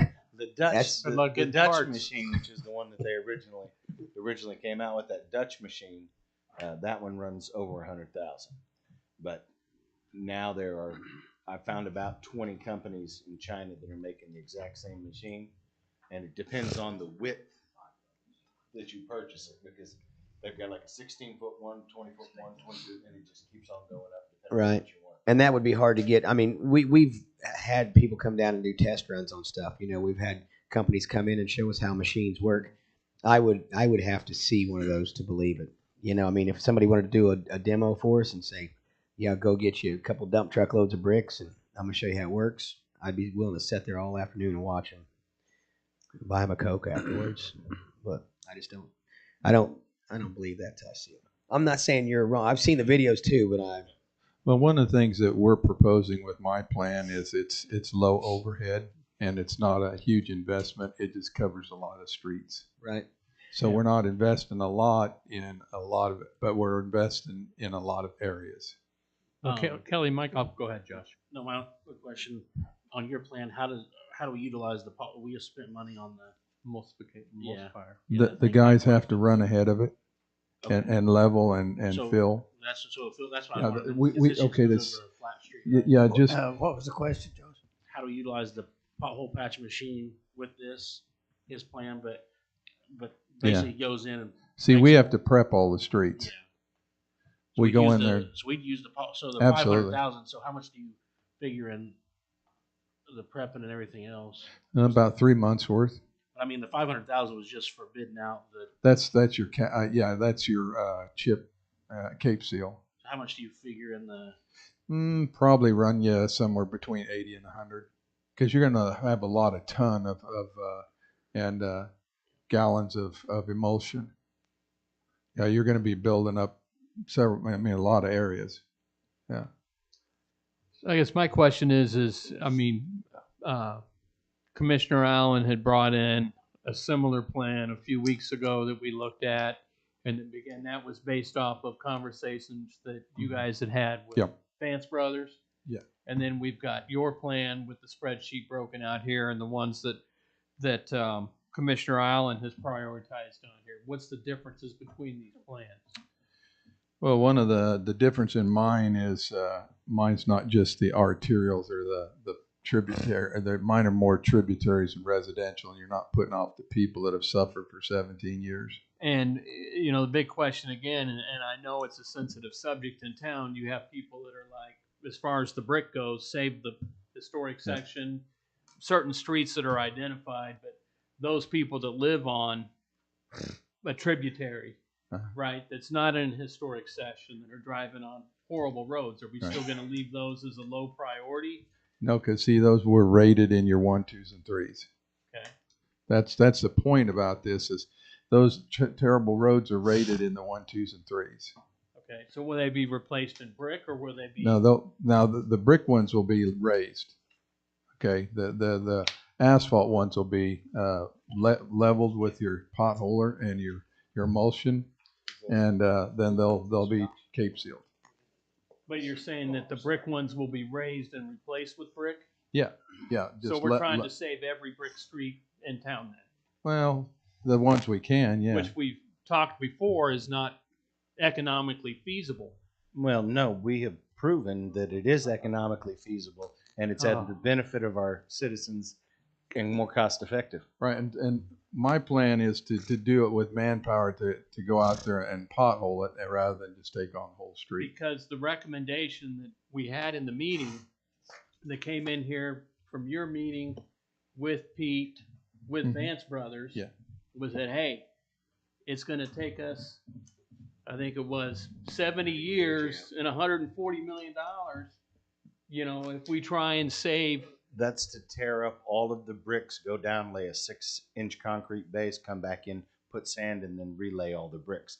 But that's not what we're talking about doing. No. We're talking about taking the brick streets and where they're bad, repairing the bad sections, raising the potholes, making them level and smooth to drive on again, and keeping them the way they are. Yeah. They've lasted 80 years the way they are right now, and with some general basic maintenance, they'll last another 80 years. Well, I mean, that's something we can discuss, and I'm sure we'll have a vote on it. But again, Well, Tim, I can easily see where you're confused. I'm confused as well. because my plan differs substantially from Kelly's plan. My plan is to go do the streets where the traffic is. We have 22,000 cars a day on National, let's say, for instance. On Parkinson Street, we may have one car a month. And I'm trying to put the work and the money where the most traffic will benefit. I'm not putting this down. I'm not working on residential streets until year 3. Now Kelly's wanting to work on residential streets. Residential streets are very low volume streets. So for the dollar that we're spending, our arterials and collector streets are the main source. The crack ceiling plan, perfect. I love it. I mean, it's part of, it's exactly what I had in mind, and I showed is to do all these concrete streets. And I don't know where,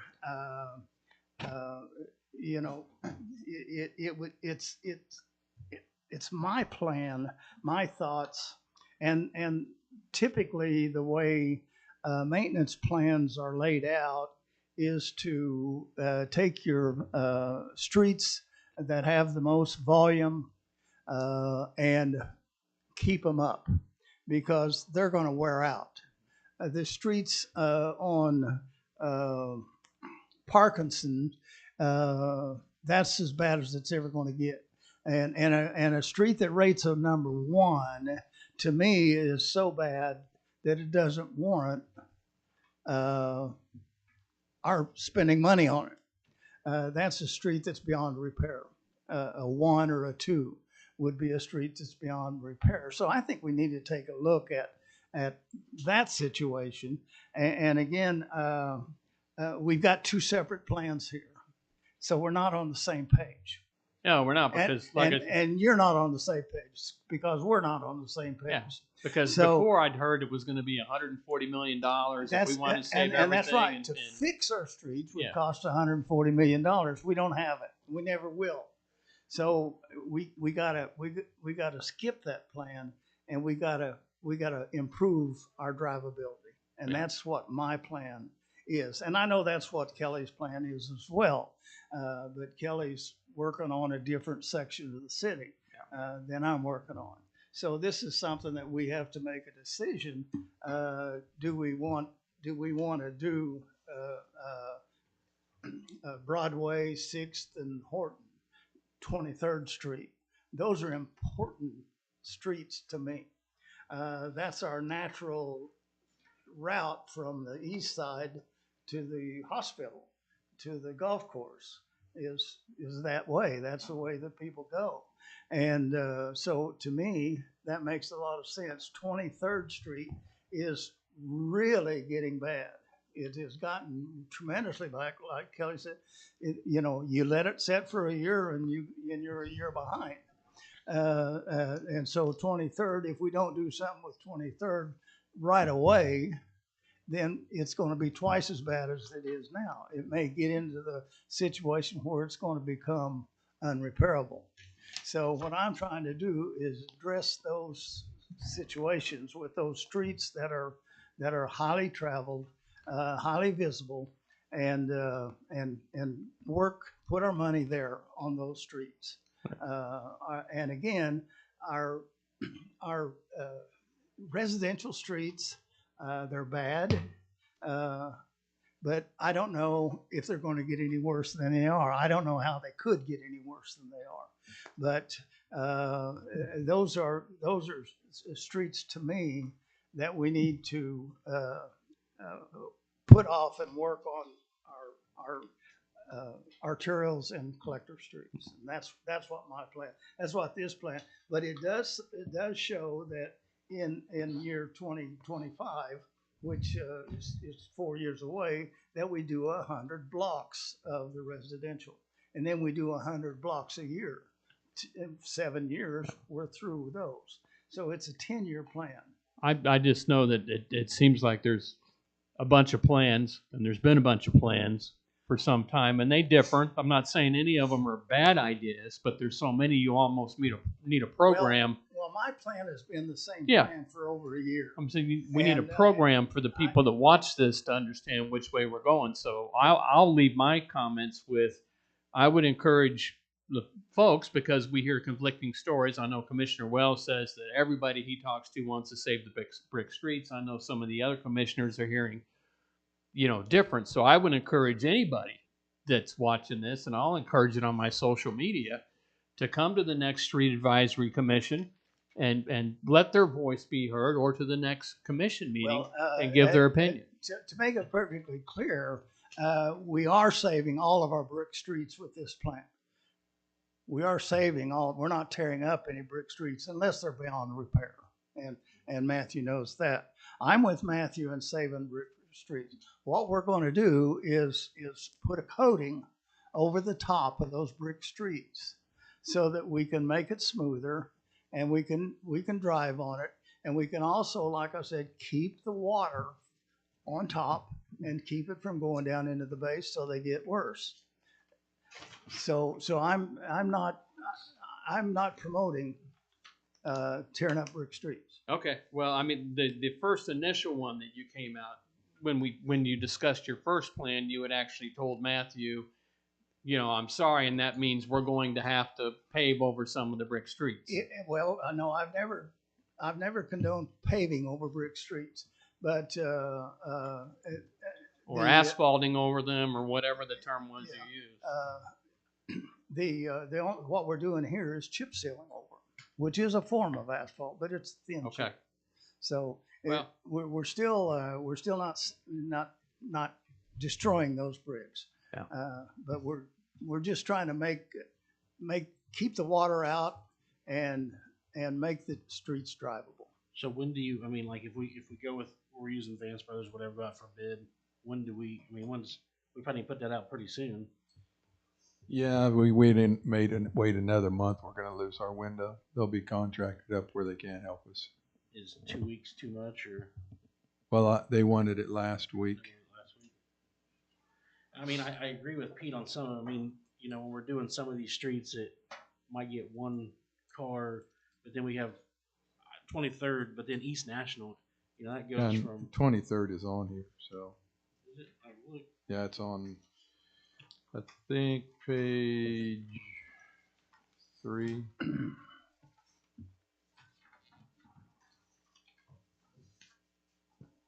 Two.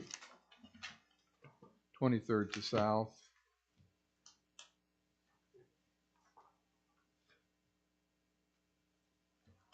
No, that was Sydney Street, 23rd to south. Oh, okay. Actual 23rd's not on there. East National's another one that's just. So I kind of agree with Pete on some of the main thoroughfares. Yeah, East National is a brick over, asphalt over brick. Well, part of it is, and part of it is straight brick. Yeah, it There's is. a couple It's just, blocks of straight. yeah. So it would be one that we would just pothole and patch for now.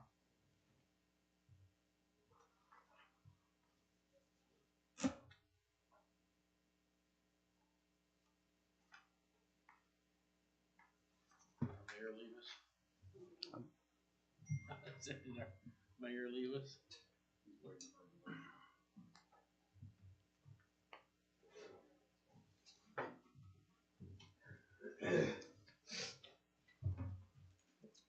Sorry, I stepped out to sign the contracts. So, Bob, I signed them. If there's something wrong, you're in trouble. I'm always in trouble. You said you reviewed them. I got it on video. Me in trouble with you too. What's going on? Where are we at here? Diane, oh, there we are. Okay. I mean, Kelly's wanting, if we go with that, he's needing probably a motion today. Well, either one of us. Yeah, that's what I'm saying. Either one needs. We don't have any yardage or footage for. The difference on Pete's thing, we're not going out with Cape sealing or fog sealing on any of yours. Well, we're doing chip seal. Yeah, that's what he means, Cape.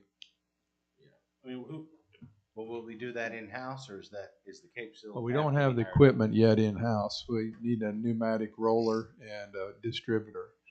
Pete's, okay, this is what I'm getting confused. Pete's plans talking about using Vance Brothers or whoever? Same formula. Is that what you're talking about, going out to bid? I'm talking about utilizing the county's equipment to chip seal with. That's great if we can. Well, you're just talking about a straight chip seal, nothing else on top of it? No, this is fog. You could always put a fog on top of it. You know, that's it. Yeah. It's the same. I think it's the same terminology. Cape seal, chip seal, and then they put a fog seal coat over it. Yeah. I mean, I hesitate to. Fog seal coat is. Actually just change it. Well, seal coat is. it does two things, Bob. A fog seal brings the rock together so it can melt down in the road with traffic and heat. The second thing is it keeps down the dust and the rocks from flying. Okay. So remember the old, people would get chips in their windshield. It eliminates that. It's like a thin layer of sealer. Yeah, it does. It does. It They melts spray it. They get the chip seal done, and then they spray Melts right it from the top. bottom. It melts it from the top. So we don't have the dimensions on Pete's, No. so we don't know. But You've got the blocks. Got the blocks. You've got the number of blocks, and they're basic standard average width, cost but- per block is about 5,000. So. No. But if we went with Pete's and still bid it out, because I don't know if we can use the county's, I don't think they're prepared for us to. We could bid it out, the same way. Yeah. But it would shove it back so that we would chip seal everything we have worked on at one time. So the 100 blocks we would chip seal all at one time. We wouldn't be in chip sealing 20 blocks, 30 blocks. We'd wait till we all finish and then. But have you reached out to the county to see that they're? I have in the past. Okay. Yeah. And they said we can use the equipment to do it whenever. We could in the past. Whether that's still current, I don't know. If we can use the stuff from the county and we don't have to bid out for it, does that save us money? Can we do his and some of yours? Yeah, it's going to save you money. Now we're going to have to get our guys trained up a little bit. We'll probably have to go out there to Gun Park and work on that road and kind of practice up in parking lots. The county is, if we could work out a deal with the county to do a city-county crew, the county has hundreds of miles of roads. They wouldn't mind us practicing on maybe. Yeah, we practice on the county's roads. Yeah. And but there's a way, and I know Jason could help us on it, that you calibrate. There's a certain a number of gallons per square yard you put down, and you calibrate your machine, and then you calibrate the pounds of rock you put in it. Yeah, especially it's determined by the size of the cracks. Yeah, and that's not a guess situation, that's a standard. Yeah, you got to have a little skill with that. It's easier to run a brick machine. Yeah. Yeah. Well, you only need one. A Chinese brick machine. Chinese brick machine. It's gonna knock the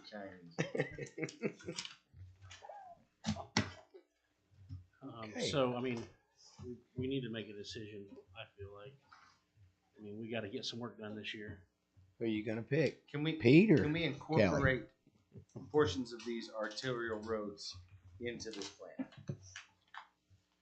Well, like Horton is out for a grant right now. If we should get a grant money, we can always skip the blocks. Yeah, I agree. I agree. But Yeah. The grant money, we've been out 3 years now for grant money. And, anytime that we have a grant come up that we're going to be able to rebuild, it would be a very simple procedure to skip that 2 blocks or 3 blocks. What are you guys thinking?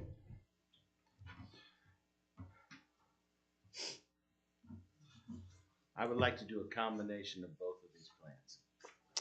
Pete, could you work with Kelly and come up with the combination of this and get on the same page? And Well, what I'm looking at What here we is could do is is 5 months of full-time work with the machine and the crew is 5 months.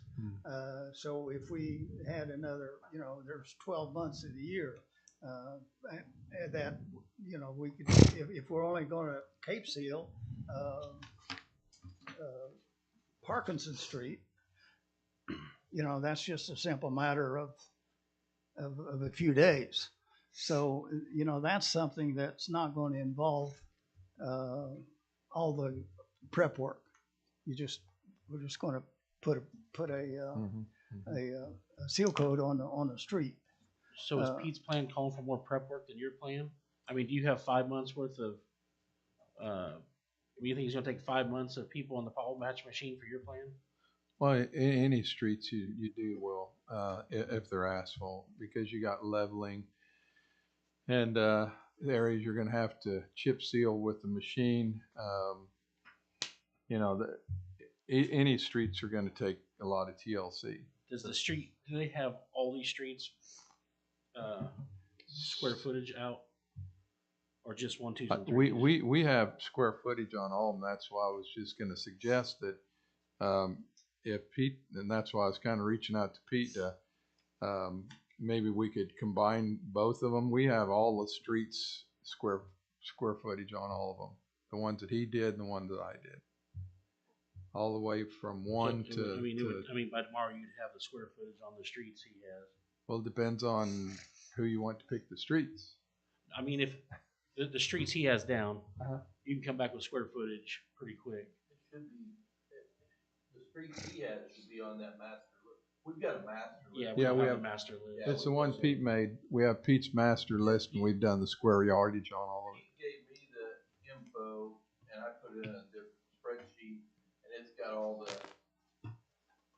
boards and square footage and everything on there. Well, a block on my sheet is generally 400 feet long, 24 feet wide. That's what I consider. So if you look at 100 blocks times 400 times 24, that'll give you the square footage of the total project.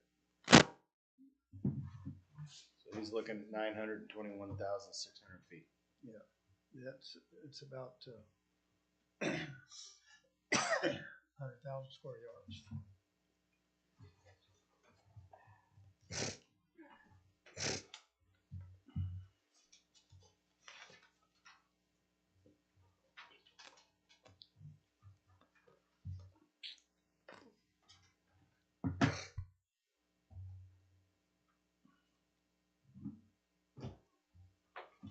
So you're looking at about 100,000 square yards. Yep.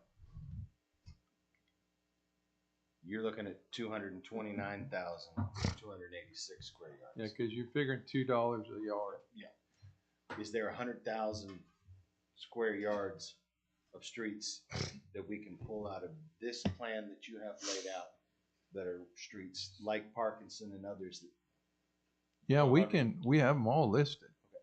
And we can include these streets and still get at that 229,000, so we can get half of these done and get all of those done. We're looking at funding. We only have so many dollars. Right. Pete's right. And we have to. Yeah. Earlier you said this is $500,000 is what you figured. Yeah. And then that's just running the pothole patch machine, right? Yeah. But you said running the pothole patch machine on yours is 200,000, roughly 100,000. Yours is twice the size, so that's why I'm getting confused. Yeah, so I may have a little more material in pothole and then your Cape Seal, so it may more around 700,000. But we have, yeah, right. Of course, you got to figure there's going to be Cape Seal on that dirt fog. He's figuring Cape Seal and fog seal, and he's figuring 500,000 just on chip seal. a lot of area. Yeah. But the area is half of the area he's proposing. There has to be. Yeah, because the way the Rob at Vance Brothers said, most of your $2 is material. He said very little of that is labor anymore. He said it's mostly material. So you know, you're going to go through a lot on that when you start laying down that tar base, that tack base.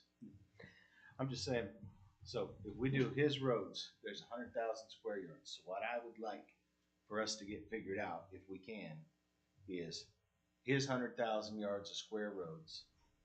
You still get 129,000 of your roads. Let's combine these two together and limit some of these ones so that we can get those roads done and get these done.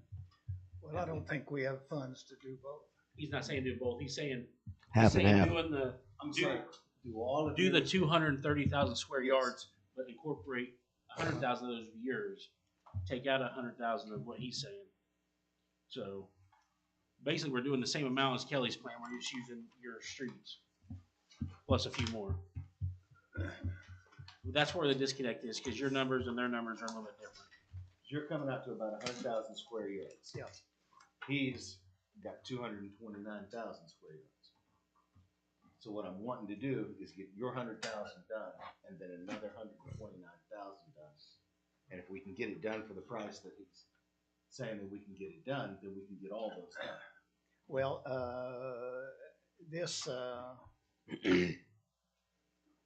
this precludes then doing any alley work. I don't know. Are we looking at the crack filling crew to be called normal maintenance, or are we going to put that into the special street plan? Well, either the half-cent or the 800. Well, the several 100,000 we have in the special streets and we got the 700,000 that was in the to be half used cent. for Cooper Street. You know, we Well, we're going to double chip seal it, aren't we? yeah, but we got So- a lot of work to do before I know. we do that. I know we do.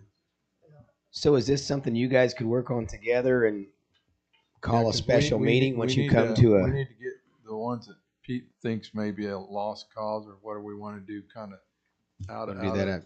Oh, this is the whole plan that Brad. Did you get one of these, Pete? This is your. Okay. That's the master list. Yeah, this was the master list.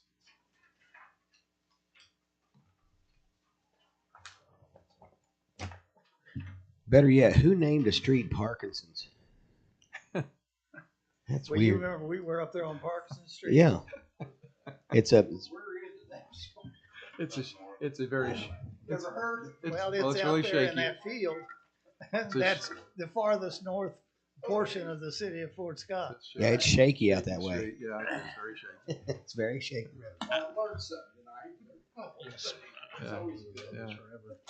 Yeah. Yeah, this. I just have a quick question, just like Broadway. Go ahead, John. Wall Street to South Charles. It's asphalt or brick. So what would your recommendation be to do to Broadway? Well, once again, until we get this kind of resolved with what they're going to do at the brick streets, we was just going to patch them and get by, you know, with the potholer and get them, you know, kind of calf chip, half pothole, go on and keep moving. So you would include that in your. No, we wouldn't run a chip over the top, but we'd do our potholer. Pete went out and showed me some of that where they did it on North, was it Horton? And it still looks good. And they came out of the potholer that where they did the emulsion and leveling. So that's what we would do on those streets. Just trying to kind of get by and figure out what we're going to do, kind of thing. Buys us time, but saves our street. Yeah, the plan that I presented here includes what we did as a test, and that has proved out real well. And so it's based on experience, and it's been through 2 winters now. Yes. So it's a good product, even if we don't chip over the top of it. Right, it doesn't have to be chipped Yeah, over the top. The chip over the top is Just protection. Yeah. it will finish the project. I mean, it'll look like well, it will be a new street. Yeah. Just my last question, we'll move on. Can we go out to bid? I mean, do we have to have the streets? I mean, you're gonna go out for square yardage of bids, right? Yeah, they won't. The guys won't come out and measure it for us. We have to have our streets, and the big thing is of course you're going to probably set this in some kind of ordinance that it's going to be your first year street rotation, like Pete's talking about. But can we go out to bid? You said we need to go out to bid as soon as possible. Yeah, and then when we get the bids back, we can do our paperwork. But they do need they do need somewhere that gives our $500,000 ballpark. So we can go ahead and give you authority to go out to bid for that, and that gives us time to pick the streets being used. Is that right? Well, what they're going to do now, the other thing is they come in and kind of look at your list, look it over, and then they give you an idea of what that's going to cost for them to come in after you do the prep. And a lot of it could have to do with your road edges, your curb gutters easy. I just don't want to keep putting this off. I mean, I don't know what to do. Yeah, I know, and that's. What's your suggestion? Jason, what do you think?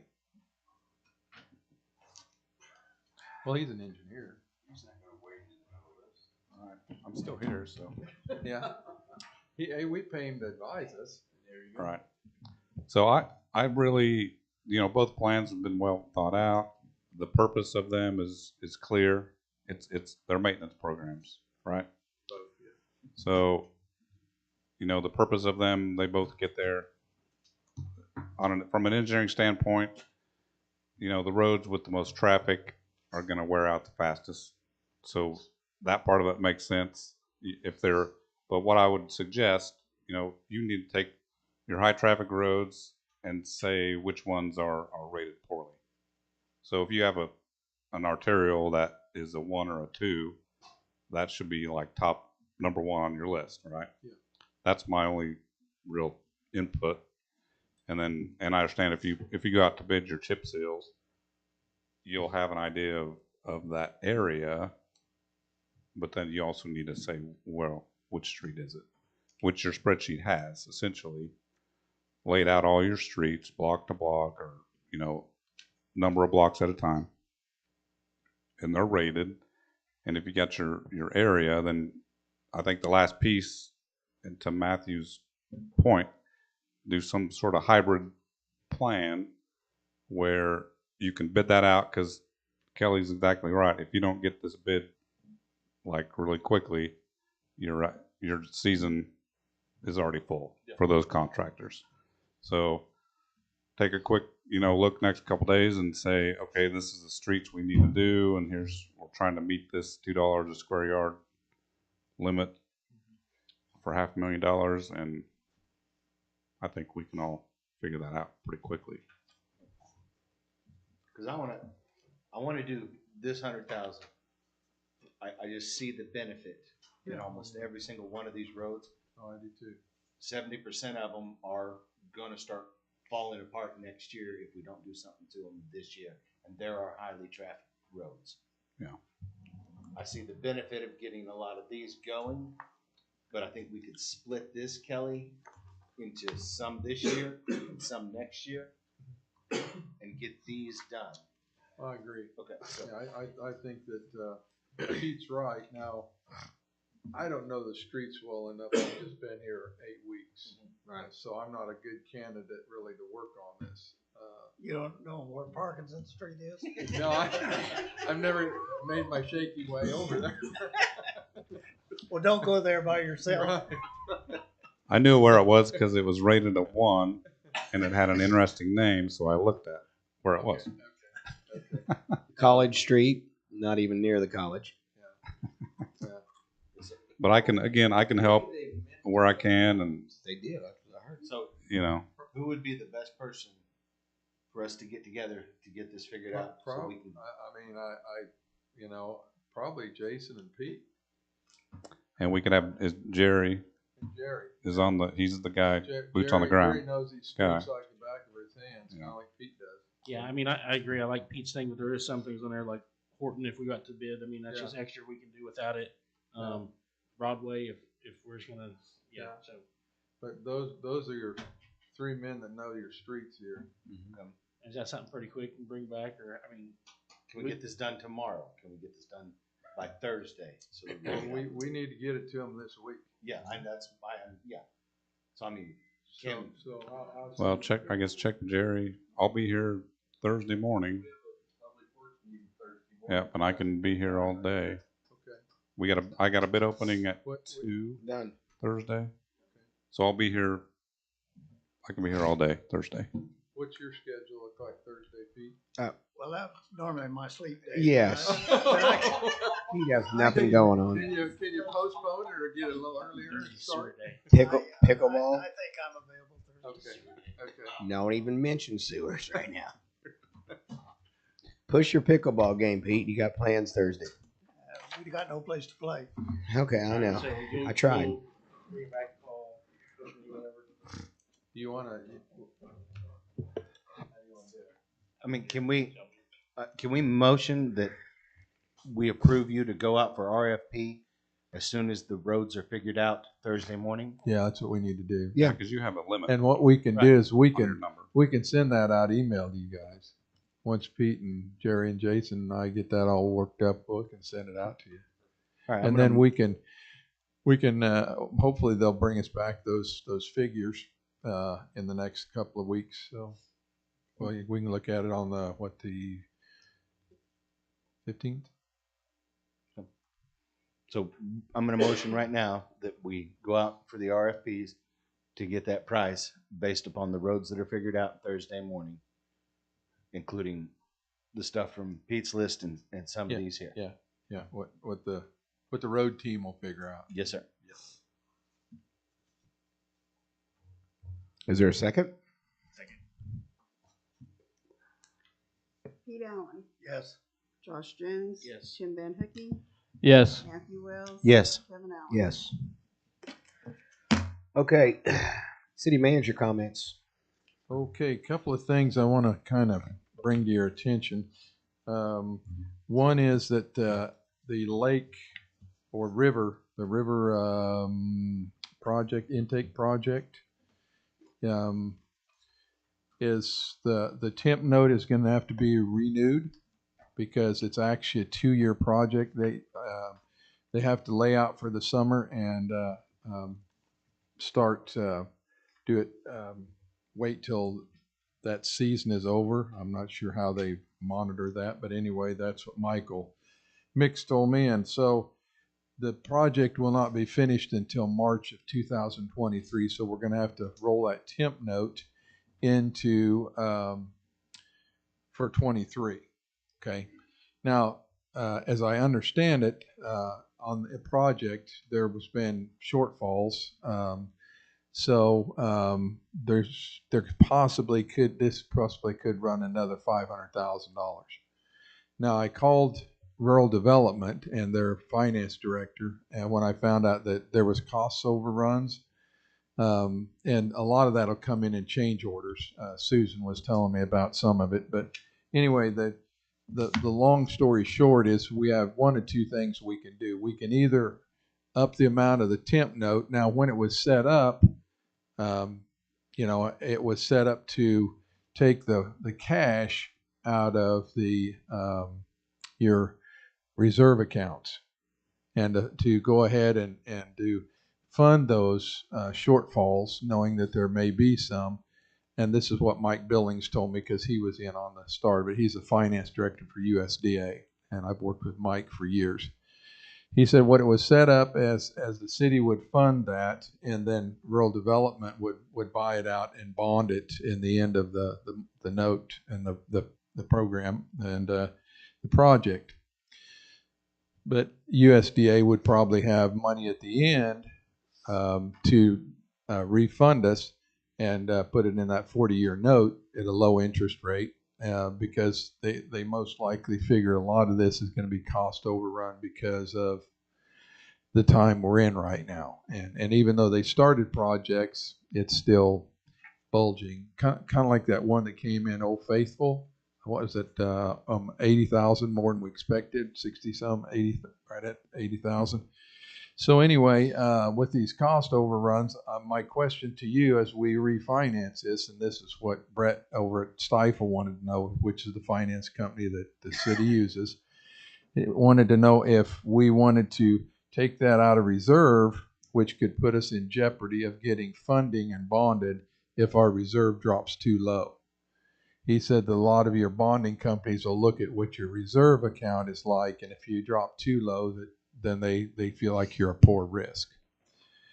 But anyway, nonetheless, my question to you is, do you want me to have that rebonded with the extra money in it, and then we go out to USDA when we sell the bonds and have that sold in the totality of that, or do we want to go ahead and use that out of the reserve?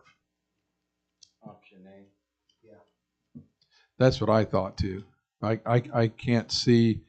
Well, if we 2 years from now, if we had a lot of our debt service taken care of, and I was more comfortable with us in our cash position, I would say option B, where we would be self-funding.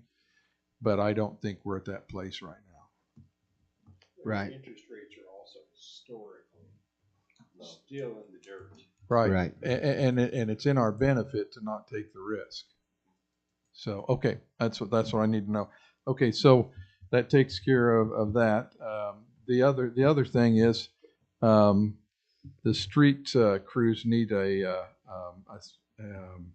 need a 1-ton with a dump chassis, and they wanted to know if they could go out for an RFP on that. They didn't know if there's money to do that, but it's probably more in the used range than the new range. And they said they could probably find a pretty good used truck chassis and then put a dump bed on it. Yeah, I mean, it doesn't hurt to go out for RFPs. I mean, Right. we don't have to. And then see what the price looks like. Yeah, I'd also like to, do some searching as far as on the internet, used dump trucks, something nice. And Tom's really good at that. Right. Yeah, Finding stuff. we purchased some stuff off Purple Wave, several times. So there's trucks out there that are available. I mean, trucks have gotten high, but They have, yeah. So I'd like to look at that in too to make sure we're looking at. Yeah, and also if it's okay, I'm probably going to also have him look at fleet, just truck chassis. We did some of that over there in Fredonia and came up with some pretty good pricing. I think 28,000 was one of them for a 1-ton. That's pretty good. Yeah, it is, but it's brand new fleet price. Hmm. Yeah. Yeah, now, definitely. If you can even get a new one now. Right. Yeah. Yeah. So, but if it's okay with everybody, we'll RFQ that and send it out and then bring it back. So RFP, I guess. I'm sorry. That's all I've got. Okay. Now we're down to commissioner reports. Last time I started with Tim. This first time I'll start with you, Matt. Yeah, I think you started with me last time. Okay, Tim, I'm starting with you. No, I'm good.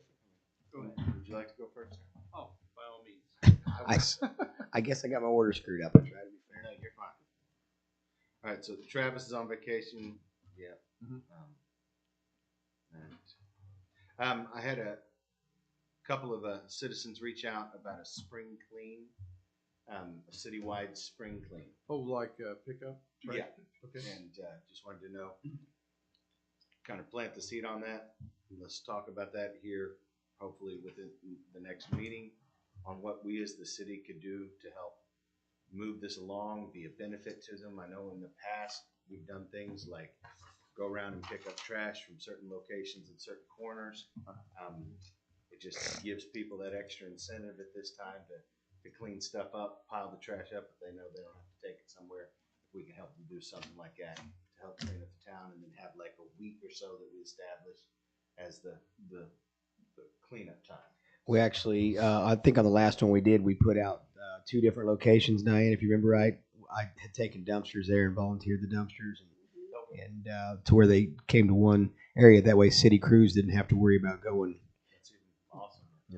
So What was I can't remember. I know I've seen a person reach out, but wasn't it like it cost the city about 30,000 Yes. to do that. It's a big, yeah. So it's I a mean, big just something expense. if we can have just where it come from. So but yeah, it's something we did quite a bit before. We used Right. to go do the neighbors and pick it all up and let them put it at the curb, and it is a big expense and a lot of work for the crews. Absolutely, it's a huge amount of work. And the worst thing about the last time was they thought my storage boxes was the trash bin, and the ones on 6th Street were full, the ones on Wall Street were full.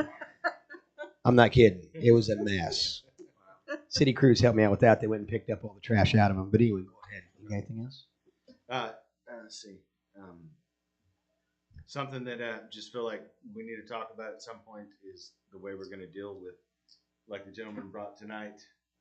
I've been made aware of just hundreds of encroachments on city property out there at the lake. So what do we want to do about addressing that? Are we going to start sending a codes enforcement guy out there to start telling people they need to get their stuff off the city property? Just want to. I'm putting that stuff up out there as fast as I can. Yeah, no kidding. I think we need to have a. Putting it up faster now. I think. Well, I will say that law 14-year law doesn't count if they know it's city property. Okay. So, but yeah, we probably do need to have a meeting on that soon because it's a big beast of tackle when you do it probably as quick as possible. But, Okay. I mean, I still, yeah. Have them go out have them go out investigate and send out notices. I don't. No. Well, I'm not saying no. I'm just saying. I mean, really, that's your authority to do. So I mean, I mean, if the sooner we let them know, I mean, we don't have to get mean. We could just I mean, friendly notice. I think there's enough where we need to sit down and probably figure out an exit plan on. Okay. Whether it's get your stuff off or Yeah, you can. I think rather than have people go out and investigate in the beginning, it would probably be a lot easier and a better use of city time and employee time to send out a notice. I mean, just a blank statement. First of all, saying, hey, if you have encroached on city property and you have, we need you to remove your items from city property. And then possibly, take the next measure if it's still happening. We could just have them go out and put on door hangers on those ones that are next to the. I don't know how many door hangers you got, but.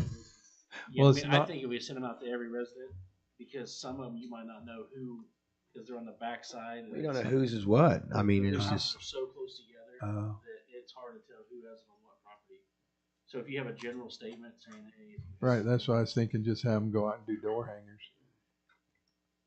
Well, like Josh said, I mean, everybody knows what they've got and what they don't got. Sure, they do.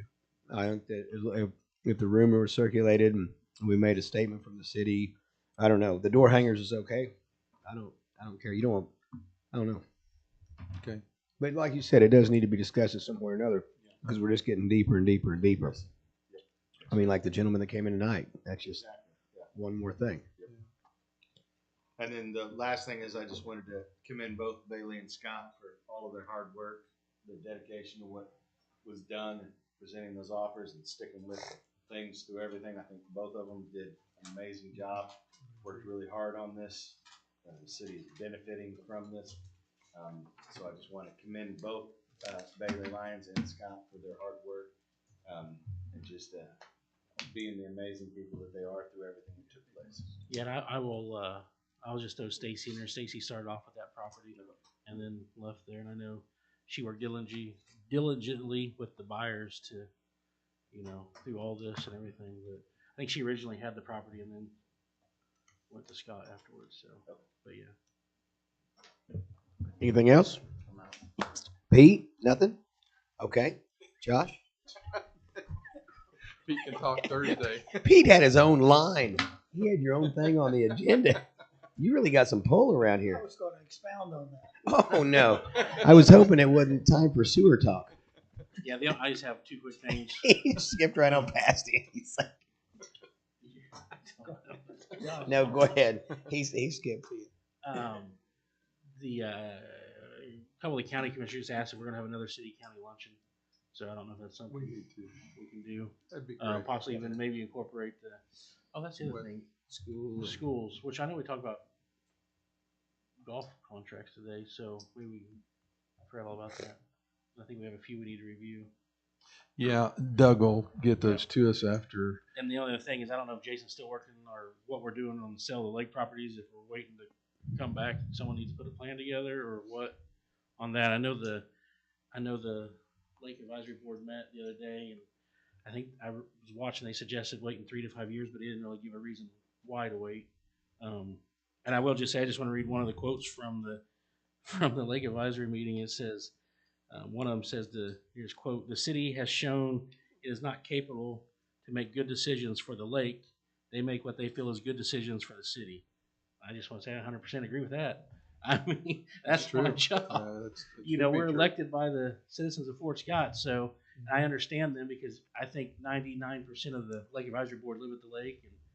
And so I understand when they say that, the frustration, because we have not spent money out there and we need to, but our first priority is the citizens of Fort Scott. So, and the lakes included. I mean, that's part of the, so I just wanted to say that, but I didn't know, next meeting, if we need to put something together, possibly selling those and where the money would go, some more lots, or if it was just dead in the water now and not going to do it, or. Well, are we still going to have Earl's? We're planning to have Earl's. Well, I know Jason said you were putting together something on which ones would be best in the survey, and then I don't know if you're still. Yeah, we were still moving. Well, I mean, I'm not. We didn't necessarily say which lots. I mean, what's an encroachment? If you want us to pick other lots, it's like circle the right way. It's gonna be easy, but so. Yeah, we can revisit that. Yeah. Well, if you just want to put on next agenda, that would be great.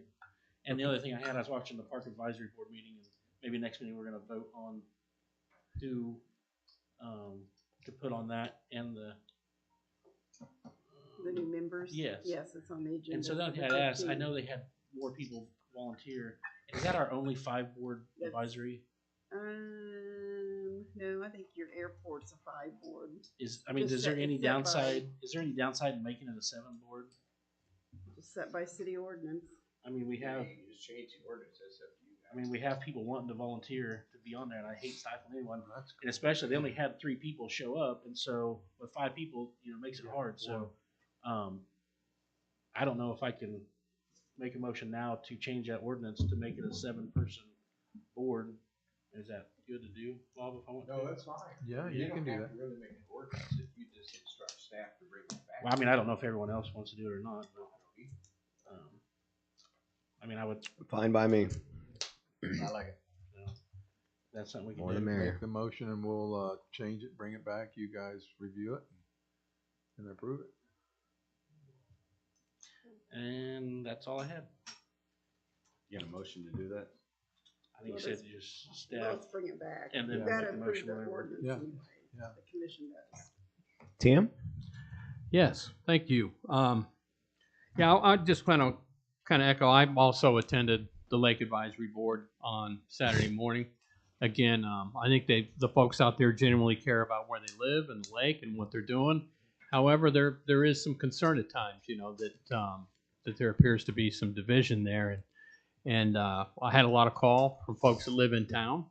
And I'm still personally kind of confused on wanting to spend a lot of money, put a campground in with extra people and boats, but wanting us to wait 3 to 5 years before we can sell just 4 more lots. Because 4 more lots ain't going to put near the traffic out there on the water that a campground is. So it's kind of contradictory, and that's all I'm going to say about that. But I will say this. I understand that's city property, and as a city, we welcome their advice very much. I know a lot of the folks that live out there and are on that advisory board. But we need to do, bottom line, as Josh said, what's in the best interest of the citizens that elected us to be city commissioners. And I'll leave that at that. Now, at the same time, I can't say enough. I wish Travis was here tonight, but I was given a privilege last Saturday to do a ride-along with Sergeant Caleb Bell from about 4:30 to midnight. And man, was I impressed with our local law enforcement. We went to all kinds of different calls, all kinds of different people. These guys are highly trained, and I couldn't have been prouder to be, riding around with this kid. as he went from call to call that varied. We only ran into one real sketchy character on Wall Street while we were looking for a shell case. I didn't say sketchy character. I said sketchy character. Okay. But if I would encourage anybody in the city that's interested, or the city commissioners that haven't, to do a ride along with these guys for a while, because it's a great experience. Oh, I've done a couple. In the front seat or the back seat? No, it's just straight to the shop. Yeah. Again, looking forward to the codes team presentation next week on the unsafe homes. Want to thank the street team and the first responders for working during that storm last week and keeping us all safe. And again, as we said before, encouraging the citizens of Fort Scott to come out and speak. We had a lot of public speakers tonight. And to me, that was awesome. It wasn't all good stuff, but it was all important stuff to them.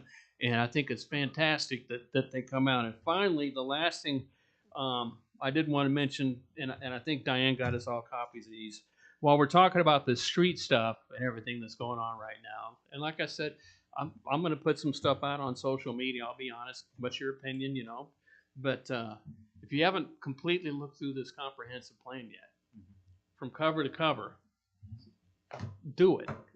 Because in some ways, I think we're reinventing the wheel in here at times on stuff that's already been looked at, and we've spent money for people to go out. Yeah. So that's all I got. I will just reiterate what Tim said, that it was nice. First of all, tonight to get those lake lots sold. It's going to put some money back in the city coffers, and I think the people are excited to build out there. I think that's one of the things that I was kind of confused at points and times during the meeting as well. One of our biggest sells is the community. We want people to come to Fort Scott. We want people to build here. We want this to be their home. And if it's the lake, maybe their second home. But yet sometimes we don't want progress. So I'm confused there. So hopefully, I hope you guys would come to a lake committee meeting. I'll stay home next time. You guys can talk. But no, I think it's all good stuff. But I get confused as well. And like you said, the people coming out tonight, I've always thought it was great for people to come out and express their opinions and have the opportunity to talk. And one of the things, Tim, was before you or Matt, I know you guys probably paid attention, but the previous commissions was always limited your time to speak. Made you really nervous at the podium to only have 2 minutes, 3 minutes, something along those lines. The lady tonight that was late asked me, can I please come up and speak? I know I missed the time, but I hope it's okay with you guys to move that kind of stuff around. But I feel like, no worried about you, Pete. I feel like it's, the ladies drove up here and taken time out of her day. It's the least we can do to listen to her. And I know people sometimes get aggravated waiting so long to have their subjects talked about, but we're waiting too. This isn't all, sunshine and rainbows for us either. So appreciate you guys hanging in there. Appreciate you staying, especially you, Jason. We didn't make a whole lot of fun of him tonight, but surely there's something we can talk about him. Here, Taj Mahal. There. Right. There you go. Finally. That's right. Appreciate everybody hanging around. If anybody wants to motion to adjourn, let's get out of here. I will motion that we adjourn.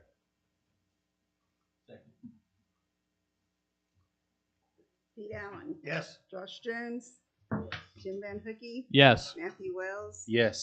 Kevin Allen. Yes. Yeah.